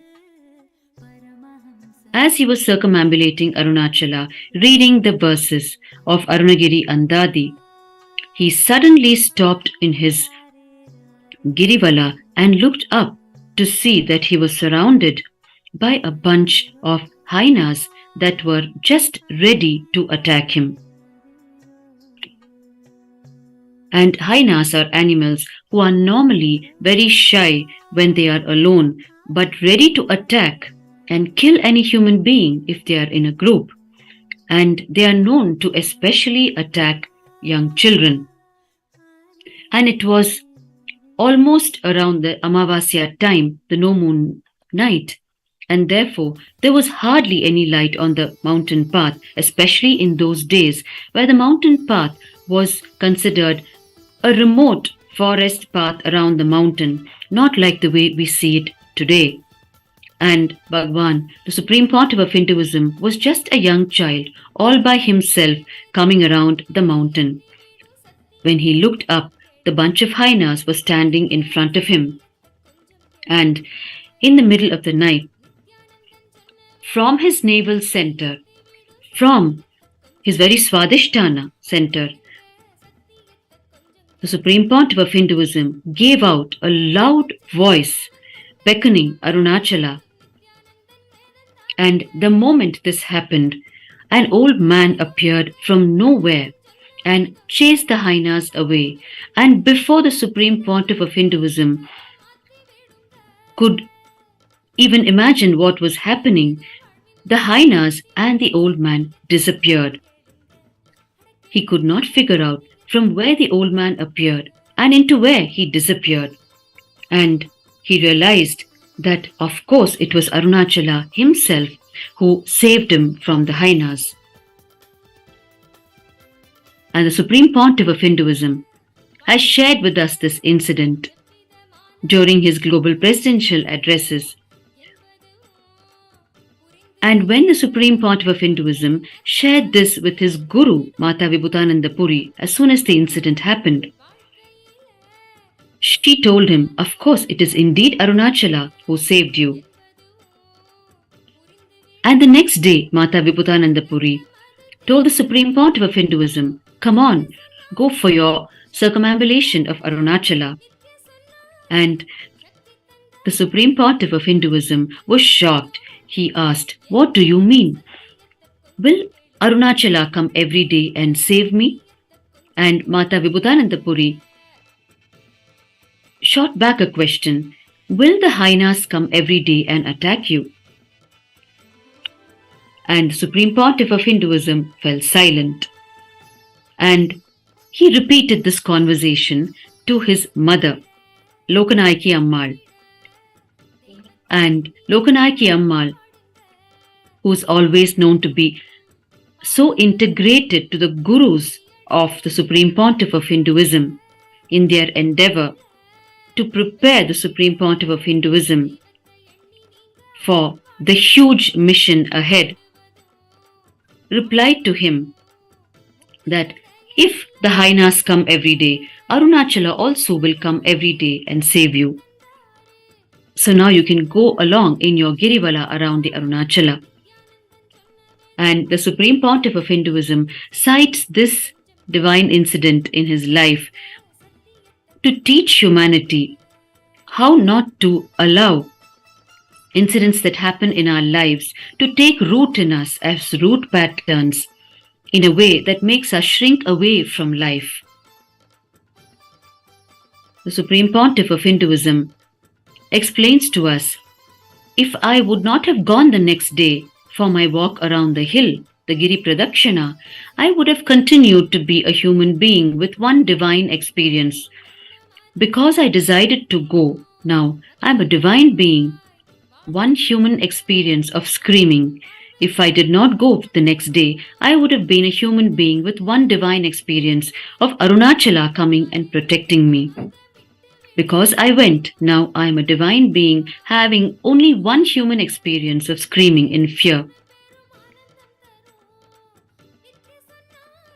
The Supreme Pontiff of Hinduism uses this very incident to explain to us how not to allow the root patterns to happen in us, which make us shrink from the various dimensions of life. Every incident that happens in the life of the great incarnations is only to teach humanity how to live and how not to live.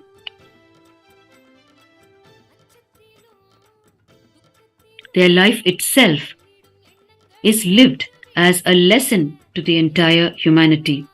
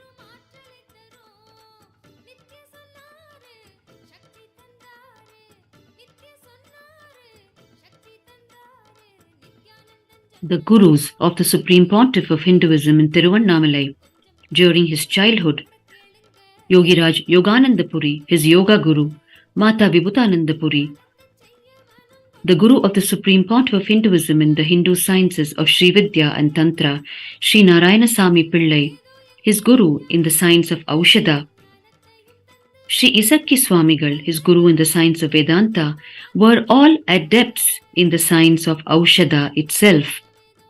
They used to prepare different types of Aushadha and administer them to the young incarnation of Paramashiva, the Supreme Pontiff of Hinduism, to prepare his body to withhold the gush of the cosmic energy that would continuously flow in it, preparing the body to transmit the energy to the entire humanity in the years to come. The Supreme Pontiff of Hinduism has recalled so often how his Guru Mata Vibhutananda Puri would work so hard to protect him and care for him, and she would walk sometimes 6 to 7 hours in the forests of Tiruvannamalai. In Tiruvannamalai, there is a place called the Kattashiva Ashram in the interior forest area. There were two Swamis in the Gautama Ashram in Tiruvannamalai called the Periya Swami and the Chinna Swami. And Periya Swami was very close to Mata Vibhutananda Puri. He was called Kattashiva because he was very familiar with the forests of Tiruvannamalai. Kattashiva means the Shiva of the forest. He would wear just a loin cloth and he would carry a big stick with him and walk in the forest. And Mata Vibhutananda Puri would call for him, take his assistance in finding the herbs to prepare the sacred Aushadha for the Supreme Pontiff of Hinduism at that young age.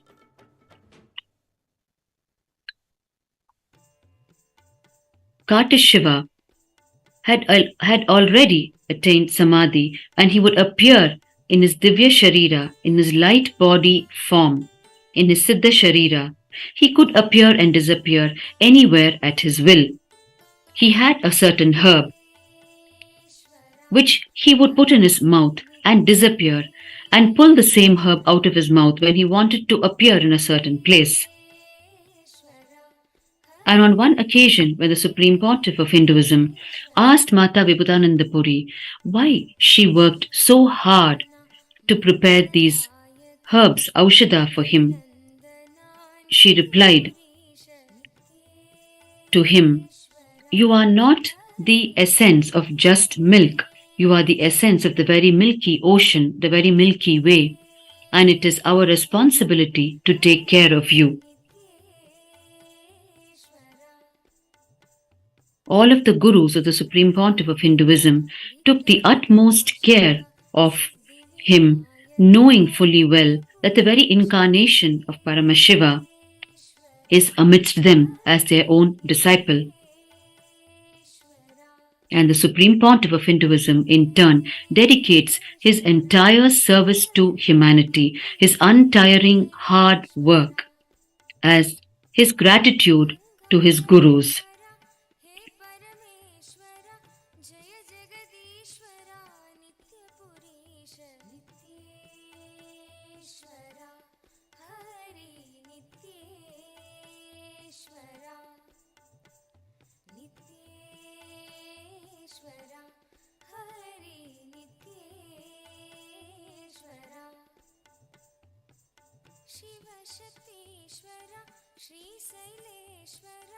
Shambho Shankara नित्यपुरीश नित्येश्वरा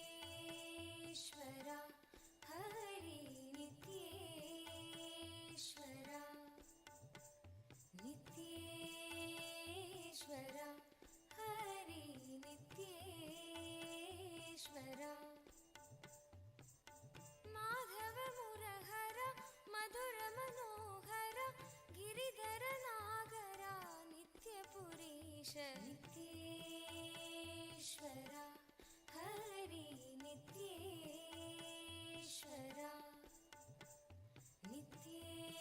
Nityeshwara Hari नित्येश्वरा अभयप्रदायक In Tiruvannamalai, the Kailasas in Tiruvannamalai, in both the locations, are the most visited spots in Tiruvannamalai, second to the Arunachaleshwara temple itself. As you can see here, it is past midnight, and the Aushadha Annadhan is being served untiringly to the devotees of Annamalayar as they move along in the Girivala path around the Arunachala hill. The Annamalayar devotees know that their meal is assured at the Kailasas in Tiruvannamalai at whatever time of the day, not just during the full moon night, but around the year. The Kailasas serve the everyday Aushadha Annadhan. Every day food is served. Not only in Kailasa in Tiruvannamalai, but in all the Kailasas worldwide.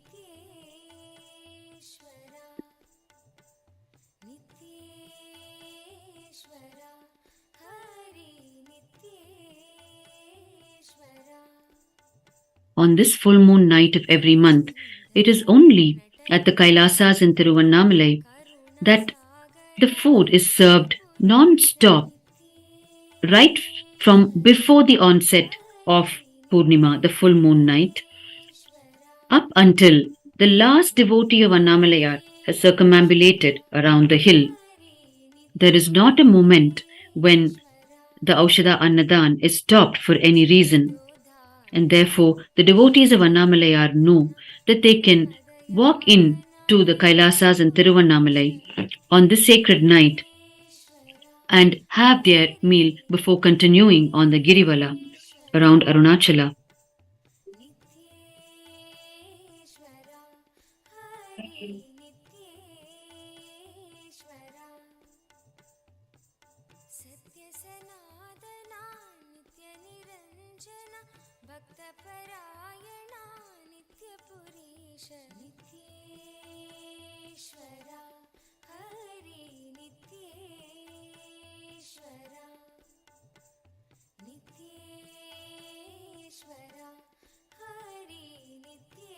The great Isakki Mahamunivar, Isakki Swamigal, the guru of the Supreme Pontiff of Hinduism during his childhood, was a great Siddha who lived in Tiruvannamalai, who guided the people during his time, an adept in the science of Aushadha, is known also for putting the human garland around the Arunachala hill during his period.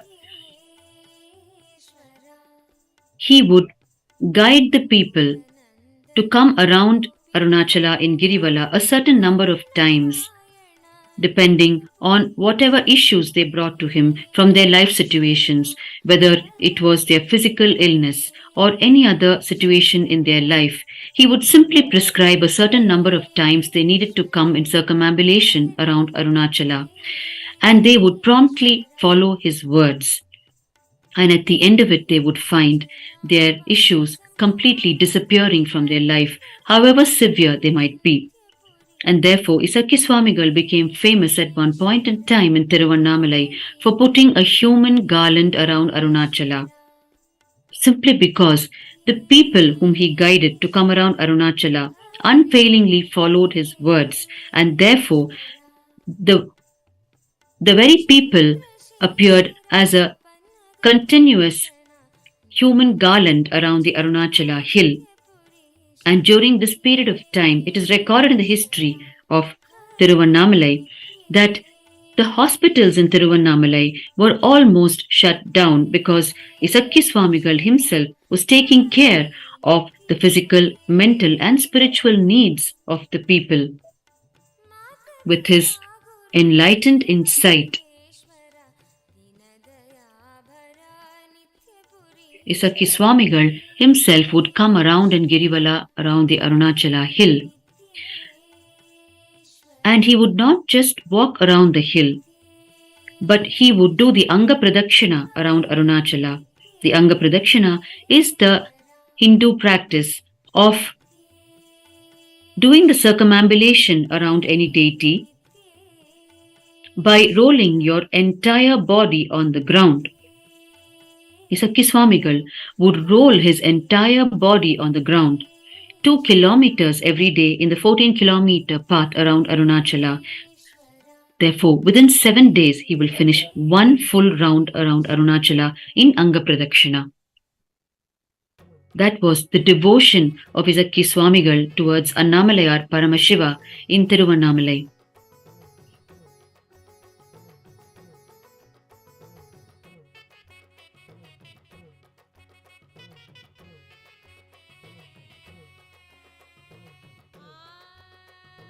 ஆன்ம வாழ்க்கை வாழ்ந்து பார்க்கணும் அட வாழ்ந்துதான் நீகத்தை அனுபவிக்கணும் ஆன்ம வாழ்க்கை வாழ்ந்து பார்க்கணும் அட வாழ்ந்துதான் நீகத்தை அனுபவிக்கணும் சக்தியெல்லாம் தேடி வரும் ஞானம் முந்த கூடி விடும் சக்தியெல்லாம் தேடி வரும் ஞானம் முந்த கூடி விடும் நித்யானந்த சொன்ன சூத்திரம் அது எல்லாமே எங்களுக்கு வேத சாஸ்திரம் நித்யானந்த சொன்ன சூத்திரம் அது எல்லாமே எங்களுக்கு வேத சாஸ்திரம்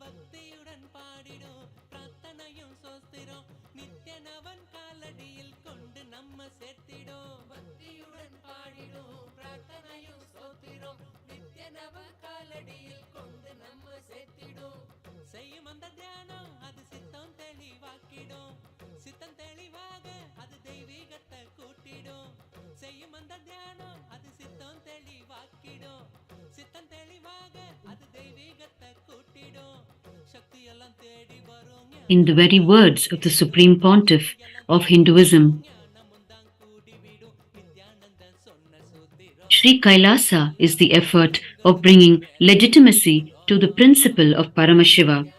Paramashiva is real. He himself is manifesting through this body as Guru. He himself is teaching Paramashiva Jnana and Paramashiva Vijnana to the world. The science of enlightenment, the science of power manifestation, the science of unclutching, the science of shy-white diet, the science of shy-white bodybuilding in every level, bringing legitimacy to Paramashiva and his teachings is this mission. It is about bringing legitimacy to the principles of Paramashiva, the Veda Agamas, socially, politically, spiritually, in every level. Celebrating Paramashiva is real, brings legitimacy to Paramashiva in our life. Celebrating all his sciences, Paramashiva Jnana and Paramashiva Vijnana, revealed in Vedas and Agamas, brings social legitimacy, political legitimacy, religious legitimacy, and economic legitimacy to it. Bringing legitimacy to Paramashiva Jnana and Vijnana in every sphere, every dimension of life, every aspect of human existence is the purpose of Sri Kailasa. These are the very words of the Supreme Pontiff of Hinduism, delivered on the 1st of January 2020, while revealing to the people the mission and vision of Kailasa.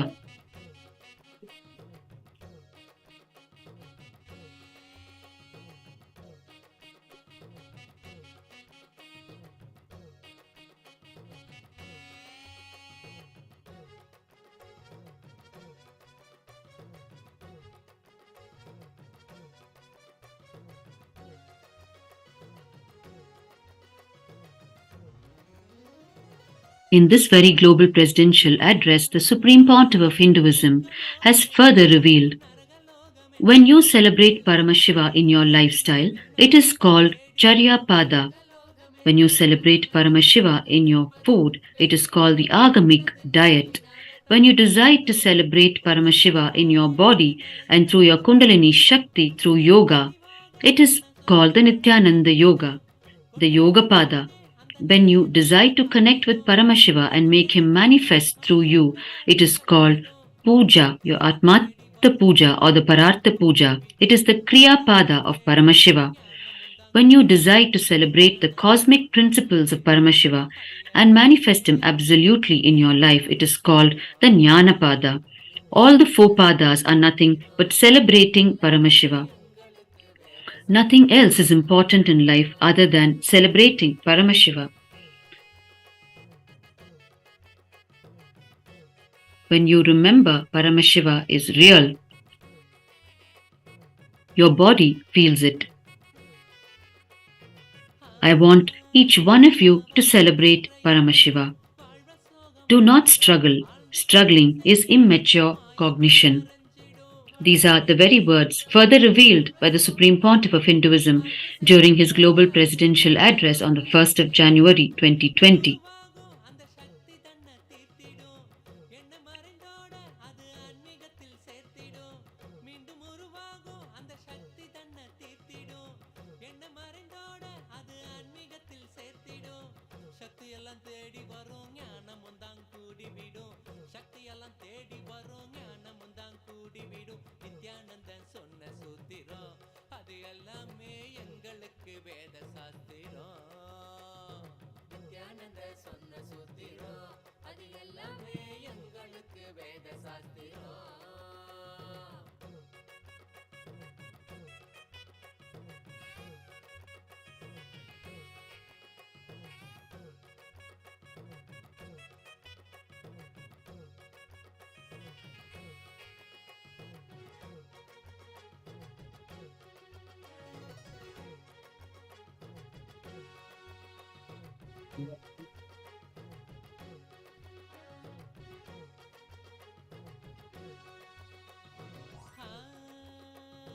ஏற்றமான வாழ்க்கையும் இறக்கம் கண்ட போதும் மனம் ஏற்றுக்கொள்ளும் பக்குவத்தை பாங்குடனே கொள்ளணும் ஏற்றமான வாழ்க்கையும் இறக்கம் கண்ட போதும் மனம் ஏற்றுக்கொள்ளும் பக்குவத்தை பாங்குடனே கொள்ளணும் மாற்றங்களை தாங்க மனம் பெருந்தவிப்பு தவிச்சிடும் உள்ள மத ஏற்க அங்கு பரவசமும் நிறைஞ்சிடும் மாற்றங்களை தாங்க மனம் பெருந்தவிப்பு தவிச்சிடும் உள்ள மத ஏற்க அங்கு பரவசமும் நிறைஞ்சிடும் சக்தி எல்லாம் தேடி வரும் ஞானமும் தான் கூடிவிடும் சக்தி எல்லாம் தேடி வரும் ஞானமும் தான் கூடிவிடும் நித்யானந்தன் சொன்ன சூத்திரம் அது எல்லாமே எங்களுக்கு வேத சாஸ்திரம் நித்யானந்தன் சொன்ன சூத்திரம் அது எல்லாமே எங்களுக்கு வேத சாஸ்திரம்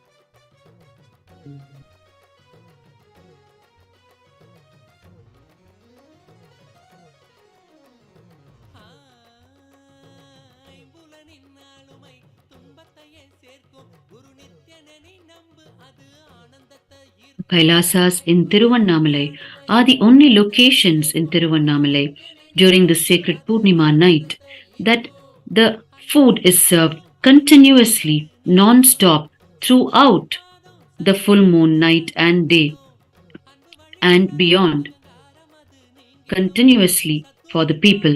சரணாகதியா சேர்ந்திடும் சக்தி எல்லாம் தேடி வரும் ஞானமும் தான் கூடிவிடும் சக்தி எல்லாம் தேடி வரும் ஞானமும் தான் கூடிவிடும் நித்யானந்தன் சொன்ன சூத்திரம் அது எல்லாமே எங்களுக்கு வேத சாஸ்திரம் நித்யானந்தன் சொன்ன சூத்திரம் அது எல்லாமே எங்களுக்கு வேத சாஸ்திரம்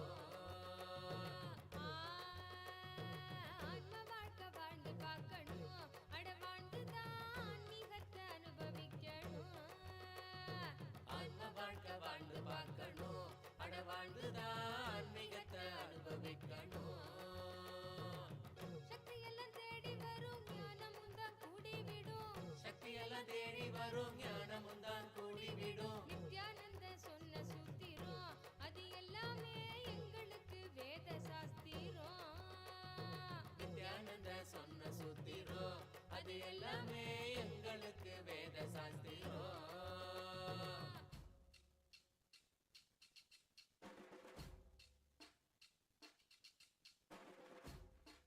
The number of meals served through this Aushadha Annadhan in Tiruvannamalai during this full moon night has crossed 72,000 meals.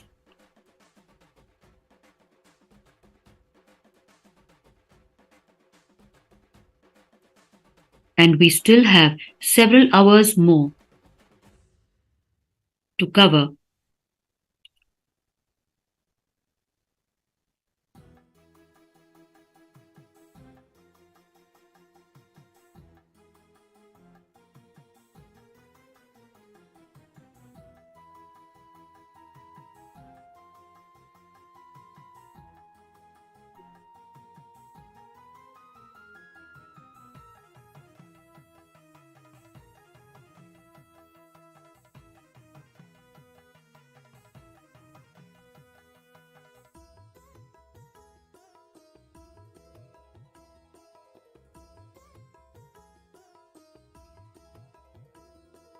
அன்பாலண்டம் யாவையும் தாங்கும் அருட்டாயாய் நித்தேஸ்வரி அவள் தோன்றும். அன்பாலண்டம் யாவையும் தாங்கும் அருட்டாயாய் நித்தேஸ்வரி அவள் தோன்றும். ஸ்வர்ணநாக வாகனம் அதில் தேவி தரிசனம், நித்திய தாயின் திருமுகம் கரை சேரும் வரம் தரும். அன்பாலண்டம் யாவையும் தாங்கும் அருட்டாயாய் நித்தேஸ்வரி அவள் தோன்றும். அன்பாலண்டம் யாவையும் தாங்கும் அருட்டாயாய் நித்தேஸ்வரி அவள் தோன்றும். ஸ்வர்ணநாக வாகனம் அதில் தேவி தரிசனம், நித்திய தாயின் திருமுகம் கரை சேரும் வரம் தரும். அன்பாலண்டம் யாவையும் தாங்கும் அருட்டாயாய் நித்தேஸ்வரி அவள் தோன்றும்.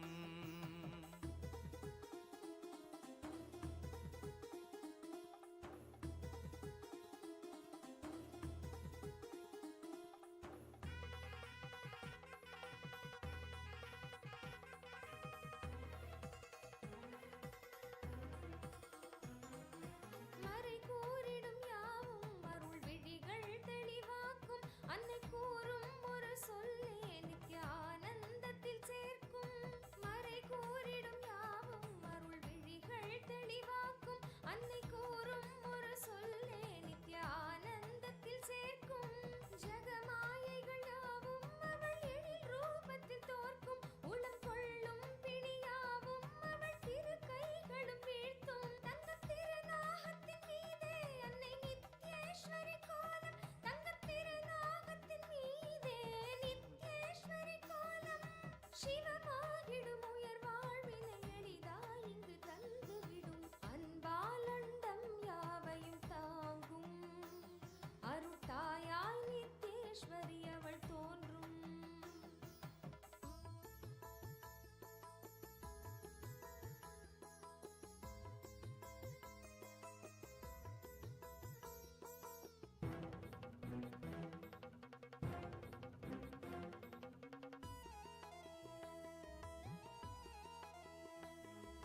நாகத்தின் மீதந்த தாயவள் தோன்றும் தரிசனம், ஞானத்தின் வேள்வியை செய்திடும் சக்தி தந்திடும். நாகத்தின் மீதந்த தாயவள் தோன்றும் தரிசனம், ஞானத்தின் வேள்வியை செய்திடும் சக்தி தந்திடும்.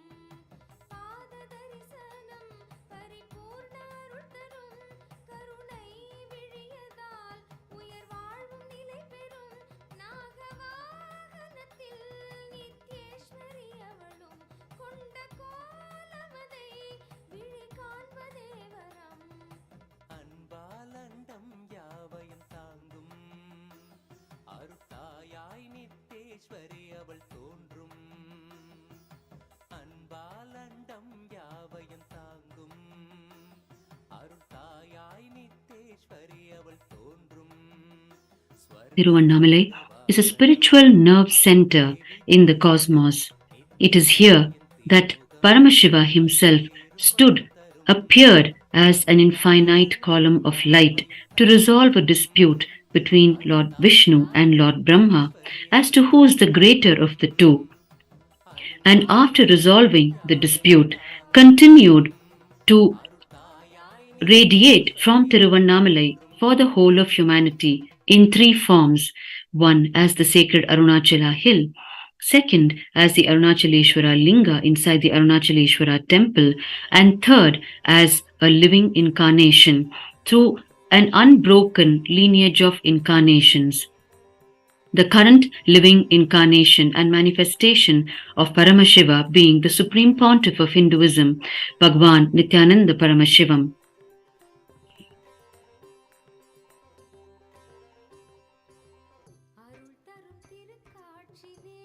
The Guru Shishya Parampara, the Guru disciple lineage, through the lineage of incarnations of Paramashiva as the Gurus in Tiruvannamalai, forms the very backbone of Tiruvannamalai and the backbone of humanity itself, which keeps the Hindu science of living enlightenment alive. We have heard the revelations from the Supreme Pontiff of Hinduism about the great incarnations, his Gurus of Tiruvannamalai, especially during his childhood years in Tiruvannamalai. In the very words of the Supreme Pontiff of Hinduism, he has revealed, "In my life, I have met many genius people. In Tiruvannamalai alone, I have met at least 50 genius people." Genius means extraordinary genius because their whole focus is about the truth of life.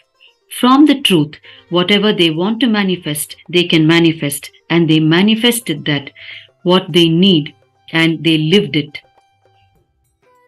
The Supreme Pontiff of Hinduism has further revealed, "I tell you, Annamalai Swamigal had only 2 loin cloths and 2 towels his whole life. But I have not seen a richer person than him. In my life, I have not seen anybody richer than Annamalai Swamigal, because he manifested the 2 cowpain and 2 towels from his very conscious sovereignty. His decision to exist on the truth of life is his genius. I tell you, I have met many Nobel laureate scientists, but the geniusness, nobody can be compared to Annamalai Swamigal or to Yogiram Suratkumar Swamigal. The genius is not related to what others feel about you. It is related to your strength of cognizing the truth of life, your brain's capacity to cognize the truths of life and manifest them in your life in a very cohesive, coherent way. That is the genius. That is what I call genius. Neither Annamalai Swamigal will want a 3rd cowpain, nor he would have accepted even if people forced it upon him. Listen, I am not saying you also live with just 2 cowpain and 2 cloths. No, all I am saying is manifest billions and trillions without losing your geniusness, the genius which means your capacity to cognize the truth." These are the very words of the Supreme Pontiff of Hinduism through his global presidential addresses, when he reveals about the greatness of his own Gurus of Tiruvannamalai, who nurtured him during his childhood, knowing fully well that he is the living manifestation of Paramashiva.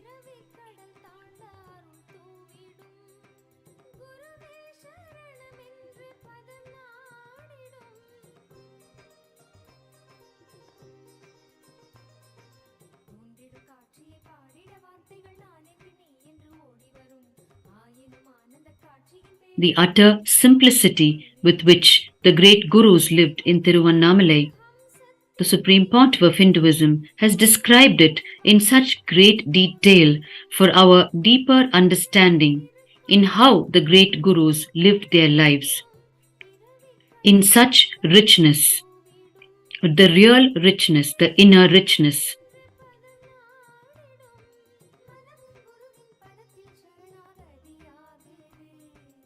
The Annamalaya devotees are continuously walking into Kailasa Tiruvannamalai in both the locations, in Bhagwan's parental home as well as in the Kailasa Tiruvannamalai on the Girivala path, and receiving their meal as they continue in the Girivala in circumambulation of Arunachala.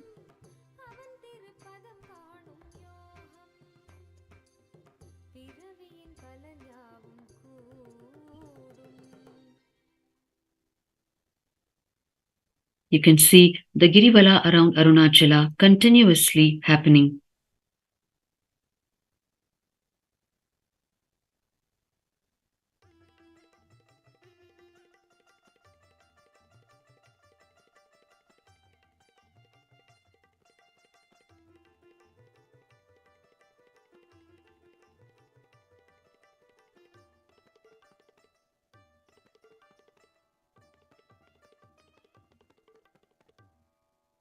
அருணையின் வேந்தன் கொடிதனை ஏற்றி அருளிடும் நாளின் தரிசனம் கருணையாய் நித்யன் கையிலையில் தந்த நிகரில்லாத உயர் தரிசனம் உலகையே இங்கு கடவுளாய் மாற்ற கடவுளே தரும் தரிசனம் கவிதையாய் மாற வரிகளும் ஏங்கும் கரையில்லாத உயர் தரிசனம் தரிசனம் கல்பதரு தரிசனம் ஞானபீட மகாசம்ஸ்தான சிம்ஹாசன தரிசனம் தரிசனம் நித்யானந்தன் தரிசனம்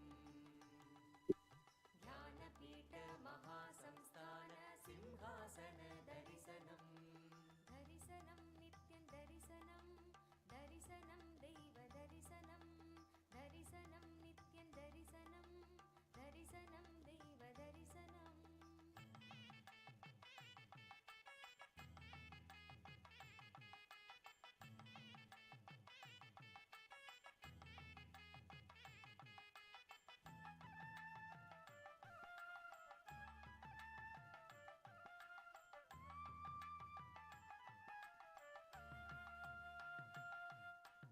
ஆனந்த புரிதலில் நித்யன் அரசாட்சி செய்யும் தரிசனம் ஞானத்தின் ரூபமாய் தெய்வத் திருக்கோலம் பூண்ட தரிசனம் ஆனந்த புரிதலில் நித்யன் அரசாட்சி செய்யும் தரிசனம் ஞானத்தின் ரூபமாய் தெய்வத் திருக்கோலம் பூண்ட தரிசனம் அன்பு வழிதனை அண்டம் முழுதிலும் நித்யனும் என்றும் நிலை பெற செய்யும் தரிசனம் இதுவோ பொங்கும் கடலென பக்தர் குழுமிட நித்யனின் தெய்வ தரிசனம் புண்ணிய தரிசனம் அல்லவோ அருள் வாழ்வின் பொருள் இந்த தரிசனம் நித்யானந்தன் யுகம் காக்கும் தரிசனம் தரிசனம் கல்பதரு தரிசனம்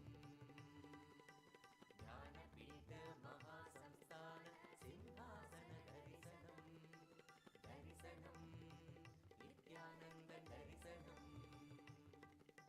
ஞானபீட மகாசம்ஸ்தான சிம்ஹாசன தரிசனம்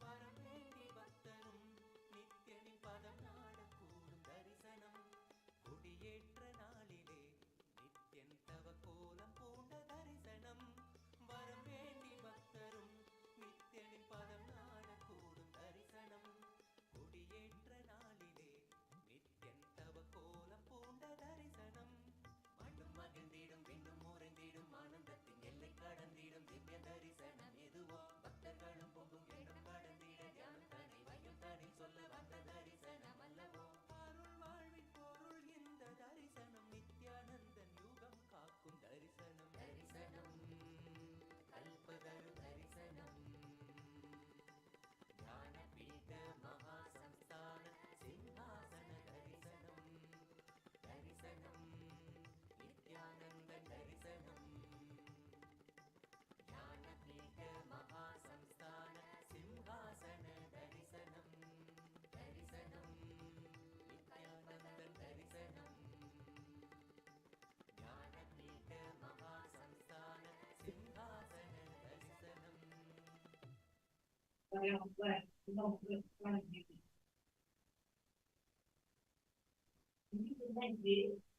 ஆரீரோ ஆரிராரேராரேரோ ஆரீரோ ஆரிராரேராரேரோ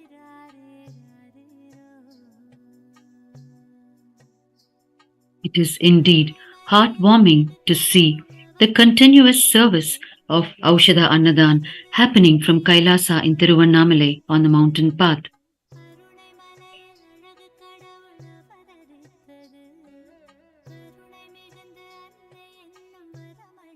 With a deep assurance that devotees of Annamalayar approach Kailasa in Tiruvannamalai to partake of their food.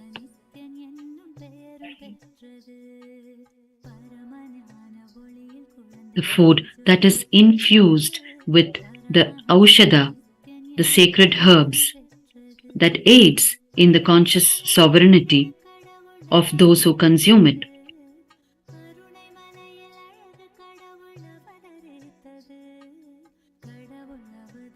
The Supreme Pontiff of Hinduism has revealed on so many occasions about his gurus during his childhood, about Yogi Yogananda Puri, Sri Sakki Swamigal, Mataji Kuppammal, also known as Mata Vibhutananda Puri, Sri Narayana Swami Pillai, who were such great adepts in the science of Aushadha.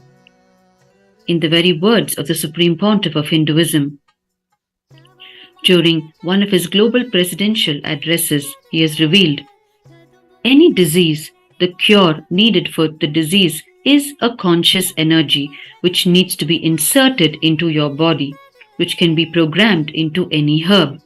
And that herb can be given to you and you will be healed.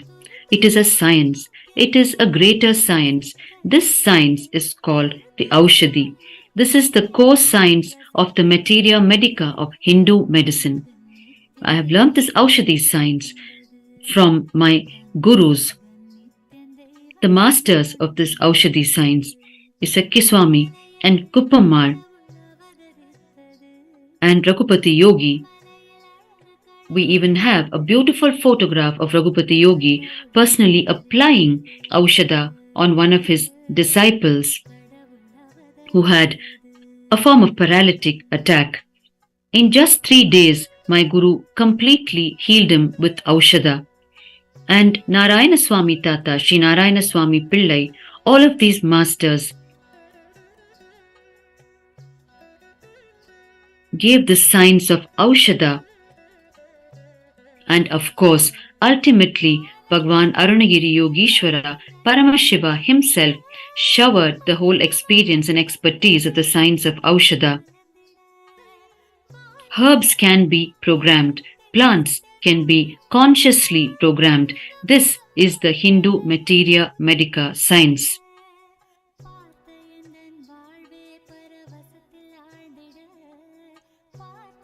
These are the very words of the Supreme Pontiff of Hinduism on the great Hindu science of Aushadha. Programming herbs with a conscious energy and using it to detox our mind-body system, to prepare our mind and body to radiate spiritual powers and to heal our very mind-body system.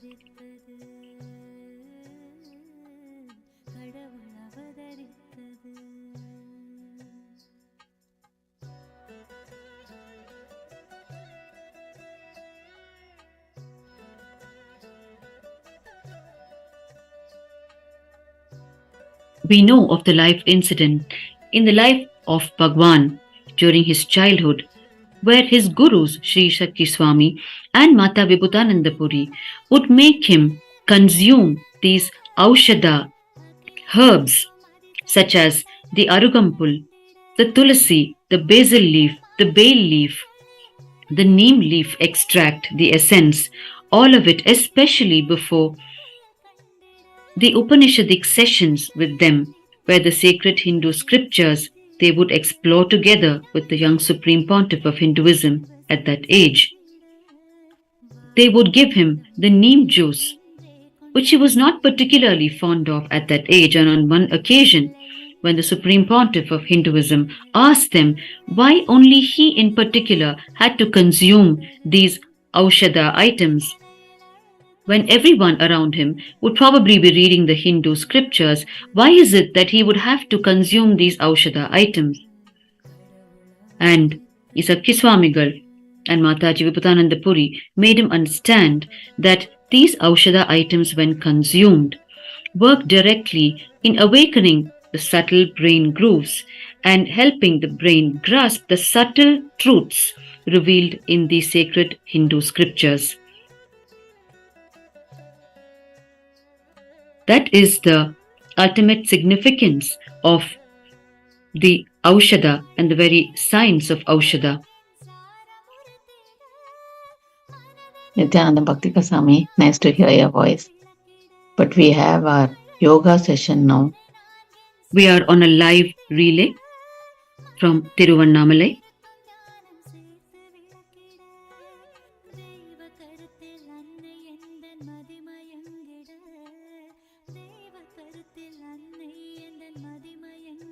We are continuously watching the Aushadha Annadhan being served from Kailasas in Tiruvannamalai from the two locations, one from Bhagwan's own parental home in Tiruvannamalai on Tiruvudal Street, and from Kailasa Tiruvannamalai located on the very mountain path in Adi Annamalai.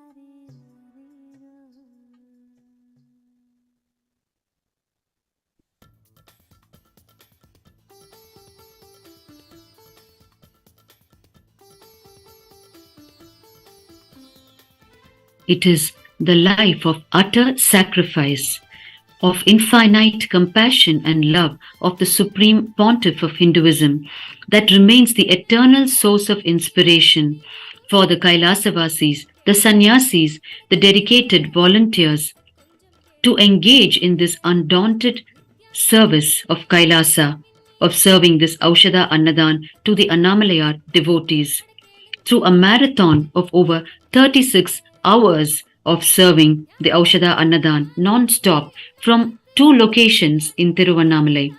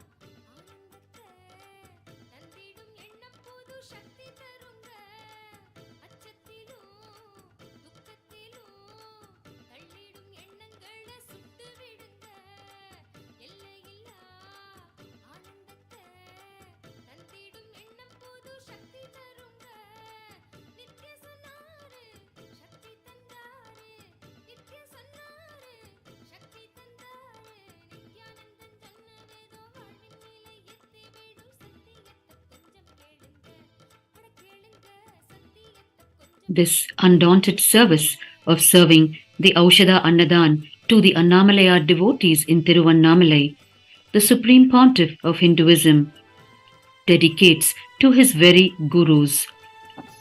His gurus during his childhood in Tiruvannamalai, where he spent the first 15 years of his life on the planet.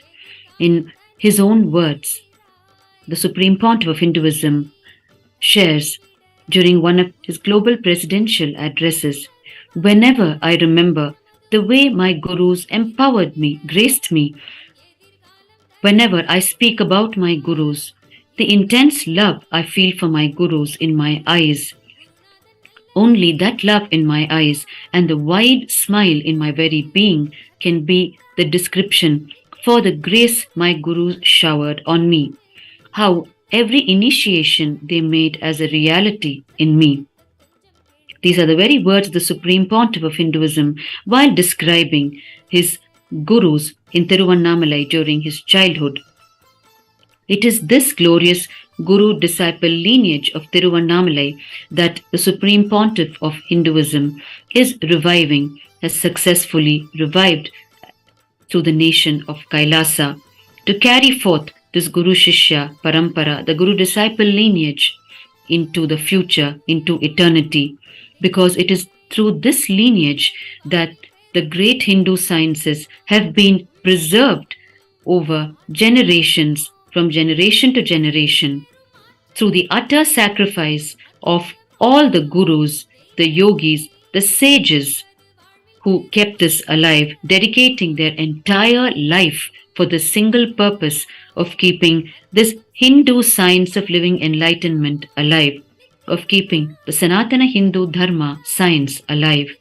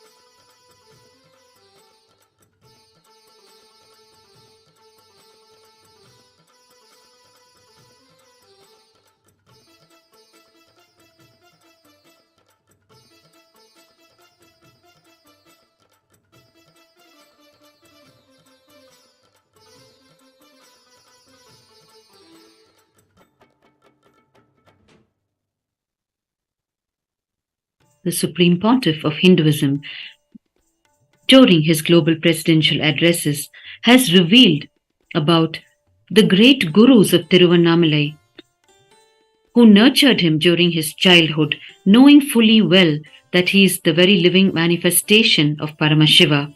In his own words, while revealing about his gurus, starting from Bhagwan Arunagiri Yogeshwara himself, Paramashiva himself, who appeared as his own guru, the Supreme Pontiff has revealed thus: "If you ask me who taught me Siddha, the the whole Siddha tradition, I will say Arunagiri Yogeshwara. He downloaded the whole thing and showed me. But Isakki Swami gave me the practical expertise. In the field, he collected the herbs. He showed me how the Pashana can be done, the Navapashana can be done, or the Aushadhas can be done.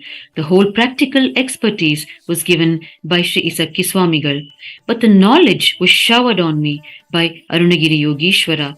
Akashic records were revealed to me by Arunagiri Yogeshwara. But Isakki Swamigal gave me all the practical expertise. Tiruvannamalai is such a beautiful ecosystem where many of these gurus of the different dimensions of Hinduism who have mastered the different dimensions were present. The Supreme Pontiff of Hinduism further reveals the mastery Yogi Yogananda Puri had on yoga. I don't think any other human being can master yoga to that level, where he would just tie the iron steel rods around his chest and he would inhale and exhale and it would simply go to pieces. Mastery of pranayama and yoga. And he has not done this just once, he has done this multiple times in multiple stages. Raghupati Yogi had 43 heart attacks when he was in his deathbed and he did not die. The hospital said, "We can't even understand what is going on in him. He stops his own heart and starts it after half an hour." They literally got frightened, so they sent him home. And after reaching home, he said, "All right, this is the time I am going to leave the body." And he left the body. He is beyond any medical science. He taught me the knowledge of becoming the Kaya Kalpa Dehi, which means when you leave the body, it will not deteriorate. The whole spiritual revelation was done for me by Arunagiri Yogeshwara. By making it a practical expertise was done by Raghupati Yogi in yoga tradition, by Isakki Swamigal in Siddha tradition. I had a very powerful ambience, a beautiful ecosystem in Tiruvannamalai, which I am reproducing with the grace of Paramashiva. I will make it happen. All the great beings, the experts, the masters in each field was available to me. The same way in Vedanta, I cannot even imagine someone beyond Annamalai Swamigal. He can just sit in Nirvikalpa Samadhi, in Sahaja Samadhi forever, in unbroken Sahaja Samadhi. The most powerful, unclutched being I have ever seen is Annamalai Swamigal. Even when his eyes are open, you can look into his eyes and see that he is unclutched. He is in Nirvikalpa Samadhi. Only in his eyes, I realized, anyone can come in front of him. There will not be any expression in his eyes. He will be just seeing, but there will be no reaction from inside. Such a pure Nirvikalpa Samadhi. One side, the great Siddha Isakki Swamigal. The other side, the great Yogi Yogananda Puri. The other side, the great Shakta, the Tantric Acharya, Mata Vibhudananda Puri. And the other side, Annamalai Swamigal. All of these people were completely in sync with one another. Even the Shivacharyas who taught me in the Tiruvannamalai temple, they were all in so much of sync. And Panduranganath, who taught me the whole Shaiva Siddhanta. These are the very words of the Supreme Pontiff of Hinduism while revealing about his great gurus of Tiruvannamalai, who lived in Tiruvannamalai during his childhood and who groomed him in his childhood, knowing fully well that he is the living manifestation of Paramashiva, who is living amongst them as their disciple.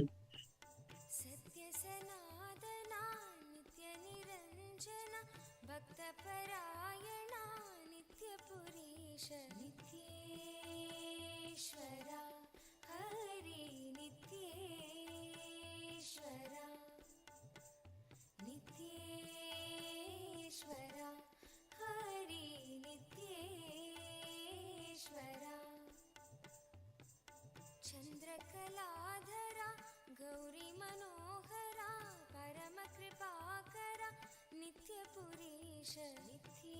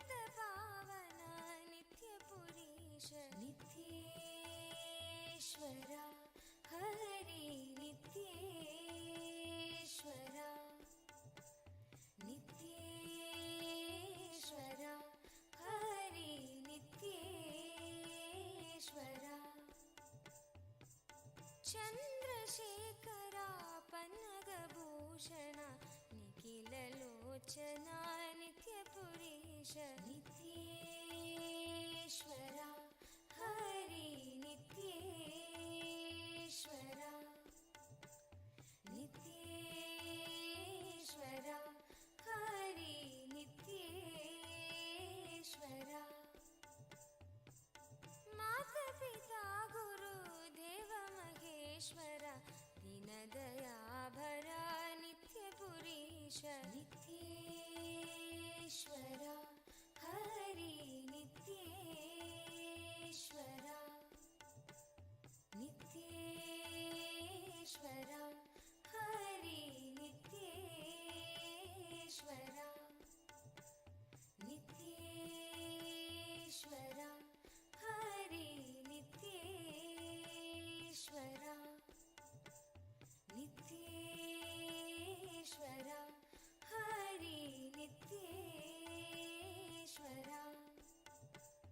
ನಿತ್ಯೇಶ್ವರ ಹರಿ ನಿತ್ಯೇಶ್ವರ.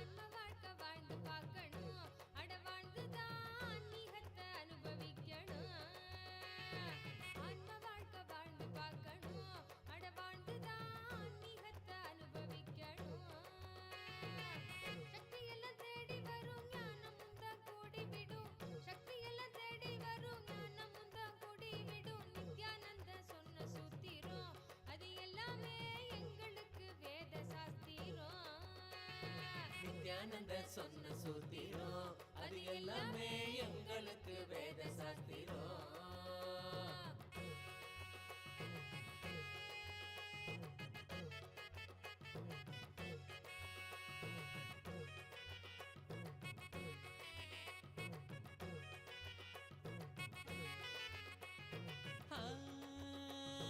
பக்தியுடன் பாடிடும் பிரார்த்தனையும் சோஸ்திரம் நித்யனவன் காலடியில் கொண்டு நம்ம சேர்த்திடும். பக்தியுடன் பாடிடும் பிரார்த்தனையும் சோத்திரம் நித்யனவன் காலடியில் கொண்டு நம்ம சேர்த்திடும்.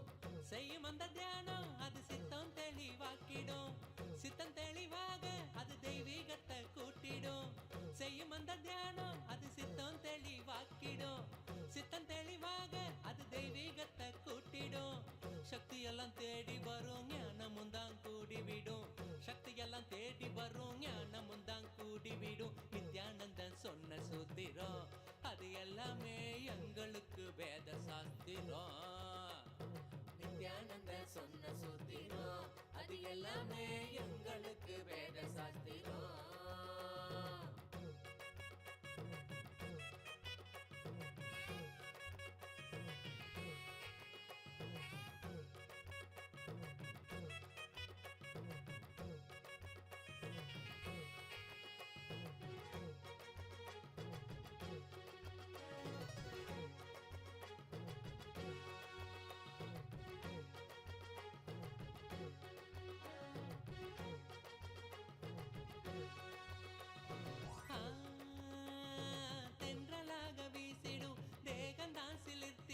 சொந்தமாக்க எண்ணி விட சேர்ந்திடாம ஓடிடும். தென்றலாக வீசிடும் தேகந்தா சிலிர்த்திடும். சொந்தமாக்க எண்ணி விட சேர்த்திடாம ஓடிடும்.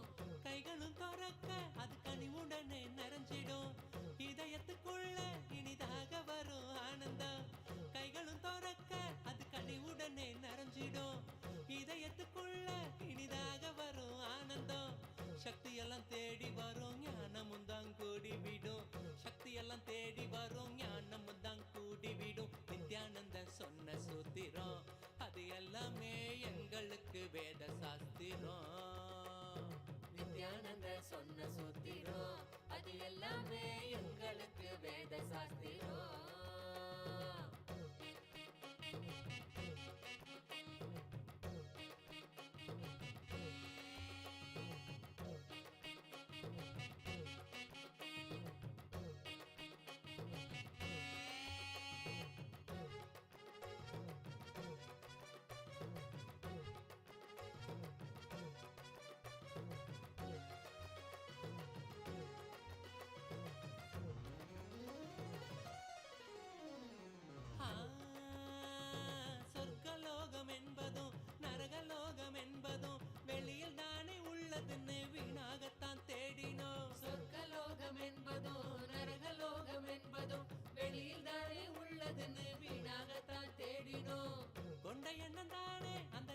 as we continue to watch the Aushadha Annadhan being served from the Kailasas in Tiruvannamalai, from the very parental home of the Supreme Pontiff of Hinduism located on Tiruvudal Street in Tiruvannamalai, as well as from the Kailasa in Tiruvannamalai located on the mountain path in Adi Annamalai.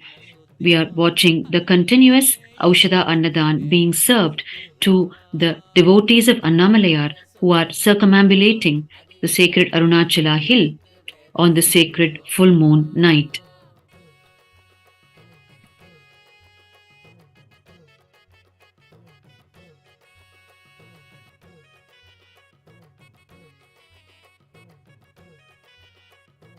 As we are watching this Aushadha Annadhan being served by the Supreme Pontiff of Hinduism to his beloved people of Tiruvannamalai, we recall the very words the Supreme Pontiff of Hinduism about his own life on the planet and the essence of his whole life on the planet, which is the inspiration for the whole of humanity in its path to enlightenment.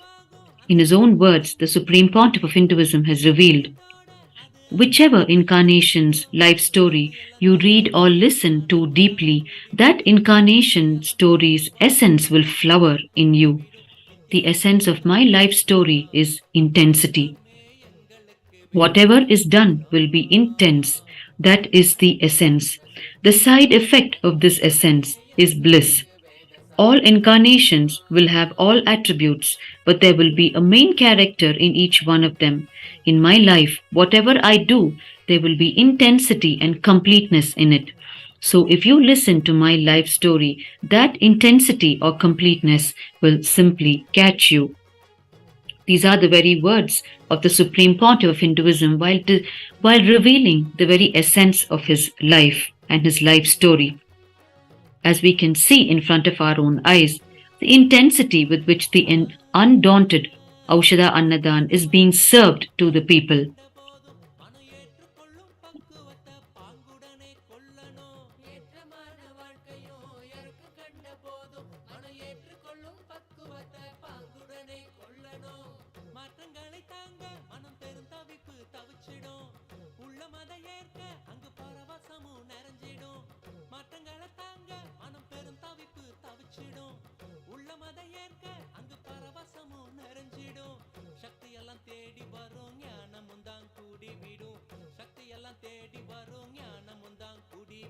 Nithyanandan சொன்ன சூத்திரம் அது எல்லாமே எங்களுக்கு வேத சாஸ்திரம்.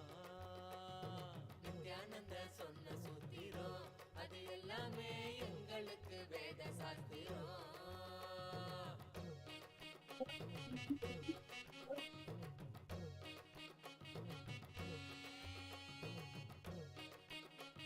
The Supreme Pontiff of Hinduism has revealed that it is Kailasa's supreme aim to serve the religious and spiritual needs of the 2 billion Hindus and the whole of humanity worldwide through micronations, Hindu universities, spiritual embassies, temple monastery complexes and nunneries, food banks, that is the Nithyananda Annamandir and Annalayas, the animal shelters, the Nithyananda Goshalas, and the libraries that carry the sacred Hindu scriptures, the Nithyananda Jnanalayas, and through organic agriculture.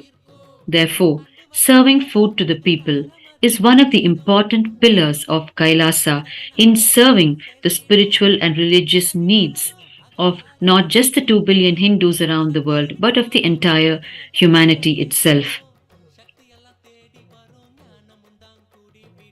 As we can see in front of our own eyes, the continuous marathon Aushadha Annadhan that is being served in 2 locations in Tiruvannamalai on the sacred full moon night.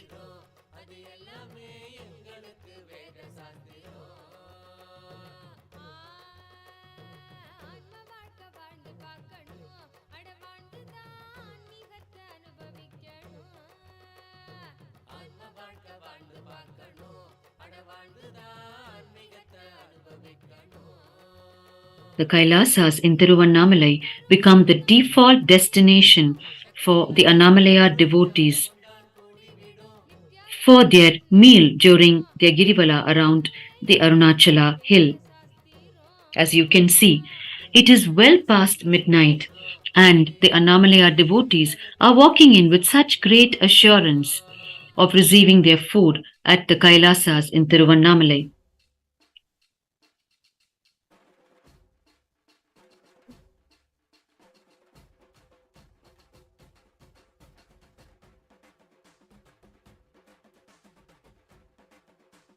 The Supreme Pontiff of Hinduism has explained the deep spiritual context of serving Annadhan, the Aushadha Annadhan in Tiruvannamalai to the devotees of Annamalayar, where he has revealed that every devotee of Annamalayar is in continuous remembrance of Annamalayar as they come around in Girivala, around the sacred Arunachala hill, and therefore Annamalayar resides as their very digestive fire in their stomach. And serving food to them is equivalent to serving food to Annamalayar himself. Such is the deep spiritual context revealed by the Supreme Pontiff of Hinduism in serving this Aushadha Annadhan to the Annamalayar devotees in Tiruvannamalai. And that is the eternal source of inspiration for the Kailasavasis, the dedicated volunteers of Kailasa, the followers of the Supreme Pontiff of Hinduism, in serving this Aushadha Annadhan for over 36 hours non-stop, untiringly. அருள்தாயாய் நித்தேஸ்வரி அவள் தோன்றும் ஸ்வர்ணநாக வாகனம் அதில் தேவி தரிசனம் நித்திய தாயின் திருமுகம் கரை சேரும் வரம் தரும் அன்பாலண்டம் யாவையும் தாங்கும் அருள்தாயாய் நித்தேஸ்வரி அவள் தோன்றும் அன்பாலண்டம் யாவையும் தாங்கும் அருள்தாயாய் நித்தேஸ்வரி அவள் தோன்றும் ஸ்வர்ணநாக வாகனம் அதில் தேவி தரிசனம் நித்திய தாயின் திருமுகம் கரை சேரும் வரம் தரும் அன்பாலண்டம் யாவையும் தாங்கும் அருள்தாயாய் நித்தேஸ்வரி அவள் தோன்றும்.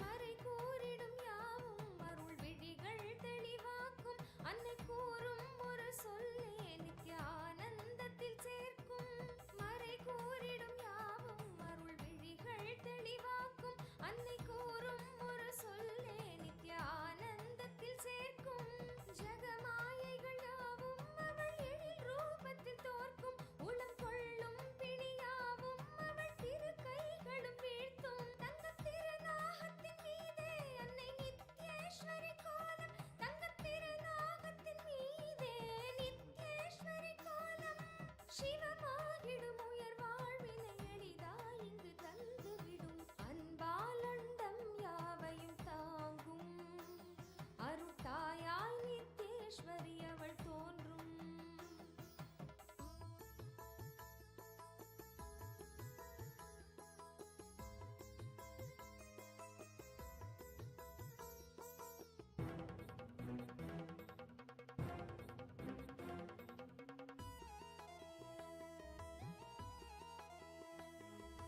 நாகத்தின் மீதந்த தாயவள் தோன்றும் தரிசனம் ஞானத்தின் வேள்வியை செய்திடும் சக்தி தந்திடும் நாகத்தின் மீதந்த தாயவள் தோன்றும் தரிசனம் ஞானத்தின் வேள்வியை செய்திடும் சக்தி தந்திடும் பாத தரிசனம் பரிபூர்ண அருள் தரும் கருணை விழியதால் உயர் வாழ்வும் நிலை பெறும் நாகவாகனத்தில் நித்யேஸ்வரி அவளும் கொண்ட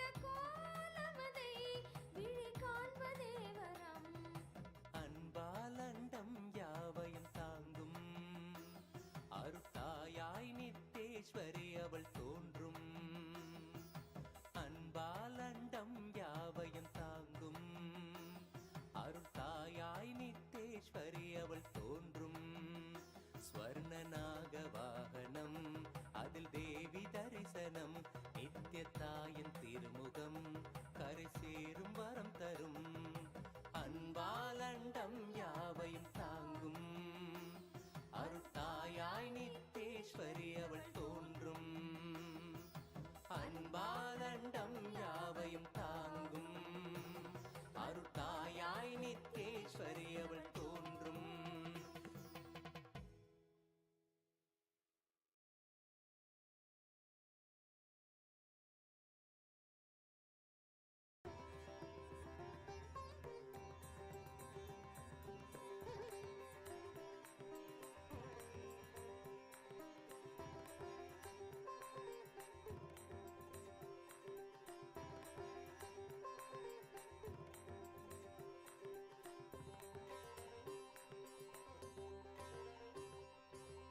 அருள் தரும் திருக்காட்சி நேரம் நித்யன் தோன்றிடும் ஹம்சவாகனம்.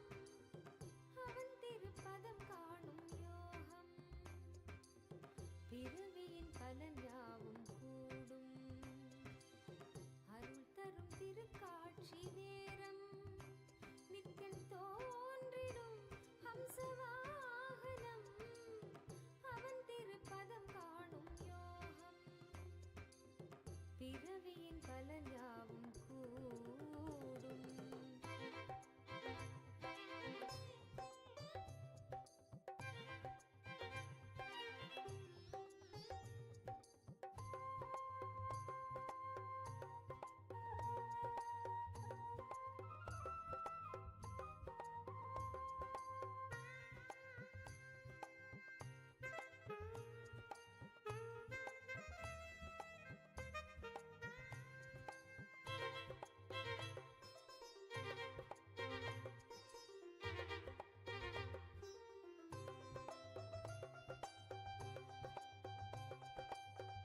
கருணை முகம் கொண்டு ஹம்சத்தின் மீதே குருவின் வடிவாய் நித்யன் தோன்றிடும்.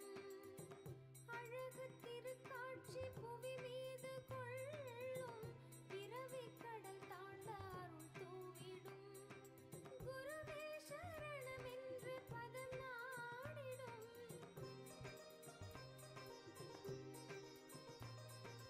முந்திடும் காட்சியை பாடிட வார்த்தைகள் நான் என்று நீ என்று ஓடி வரும். ஆயினும் ஆனந்த காட்சியின் பேரிடில் ஆயிரம் பாக்களை மீறிவிடும். கருணை முகம் கொண்டு ஹம்சத்தின் மீதே குருவின் வடிவாய் நித்யன் தோன்றிடும். அழகு திருக்காட்சி புவி மீது கொள்ளும் பிறவி கடல் தாண்ட அருள் தூவிடும். குருவே சரணமென்று பதம் நாடிடும். மனமும் குருவின் பதத்தில் சரணாகதியாகுது.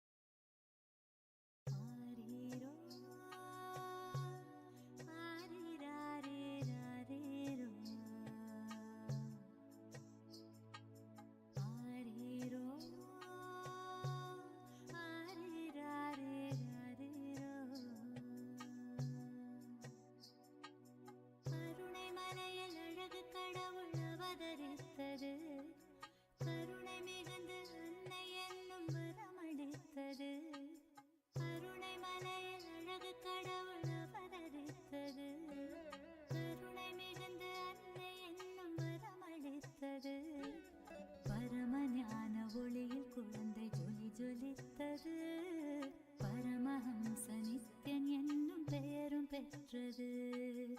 பரமஞான ஒளியில் குழந்தை ஜொலி ஜொலித்தது. பரமஹம்ச நித்யன் என்னும் பெயரும் பெற்றது. கருணை மலையில் அழகு கடவுள் அவதரித்தது.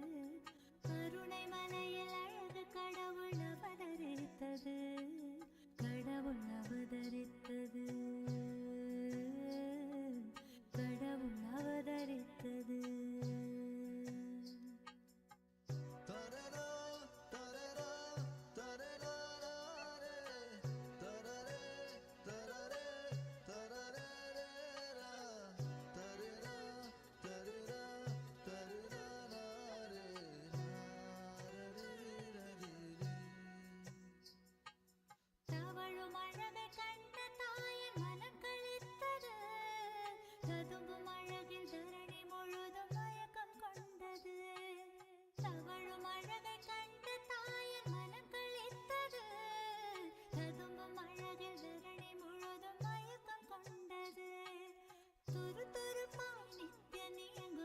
ரசித்தது.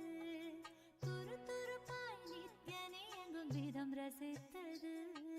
தங்க மகன் நித்யன் தெய்வம் என்றுணர்ந்தது. தங்க மகன் நித்யன் தெய்வம் என்றுணர்ந்தது. கருணை மலையில் அழகு கடவுள் அவதரித்தது. கருணை மலையில் அழகு கடவுள் அவதரித்தது. கடவுள் அவதரித்தது. கடவுள் அவதரித்தது.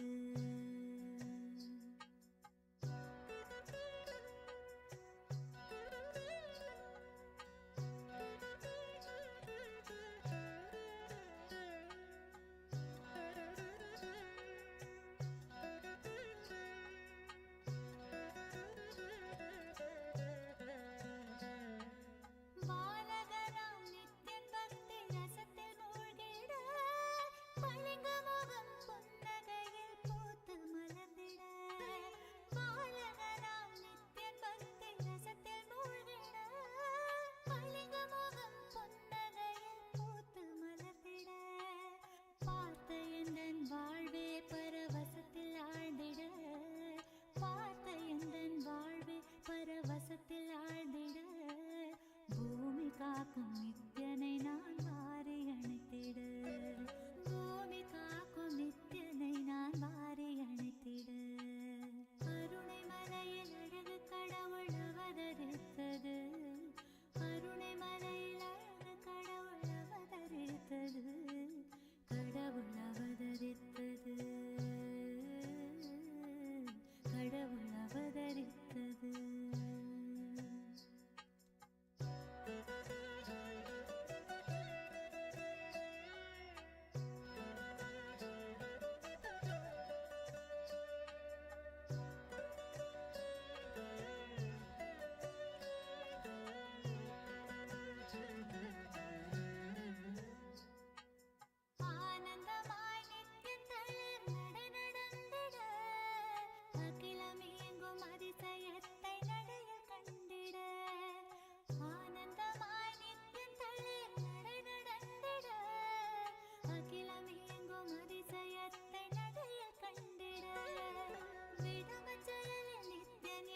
வசியம் செய்திட விடமஞ்சலில் நித்யன் என்னை வசியம் செய்திட. வாழ்வின் வேதம் வேறில்லை என்றே கொண்டாடிட. வாழ்வின் வேதம் வேறில்லை என்றே கொண்டாடிட. அருணை மலையில் அழகு கடவுள் அவதரித்தது. அருணை மலையில் அழகு கடவுள் அவதரித்தது. கடவுள் அவதரித்தது. கடவுள் அவதரித்தது.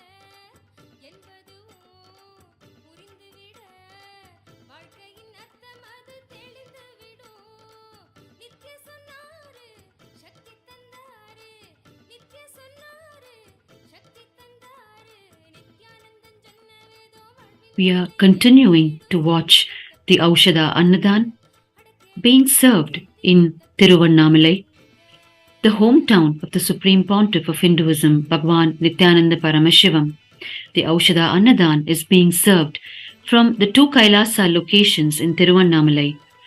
One from the very parental home of the Supreme Pontiff of Hinduism, which has recently been legally acquired by Kailasa, and second from the Kailasa and Tiruvannamalai, established by the Supreme Pontiff of Hinduism on the very mountain path around the sacred Arunachala hill.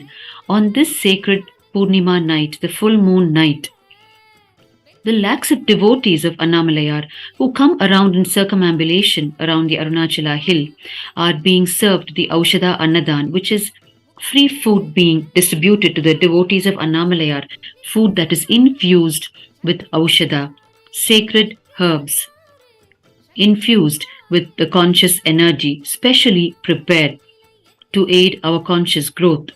That is the Aushadha Annadhan that is being served continuously to the Annamalayar devotees.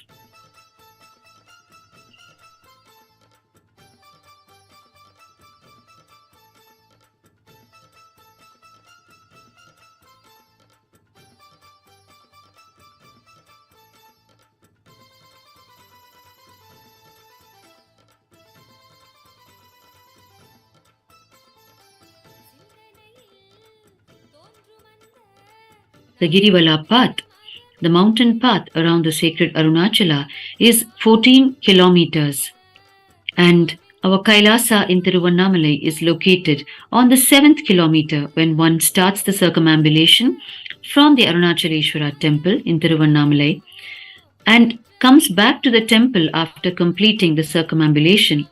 On this mountain path, exactly midway on the 7th kilometer is located our Kailasa in Tiruvannamalai. This Kailasa campus, the Supreme Pontiff of Hinduism, inaugurated on the 19th of April 2008. And since then, this Kailasa has been undauntedly serving the people of Tiruvannamalai and the devotees of Annamalayar who enter Tiruvannamalai on all such auspicious occasions.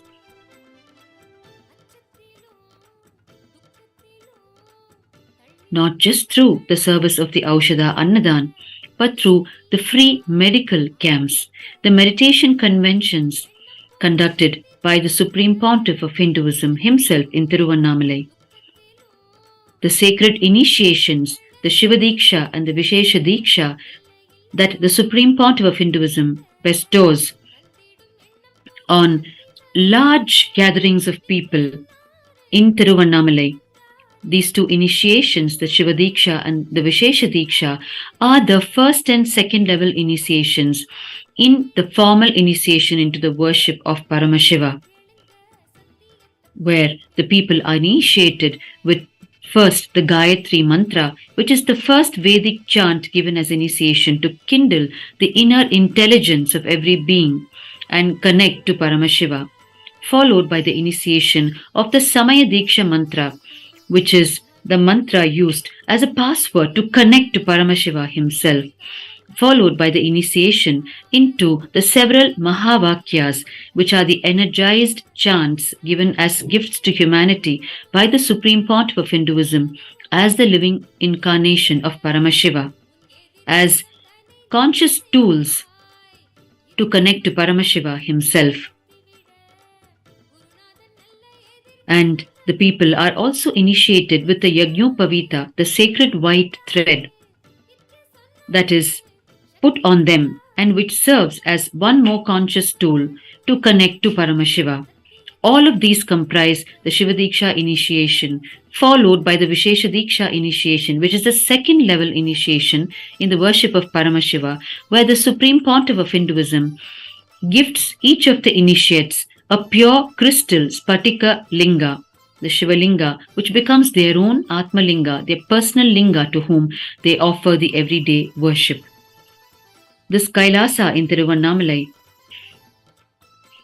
is the place from where the Supreme Pontiff of Hinduism initiates lakhs of people through the Shiva Diksha, through the Vishesha Diksha, through the en mass Kalpataru meditation conventions, and the en mass Purnima discourses, where during the full moon nights, the Supreme Pontiff of Hinduism has made himself available in this Kailasa campus in Tiruvannamalai and delivered his message to the people, to the lakhs of people who convene in this Kailasa campus on the full moon night, following which the Supreme Pontiff of Hinduism gives individual blessings to the huge gathering of the people.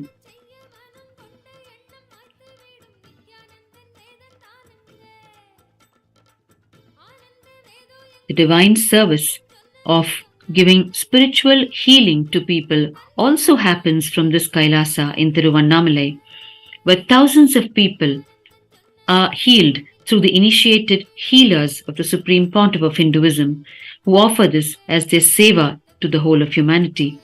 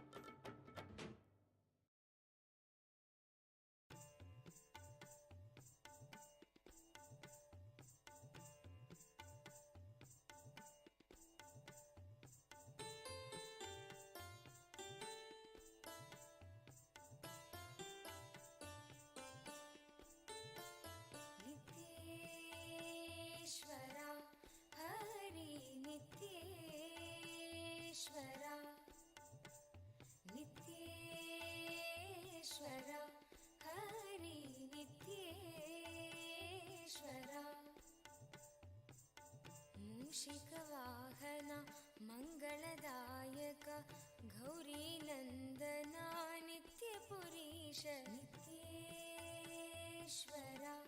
Hari नित्येश्वर नित्येश्वर Hari नित्येश्वर मुक्तिप्रदायक विघ्नविनाशक सिद्धिविनायक नित्यपुरीश नित्येश्वर हरि नित्येश्वर नित्येश्वर हरि नित्येश्वर गंगाधर हर हे परमेश्वर जय जगदीश्वर नित्यपुरीश नित्येश्वर हरि नित्येश्वर नित्येश्वर हरि नित्येश्वर शिव शक्तीश्वर श्रीशैलेश्वर शंभो शंकर नित्यपुरीश नित्येश्वर हरि नित्येश्वर नित्येश्वर हरि नित्येश्वर ಮಾಧವ ಮುರಹರ ಮಧುರ ಮನೋಹರ ಗಿರಿಧರ ನಾಗರ ನಿತ್ಯ ಪುರೀಶ ನಿತ್ಯೇಶ್ವರ ಹರಿ ನಿತ್ಯೇಶ್ವರ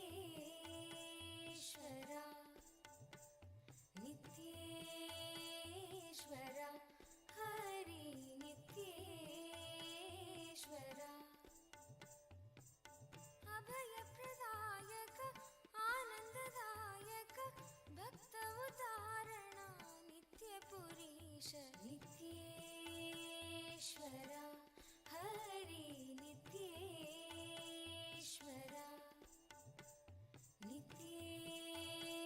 ನಿತ್ಯೇಶ್ವರ ಹರಿ ನಿತ್ಯೇಶ್ವರ ಬನ್ಸಿಧರ ಹರ ಶ್ಯಾಮ ಸುಂದರ ನಾಚೆ ನಟವರ ನಿತ್ಯ ಪುರೀಶ ನಿತ್ಯೇಶ್ವರ ಹರಿ ನಿತ್ಯೇಶ್ವರ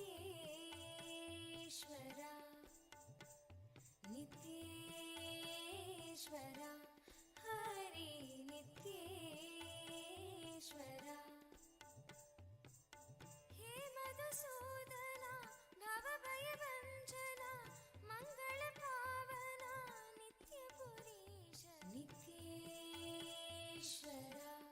ಹರಿ ನಿತ್ಯೇಶ್ವರ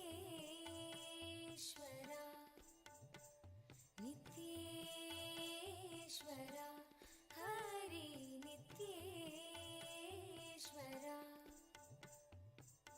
ನರ್ದನ ಸುಂದರ ನಟನ ಮನೋಹರ ಕರುಣ ಸಾಗರ ನಿತ್ಯ ಪುರೀಶ ನಿತ್ಯೇಶ್ವರ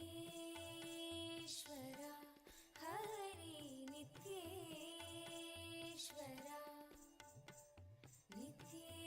ನಿತ್ಯೇಶ್ವರ ಹರಿ ನಿತ್ಯೇಶ್ವರ ಜಗದೋಧಾರಣ ಕೃಷ್ಣ ಜನಾರ್ದನ ಪರಮದಯಾಗನ ನಿತ್ಯ ಪುರೀಶ ನಿತ್ಯೇಶ್ವರ ಹರಿ ನಿತ್ಯೇಶ್ವರ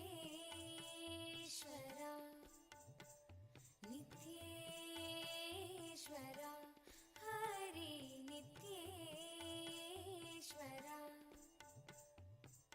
ಸತ್ಯ ಸನಾತನ ನಿತ್ಯ ನಿರಂಜನ ಭಕ್ತ ಪರಾಯಣ ನಿತ್ಯ ಪುರೀಶ ನಿತ್ಯೇಶ್ವರ ಹರಿ ನಿತ್ಯೇಶ್ವರ ನಿತ್ಯೇಶ್ವರ ಹರಿ ನಿತ್ಯೇಶ್ವರ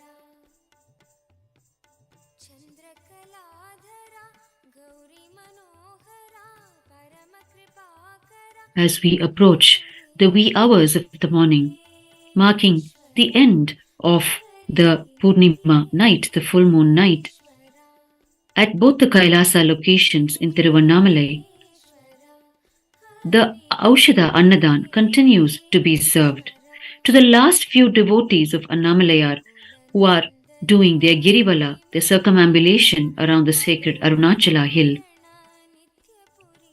Up until the very last devotee of Annamalayar completes the circumambulation, the Aushadha Annadhan will be served at both the Kailasas.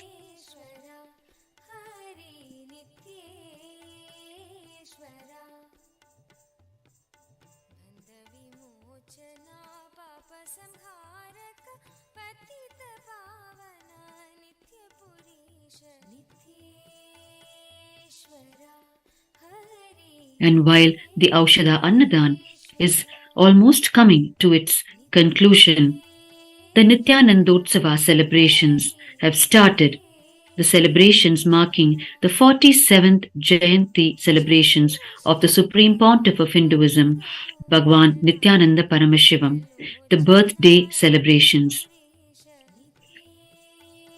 On the 5th of January is the actual birth date, anniversary of the Supreme Pontiff of Hinduism, marking the commencement of his 47th year on the planet in the human domain. Celebrations for which have already commenced, and very shortly we will be witnessing the auspicious Dwajarohana, the flag hoisting ceremony marking the official commencement of Nithyanandotsava.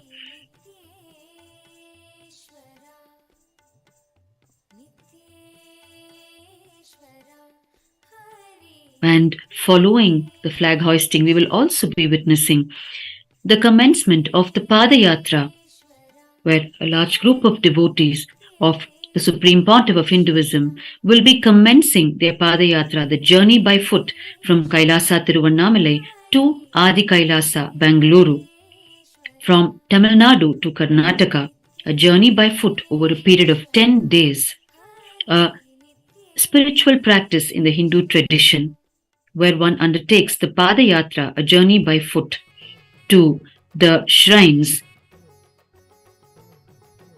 And this group of devotees would be carrying with them the Gurumudi, which is an offering of a handful of rice and coconut, symbolizing one's own karma as well as one's own ego, which they would surrender at the feet of Paramashiva, the living incarnation of Paramashiva, at the holy feet of Bhagwan himself in Adi Kailasa, Bangalore, when they reach just the day before the birth star celebrations of Bhagwan, which will happen on the 5th of January.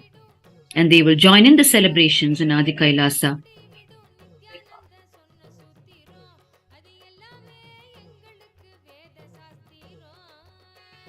Nityananda சொன்ன சூத்திரம் அது எல்லாமே எங்களுக்கு வேத சாஸ்திரம்.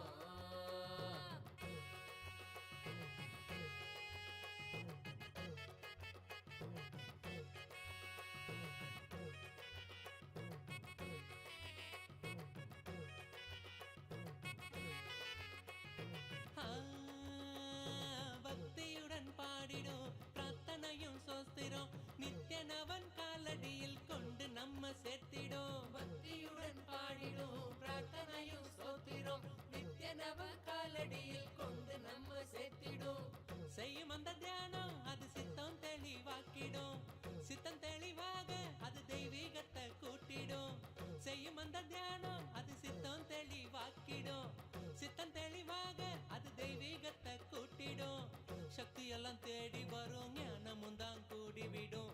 சக்தி எல்லாம் தேடி வரும் ஞானமும் தான் கூடிவிடும். நித்யானந்தன் சொன்ன சூத்திரம் அது எல்லாமே எங்களுக்கு வேத சாஸ்திரம். நித்யானந்தன் சொன்ன சூத்திரம் அது எல்லாமே எங்களுக்கு வேத சாஸ்திரம்.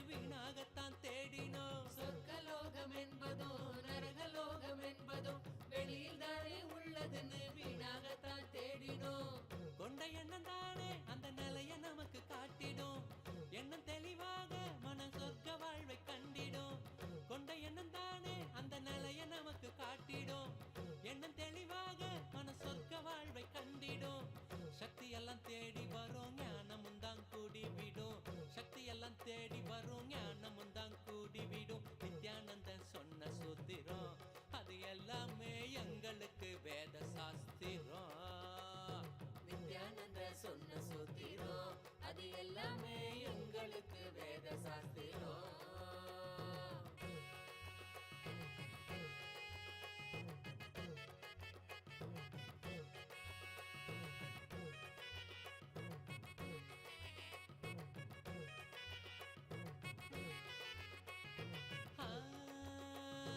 வளருகின்ற எண்ணமோ வாழ்வ சோகமாக்கிடும், ஆழ்ந்து செயல் செய்ய அது மாயமா மறைஞ்சிடும். வளருகின்ற எண்ணமோ வாழ்வ சோகமாக்கிடும், ஆழ்ந்து செயல் செய்ய அது மாயமா மறைஞ்சிடும். உருவாகும் அந்த சக்தி என்ன செஞ்சிடும், என்ன மாறினாலும் அது ஆன்மீகத்தில் சேர்ந்திடும். உருவாகும் அந்த சக்தி தன்னை The devotees of Annamalayar continue to walk into Kailasa and Tiruvannamalai, the Nithyananda Jenma Bhoomi, the parental home of the Supreme Pontiff of Hinduism, located in Tiruvudal Street in Tiruvannamalai, from where the Aushadha Annadhan is being served. The devotees walk in on their Girivala path, on their circumambulation around Arunachala, to have their meal from Kailasa in Tiruvannamalai. The Aushadha Annadhan is happening in two locations. One, from the very parental home of the Supreme Pontiff of Hinduism on Tiruvudal Street, and second, from the Kailasa Tiruvannamalai established by the Supreme Pontiff of Hinduism on the very mountain path in Adi Annamalai.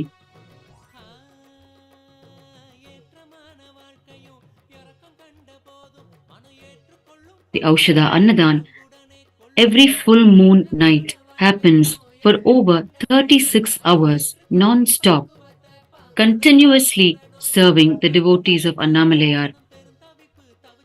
As per the vision of the Supreme Pontiff of Hinduism, in serving his people of Tiruvannamalai as the very living manifestation of Paramashiva.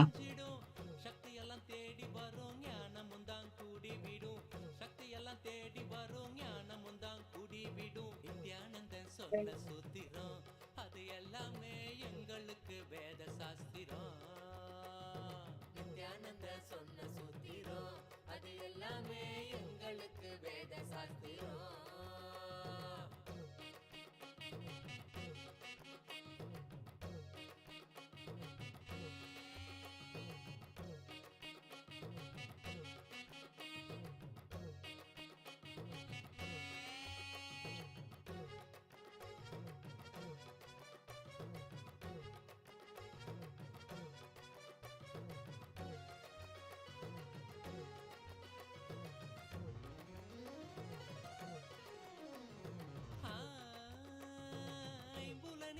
ஆளுமை துன்பத்தையே சேர்க்கும், குரு நித்யனனை நம்பு அது ஆனந்தத்தை ஈர்க்கும்.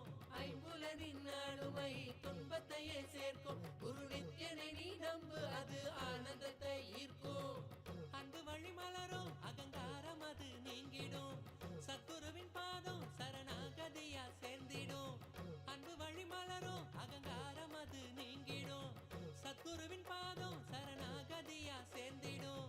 சக்தி எல்லாம் தேடி வரும் ஞானமும் தான் கூடிவிடும், சக்தி எல்லாம் தேடி வரும் ஞானமும் தான் கூடிவிடும். நித்யானந்தன் சொன்ன சூத்திரம், அது எல்லாமே எங்களுக்கு வேத சாஸ்திரம்.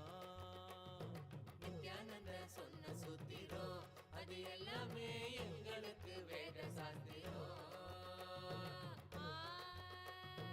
ஆன்ம வாழ்க்கை வாழ்ந்து பார்க்கணும், அட வாழ்ந்துதான் ஆன்மீகத்தை அனுபவிக்கணும். ஆன்ம வாழ்க்கை வாழ்ந்து பார்க்கணும், அட வாழ்ந்துதான் ஆன்மீகத்தை அனுபவிக்கணும். சக்தி எல்லாம் தேடி வரும் ஞானமும் தான் கூடிவிடும், சக்தி எல்லாம் தேடி வரும் ஞானமும் தான் கூடிவிடும். நித்யானந்த சொன்ன சூத்திரம், அது எல்லாமே எங்களுக்கு வேத சாஸ்திரம். நித்யானந்த சொன்ன சூத்திரம், அது எல்லாமே எங்களுக்கு வேத சாஸ்திரம்.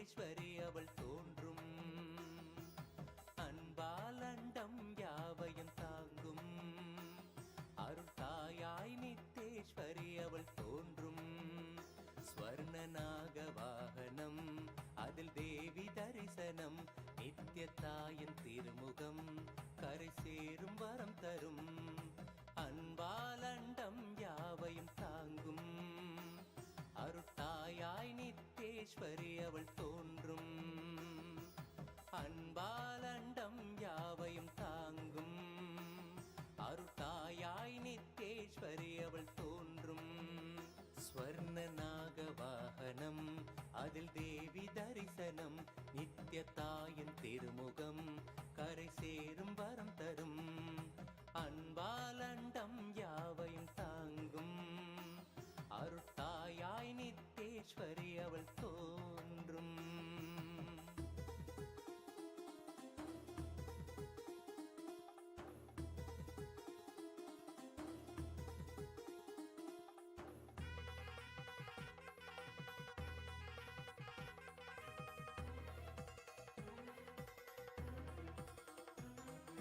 மறை கூறிடும் யாவும் அருள் விழிகள் தெளிவாக்கும் அன்னை கூறும் ஒரு சொல்லே நித்யானந்தத்தில் சேர்க்கும் மறை கூறிடும் யாவும் அருள் விழிகள் தெளிவாக்கும் அன்னை கூறும் ஒரு சொல்லே நித்யானந்தத்தில் சேர்க்கும் ஜகமாயைகள் யாவும் அவள் எழில் ரூபத்தில் தோற்கும் உளம் கொள்ளும் பிணியாவும் அவள் திரு கைகளும் வீழ்த்தும் தங்கத் திருநாகத்தின் மீதே அன்னை நித்யேஸ்வரி கோலம் தங்கத் திருநாகத்தின் மீதே நித்யேஸ்வரி கோலம் சிவமாகிடும் உயர் வாழ்வினை எளிதாய் இங்கு தந்துவிடும் அன்பாலண்டம் யாவையும் தாங்கும் அருட்தாயாய் நித்யேஸ்வரி அவள் தோன்றும்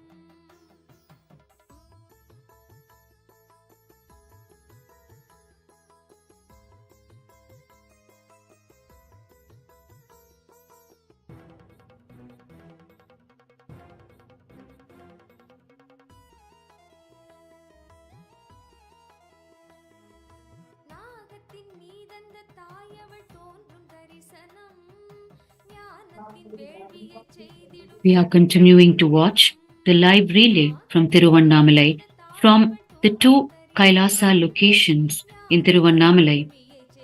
One, the very parental home of the Supreme Pontiff of Hinduism, Bhagwan Nithyananda Paramashivam.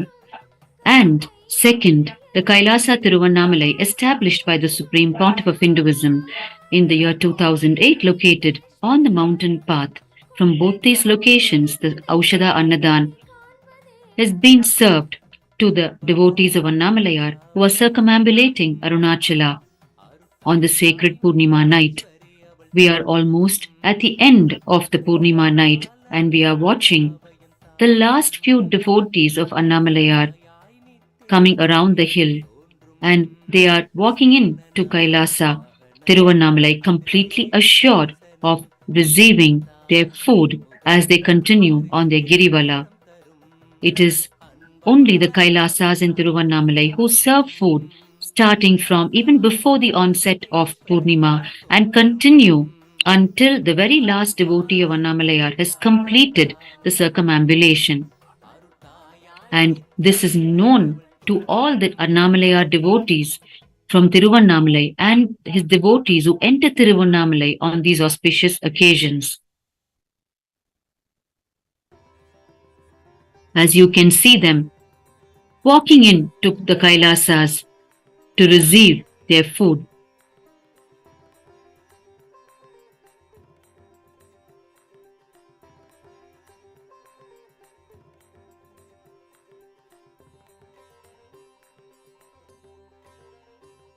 It is the divine vision of the Supreme Pontiff of Hinduism never to leave a stomach hungry in want of food and to always take care of the basic needs of the people wherever the Kailasas are located.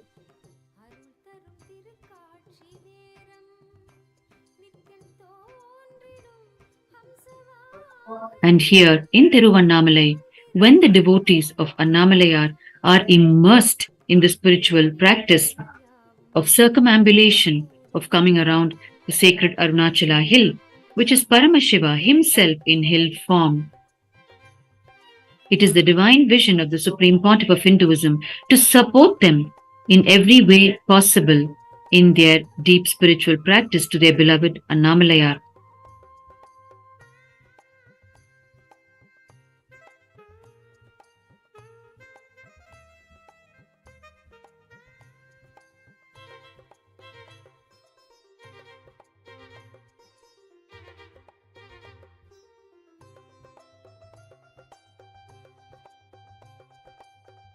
கருணை முகம் கொண்டு ஹம்சத்தின் மீதே குருவின் வடிவாய் நித்யன் தோன்றிடும் அழகு திருக்காட்சி புவி மீது கொள்ளும் பிறவி கடல் தாண்ட அருள் தூவிடும் குருவே சரணமென்று பதம் நாடிடும்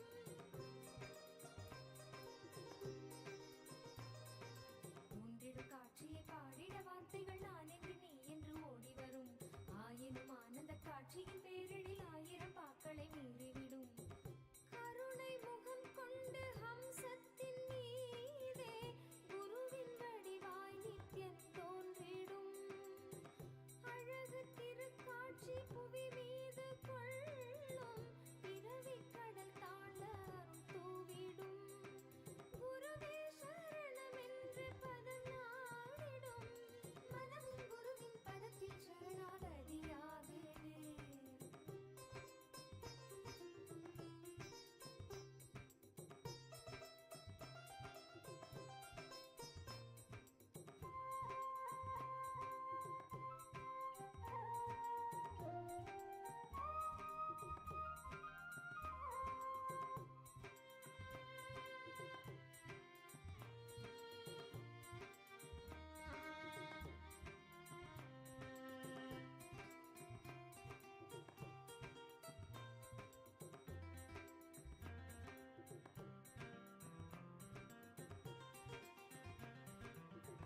கருணை முகம் கொண்டு ஹம்சத்தின் மீதே குருவின் வடிவாய் நித்யன் தோன்றிடும் அழகு திருக்காட்சி புவி மீது கொள்ளும் பிறவி கடல் தாண்ட அருள் தூவிடும் குருவே சரணமென்று பதம் நாடிடும்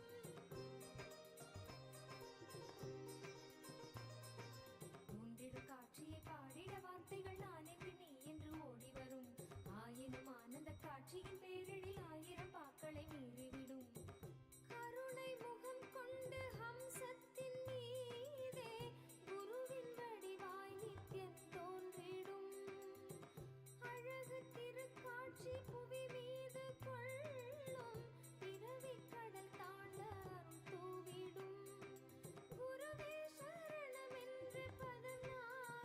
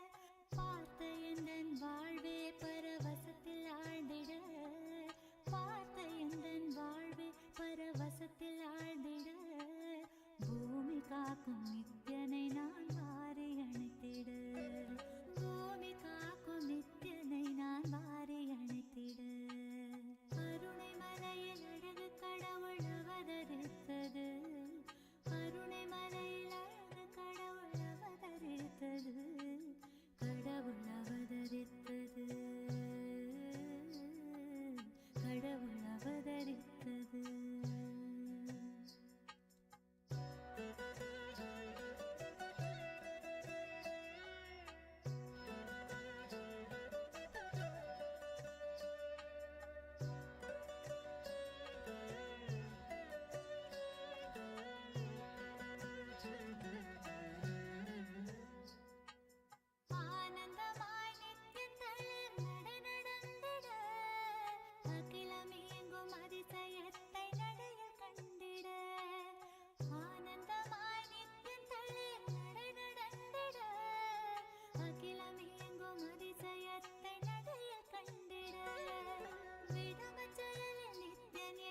வசியம் செய்திட, விடமச்செயலில் நித்யன் என்னை வசியம் செய்திட, வாழ்வின் வேதம் வேறில்லை என்றே கொண்டாடிட, வாழ்வின் வேதம் வேறில்லை என்றே கொண்டாடிட, கருணை மலையில் அழகு கடவுள் அவதரித்தது, கருணை மலையில் அழகு கடவுள் அவதரித்தது, கடவுள் அவதரித்தது,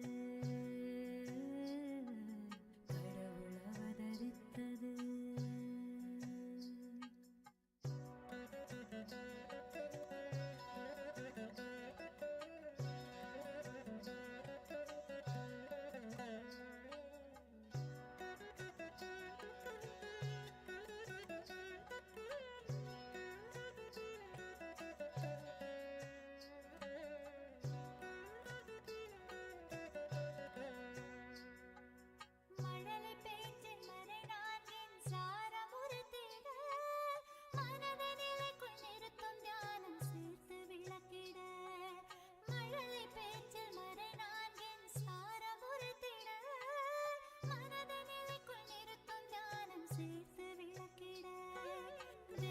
கருத்தில் அன்னை எந்தன் மதிமயங்கிட, தெய்வ கருத்தில் அன்னை எந்தன் மதிமயங்கிட, கடல்கள் பற்றி ஆனந்தமாய் சரணடைந்திட, கடல்கள் பற்றி ஆனந்தமாய் சரணடைந்திட, கருணை மலையில் அழகு கடவுள் அவதரித்தது, கருணை மிகுந்த அன்னை என்னும் வரமளித்தது, கருணை மலையில் அழகு கடவுள் அவதரித்தது, கருணை மிகுந்த அன்னை என்னும் வரமளித்தது, பரம ஞான ஒளியில் குழந்தை ஜொலி ஜொலித்தது, பரமஹம்ச நித்யன் என்னும் பெயரும் பெற்றது, பரம ஞான ஒளியில் குழந்தை ஜொலி ஜொலித்தது, பரமஹம்ச நித்யன் என்னும் பெயரும் பெற்றது. ஆரீரோ ஆரீராரீராரீரோ, ஆரீரோ ஆரீராரீராரீரோ,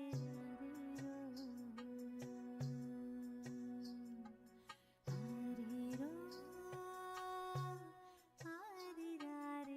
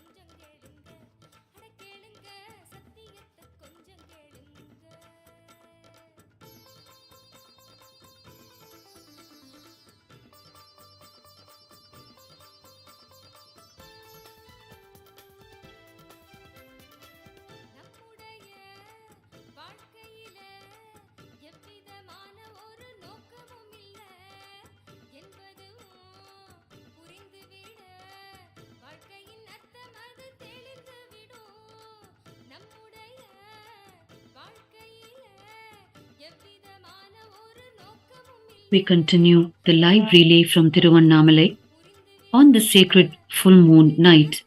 We have now entered the wee hours of the morning, and the devotees of Annamalayar continue to walk in to Kailasa Tiruvannamalai, the Sri Nithyananda Jenma Bhoomi, the parental home of the Supreme Pontiff of Hinduism, Bhagwan Nithyananda Paramashivam, from where the Aushadha Annadhan, blessed and energized by the Supreme Pontiff of Hinduism, is being served to the devotees of Annamalayar who are coming around in Girivala, in circumambulation around the Arunachala hill.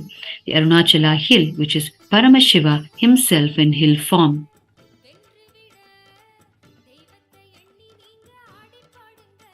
In this wee hours of the morning of the full moon night, which is coming to a closure, it is only Kailasa in Tiruvannamalai that continues to serve food to the devotees of Annamalayar, and therefore the Kailasas in Tiruvannamalai become the default destination for these devotees of Annamalayar, who are completely assured that they can walk in any time and receive the Aushadha Annadhan.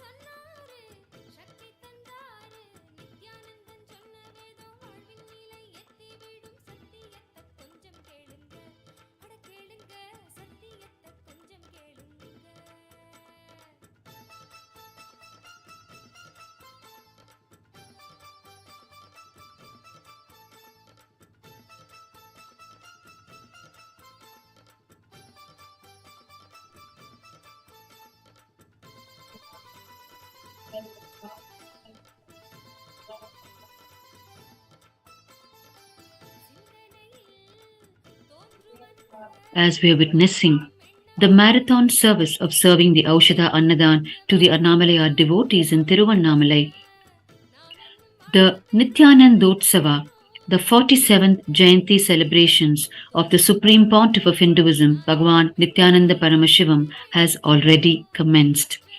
The celebrations of the commencement of the 47th year of the Supreme Pontiff of Hinduism on the planet, the 47th birthday celebrations.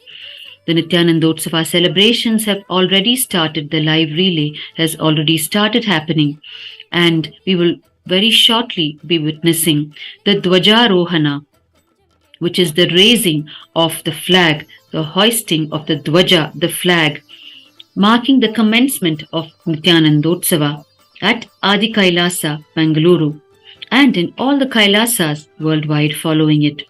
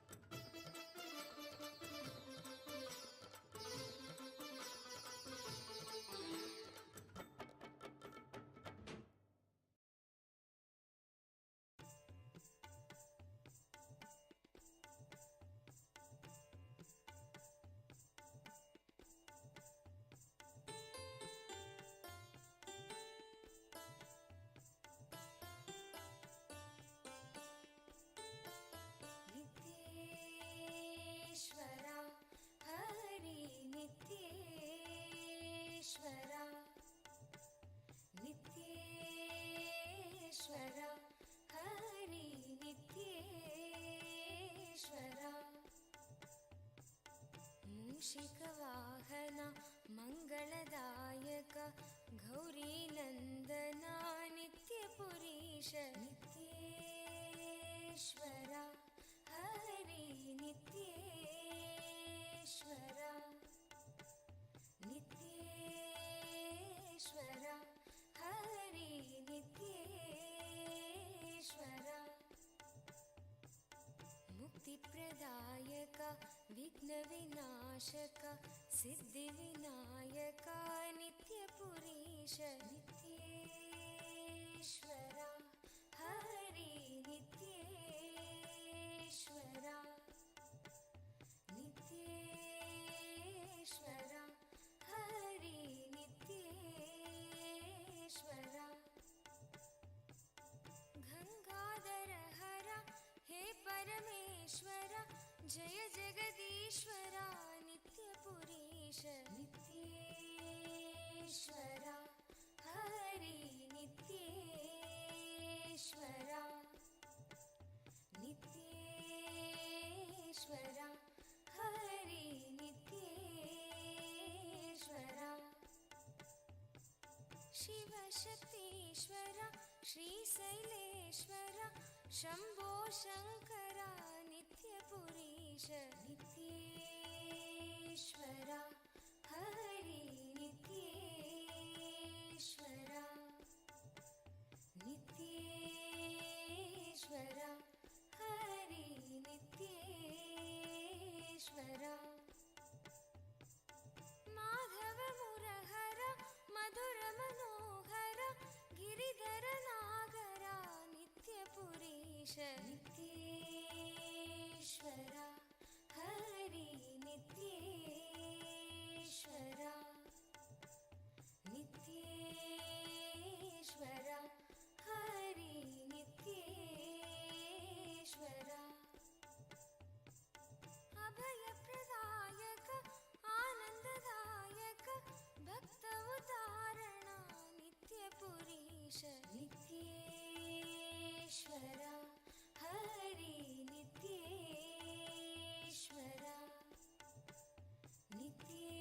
नित्येश्वर Hari नित्येश्वर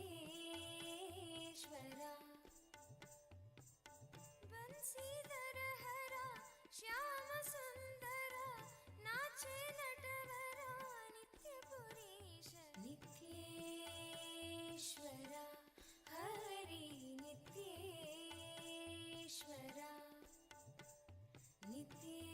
नित्येश्वर Hari नित्येश्वर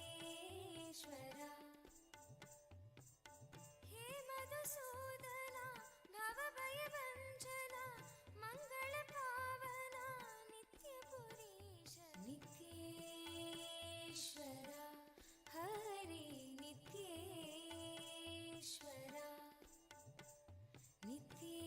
नित्येश्वर Hari नित्येश्वर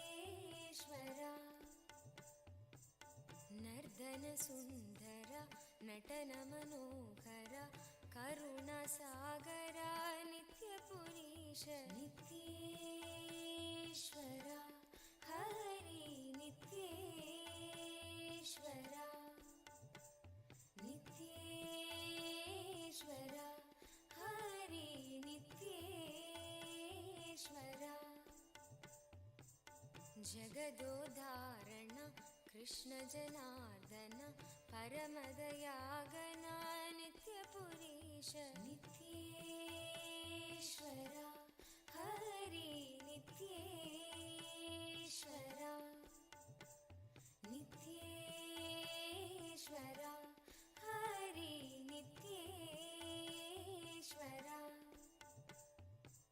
सत्य सनातना नित्य निरंजन भक्तपरायण नित्यपुरीश नित्येश्वर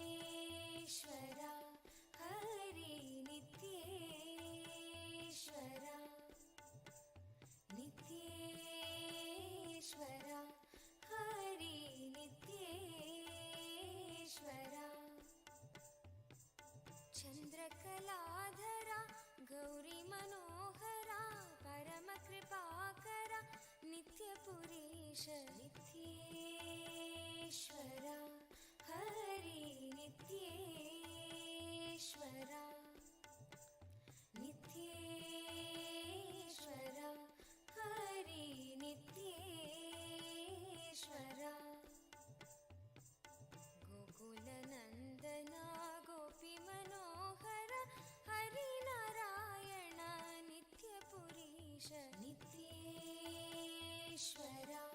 हरि नित्येश्वरा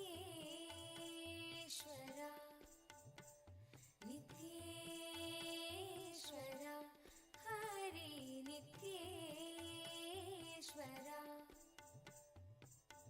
बन्धविमोचना पापसंहारक पतितपावना नित्यपुरीश नित्येश्वरा हरि नित्येश्वरा नित्येश्वरा हरि नित्येश्वरा चन्द्रशेखरा पन्नगभूषण निखिललोचना नित्यपुरीश नित्येश्वरा हरि नित्येश्वरा नित्येश्वरा हरि नित्येश्वरा मातापिता गुरुदेव महेश्वर दीनदयाभर नित्यपुरीश नित्येश्वरा हरि नित्येश्वरा नित्येश्वरा हरि नित्येश्वरा नित्येश्वरा हरि नित्येश्वरा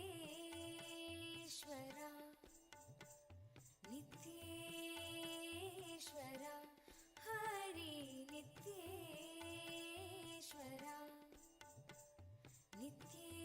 नित्येश्वरा हरि नित्येश्वरा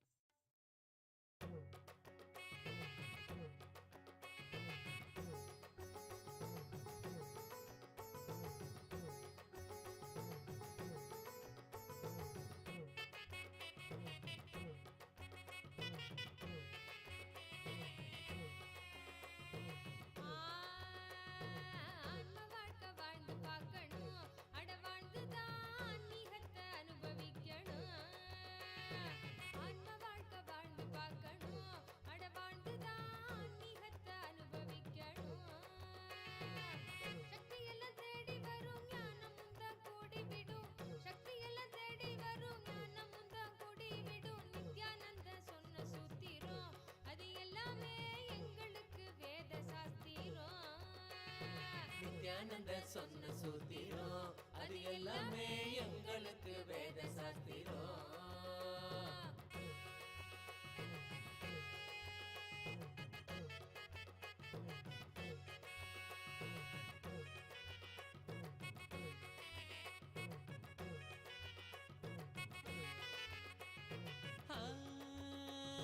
பக்தியுடன் பாடிடும் பிரார்த்தனையும் சோஸ்திரம் நித்யனவன் காலடியில் கொண்டு நம்ம சேர்த்திடும். பக்தியுடன் பாடிடும் பிரார்த்தனையும் சோத்திரம் நித்யனவன் காலடியில் கொண்டு நம்ம சேர்த்திடும். செய்யும் அந்த தியானம் அது சித்தம் தெளிவாக்கிடும். சித்தம் தெளிவாக அது தெய்வீகத்தை கூட்டிடும். செய்யும் அந்த தியானம் அது சித்தம் தெளிவாக்கிடும். சித்தம் தெளிவாக அது தெய்வீகத்தை கூட்டிடும். சக்தி எல்லாம் தேடி வரும் ஞானமும் தான் கூடிவிடும். சக்தி எல்லாம் தேடி வரும் ஞானமும் தான் கூடிவிடும். நித்யானந்தன் சொன்ன சூத்திரம் அது எல்லாமே எங்களுக்கு வேத சாஸ்திரம். நித்யானந்தன் சொன்ன சூத்திரம் அது எல்லாமே எங்களுக்கு வேத சாஸ்திரம்.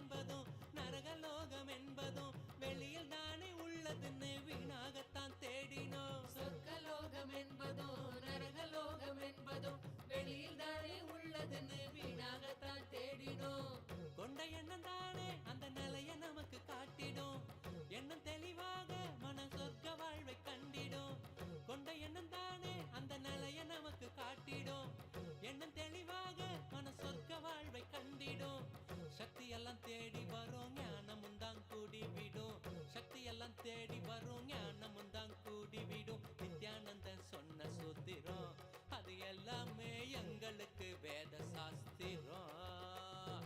நித்யானந்த சொன்ன சூத்திரம் அது எல்லாமே எங்களுக்கு வேத சாஸ்திரம்.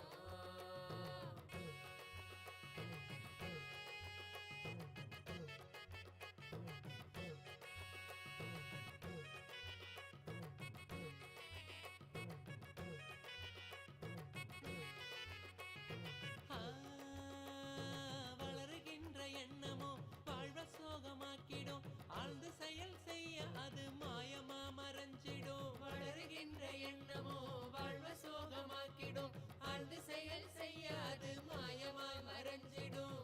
மீண்டும் உருவாகும் அந்த சக்தி தன்னை தீர்த்திடும், என்ன மறைந்தோட அது ஆன்மீகத்தில் சேர்த்திடும். மீண்டும் உருவாகும் அந்த சக்தி தன்னை தீர்த்திடும், என்ன மறைந்தோட அது ஆன்மீகத்தில் சேர்த்திடும்.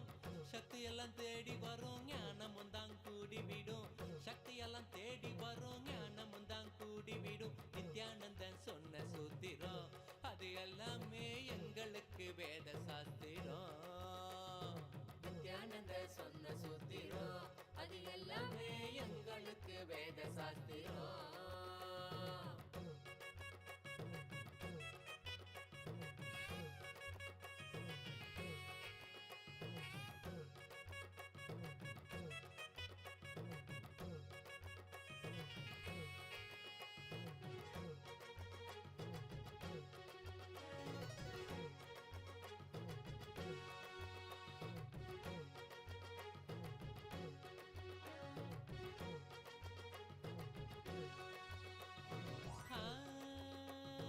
ஏற்றமான வாழ்க்கையும் இறக்கம் கண்ட போதும் மனம் ஏற்றுக்கொள்ளும் பக்குவத்தை பாங்குடனே கொள்ளணும். ஏற்றமான வாழ்க்கையும் இறக்கம் கண்ட போதும் மனம் ஏற்றுக்கொள்ளும் பக்குவத்தை பாங்குடனே கொள்ளணும்.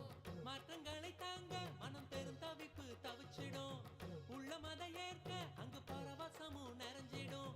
மாற்றங்களை தாங்க மனம் பெரும் தவிப்பு தவிச்சிடும், உள்ள மத ஏற்க அங்கு பரவசமும் நிறைஞ்சிடும்.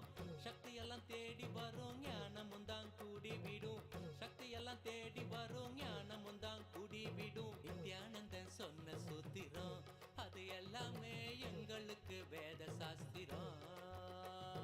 நித்யானந்த சொன்ன சூத்திரம் அது எல்லாமே எங்களுக்கு வேத சாஸ்திரம்.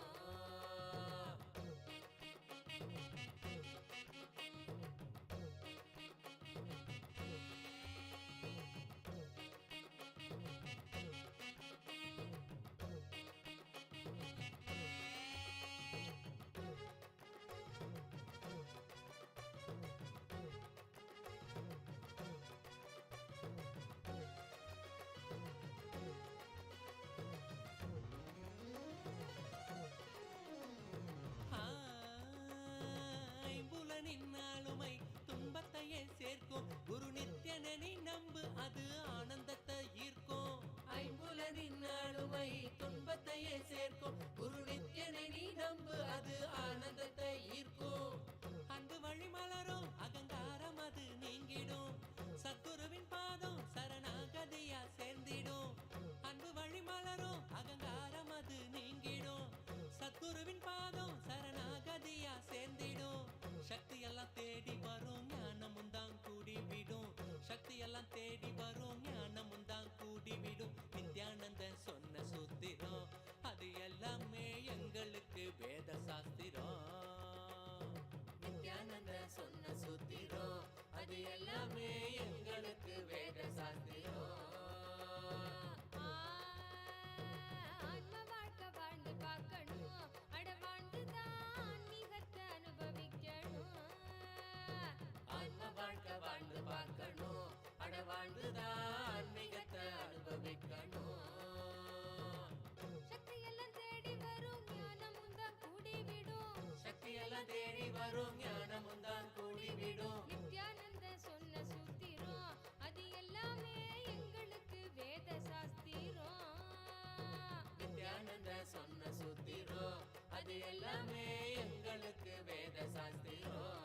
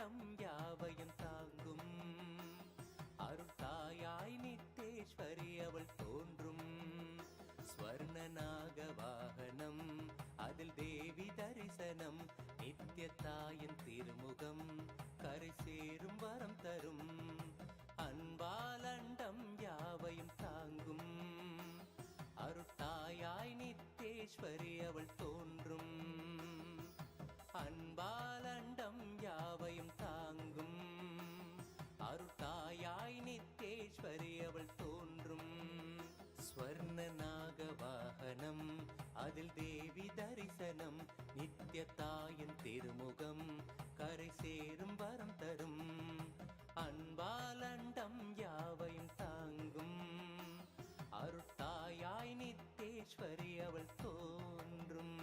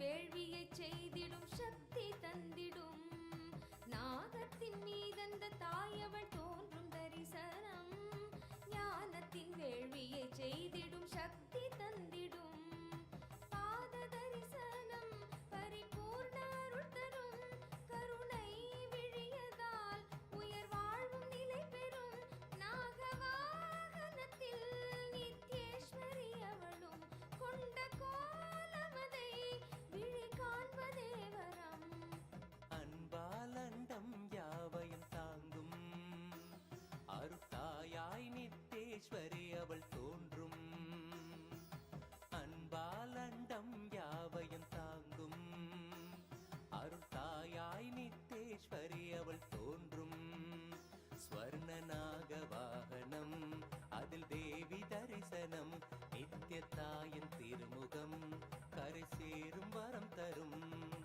அன்பாலண்டம் யாவையும் தாங்கும் அருட்டாயாய் நித்தேஸ்வரி அவள் தோன்றும் அன்பாலண்டம் யாவையும் தாங்கும் அருட்டாயாய் நித்தேஸ்வரி அவள் தோன்றும்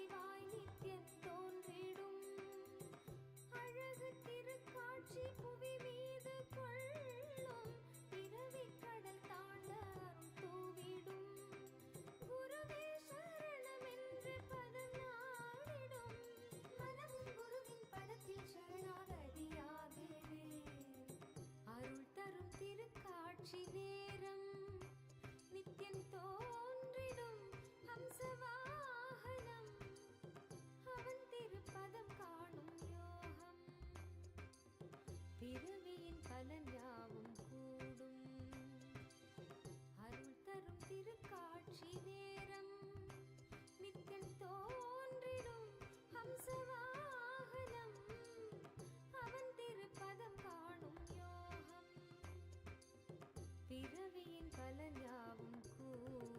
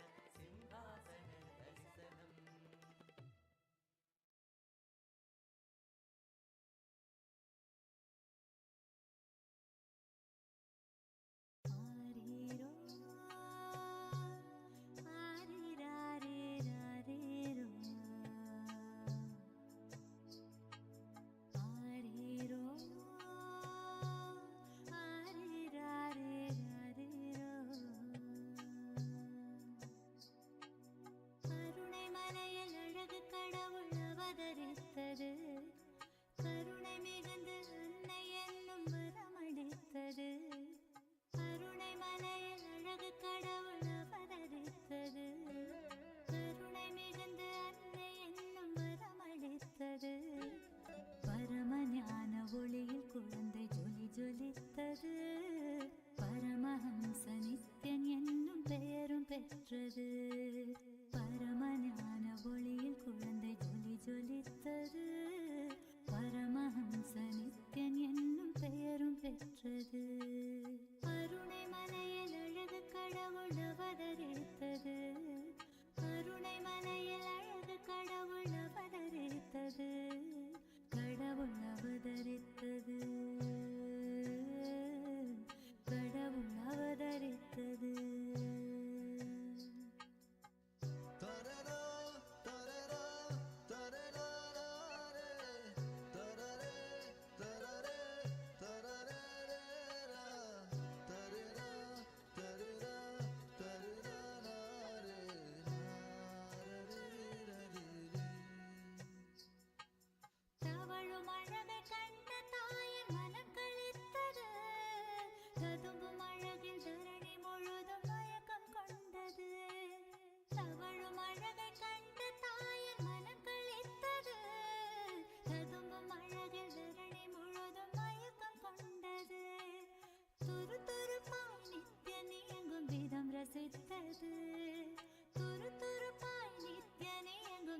ரசித்தது. தங்க மகன் நித்யன் தெய்வம் என்றுணர்ந்தது. தங்க மகன் நித்யன் தெய்வம் என்றுணர்ந்தது. கருணை மலையில் அழகு கடவுள் அவதரித்தது. கருணை மலையில் அழகு கடவுள் அவதரித்தது. கடவுள் அவதரித்தது. கடவுள் அவதரித்தது.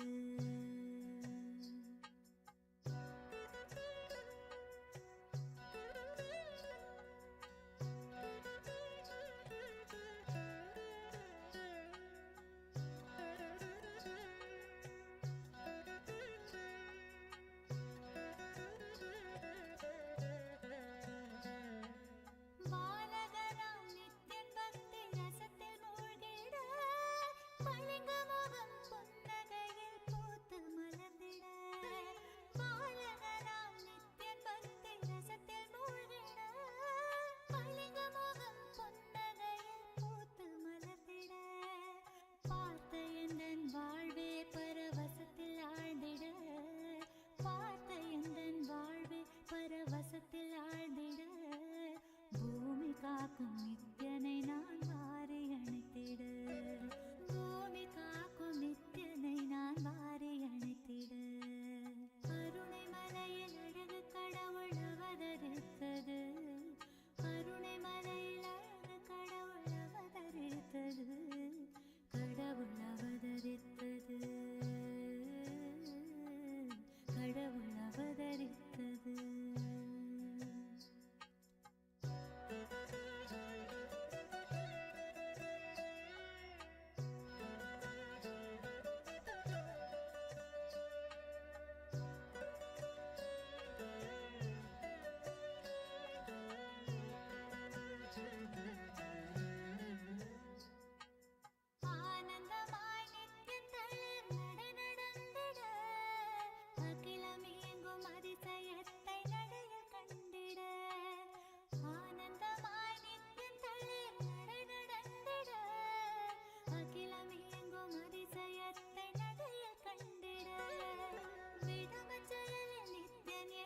வசியம் செய்திட.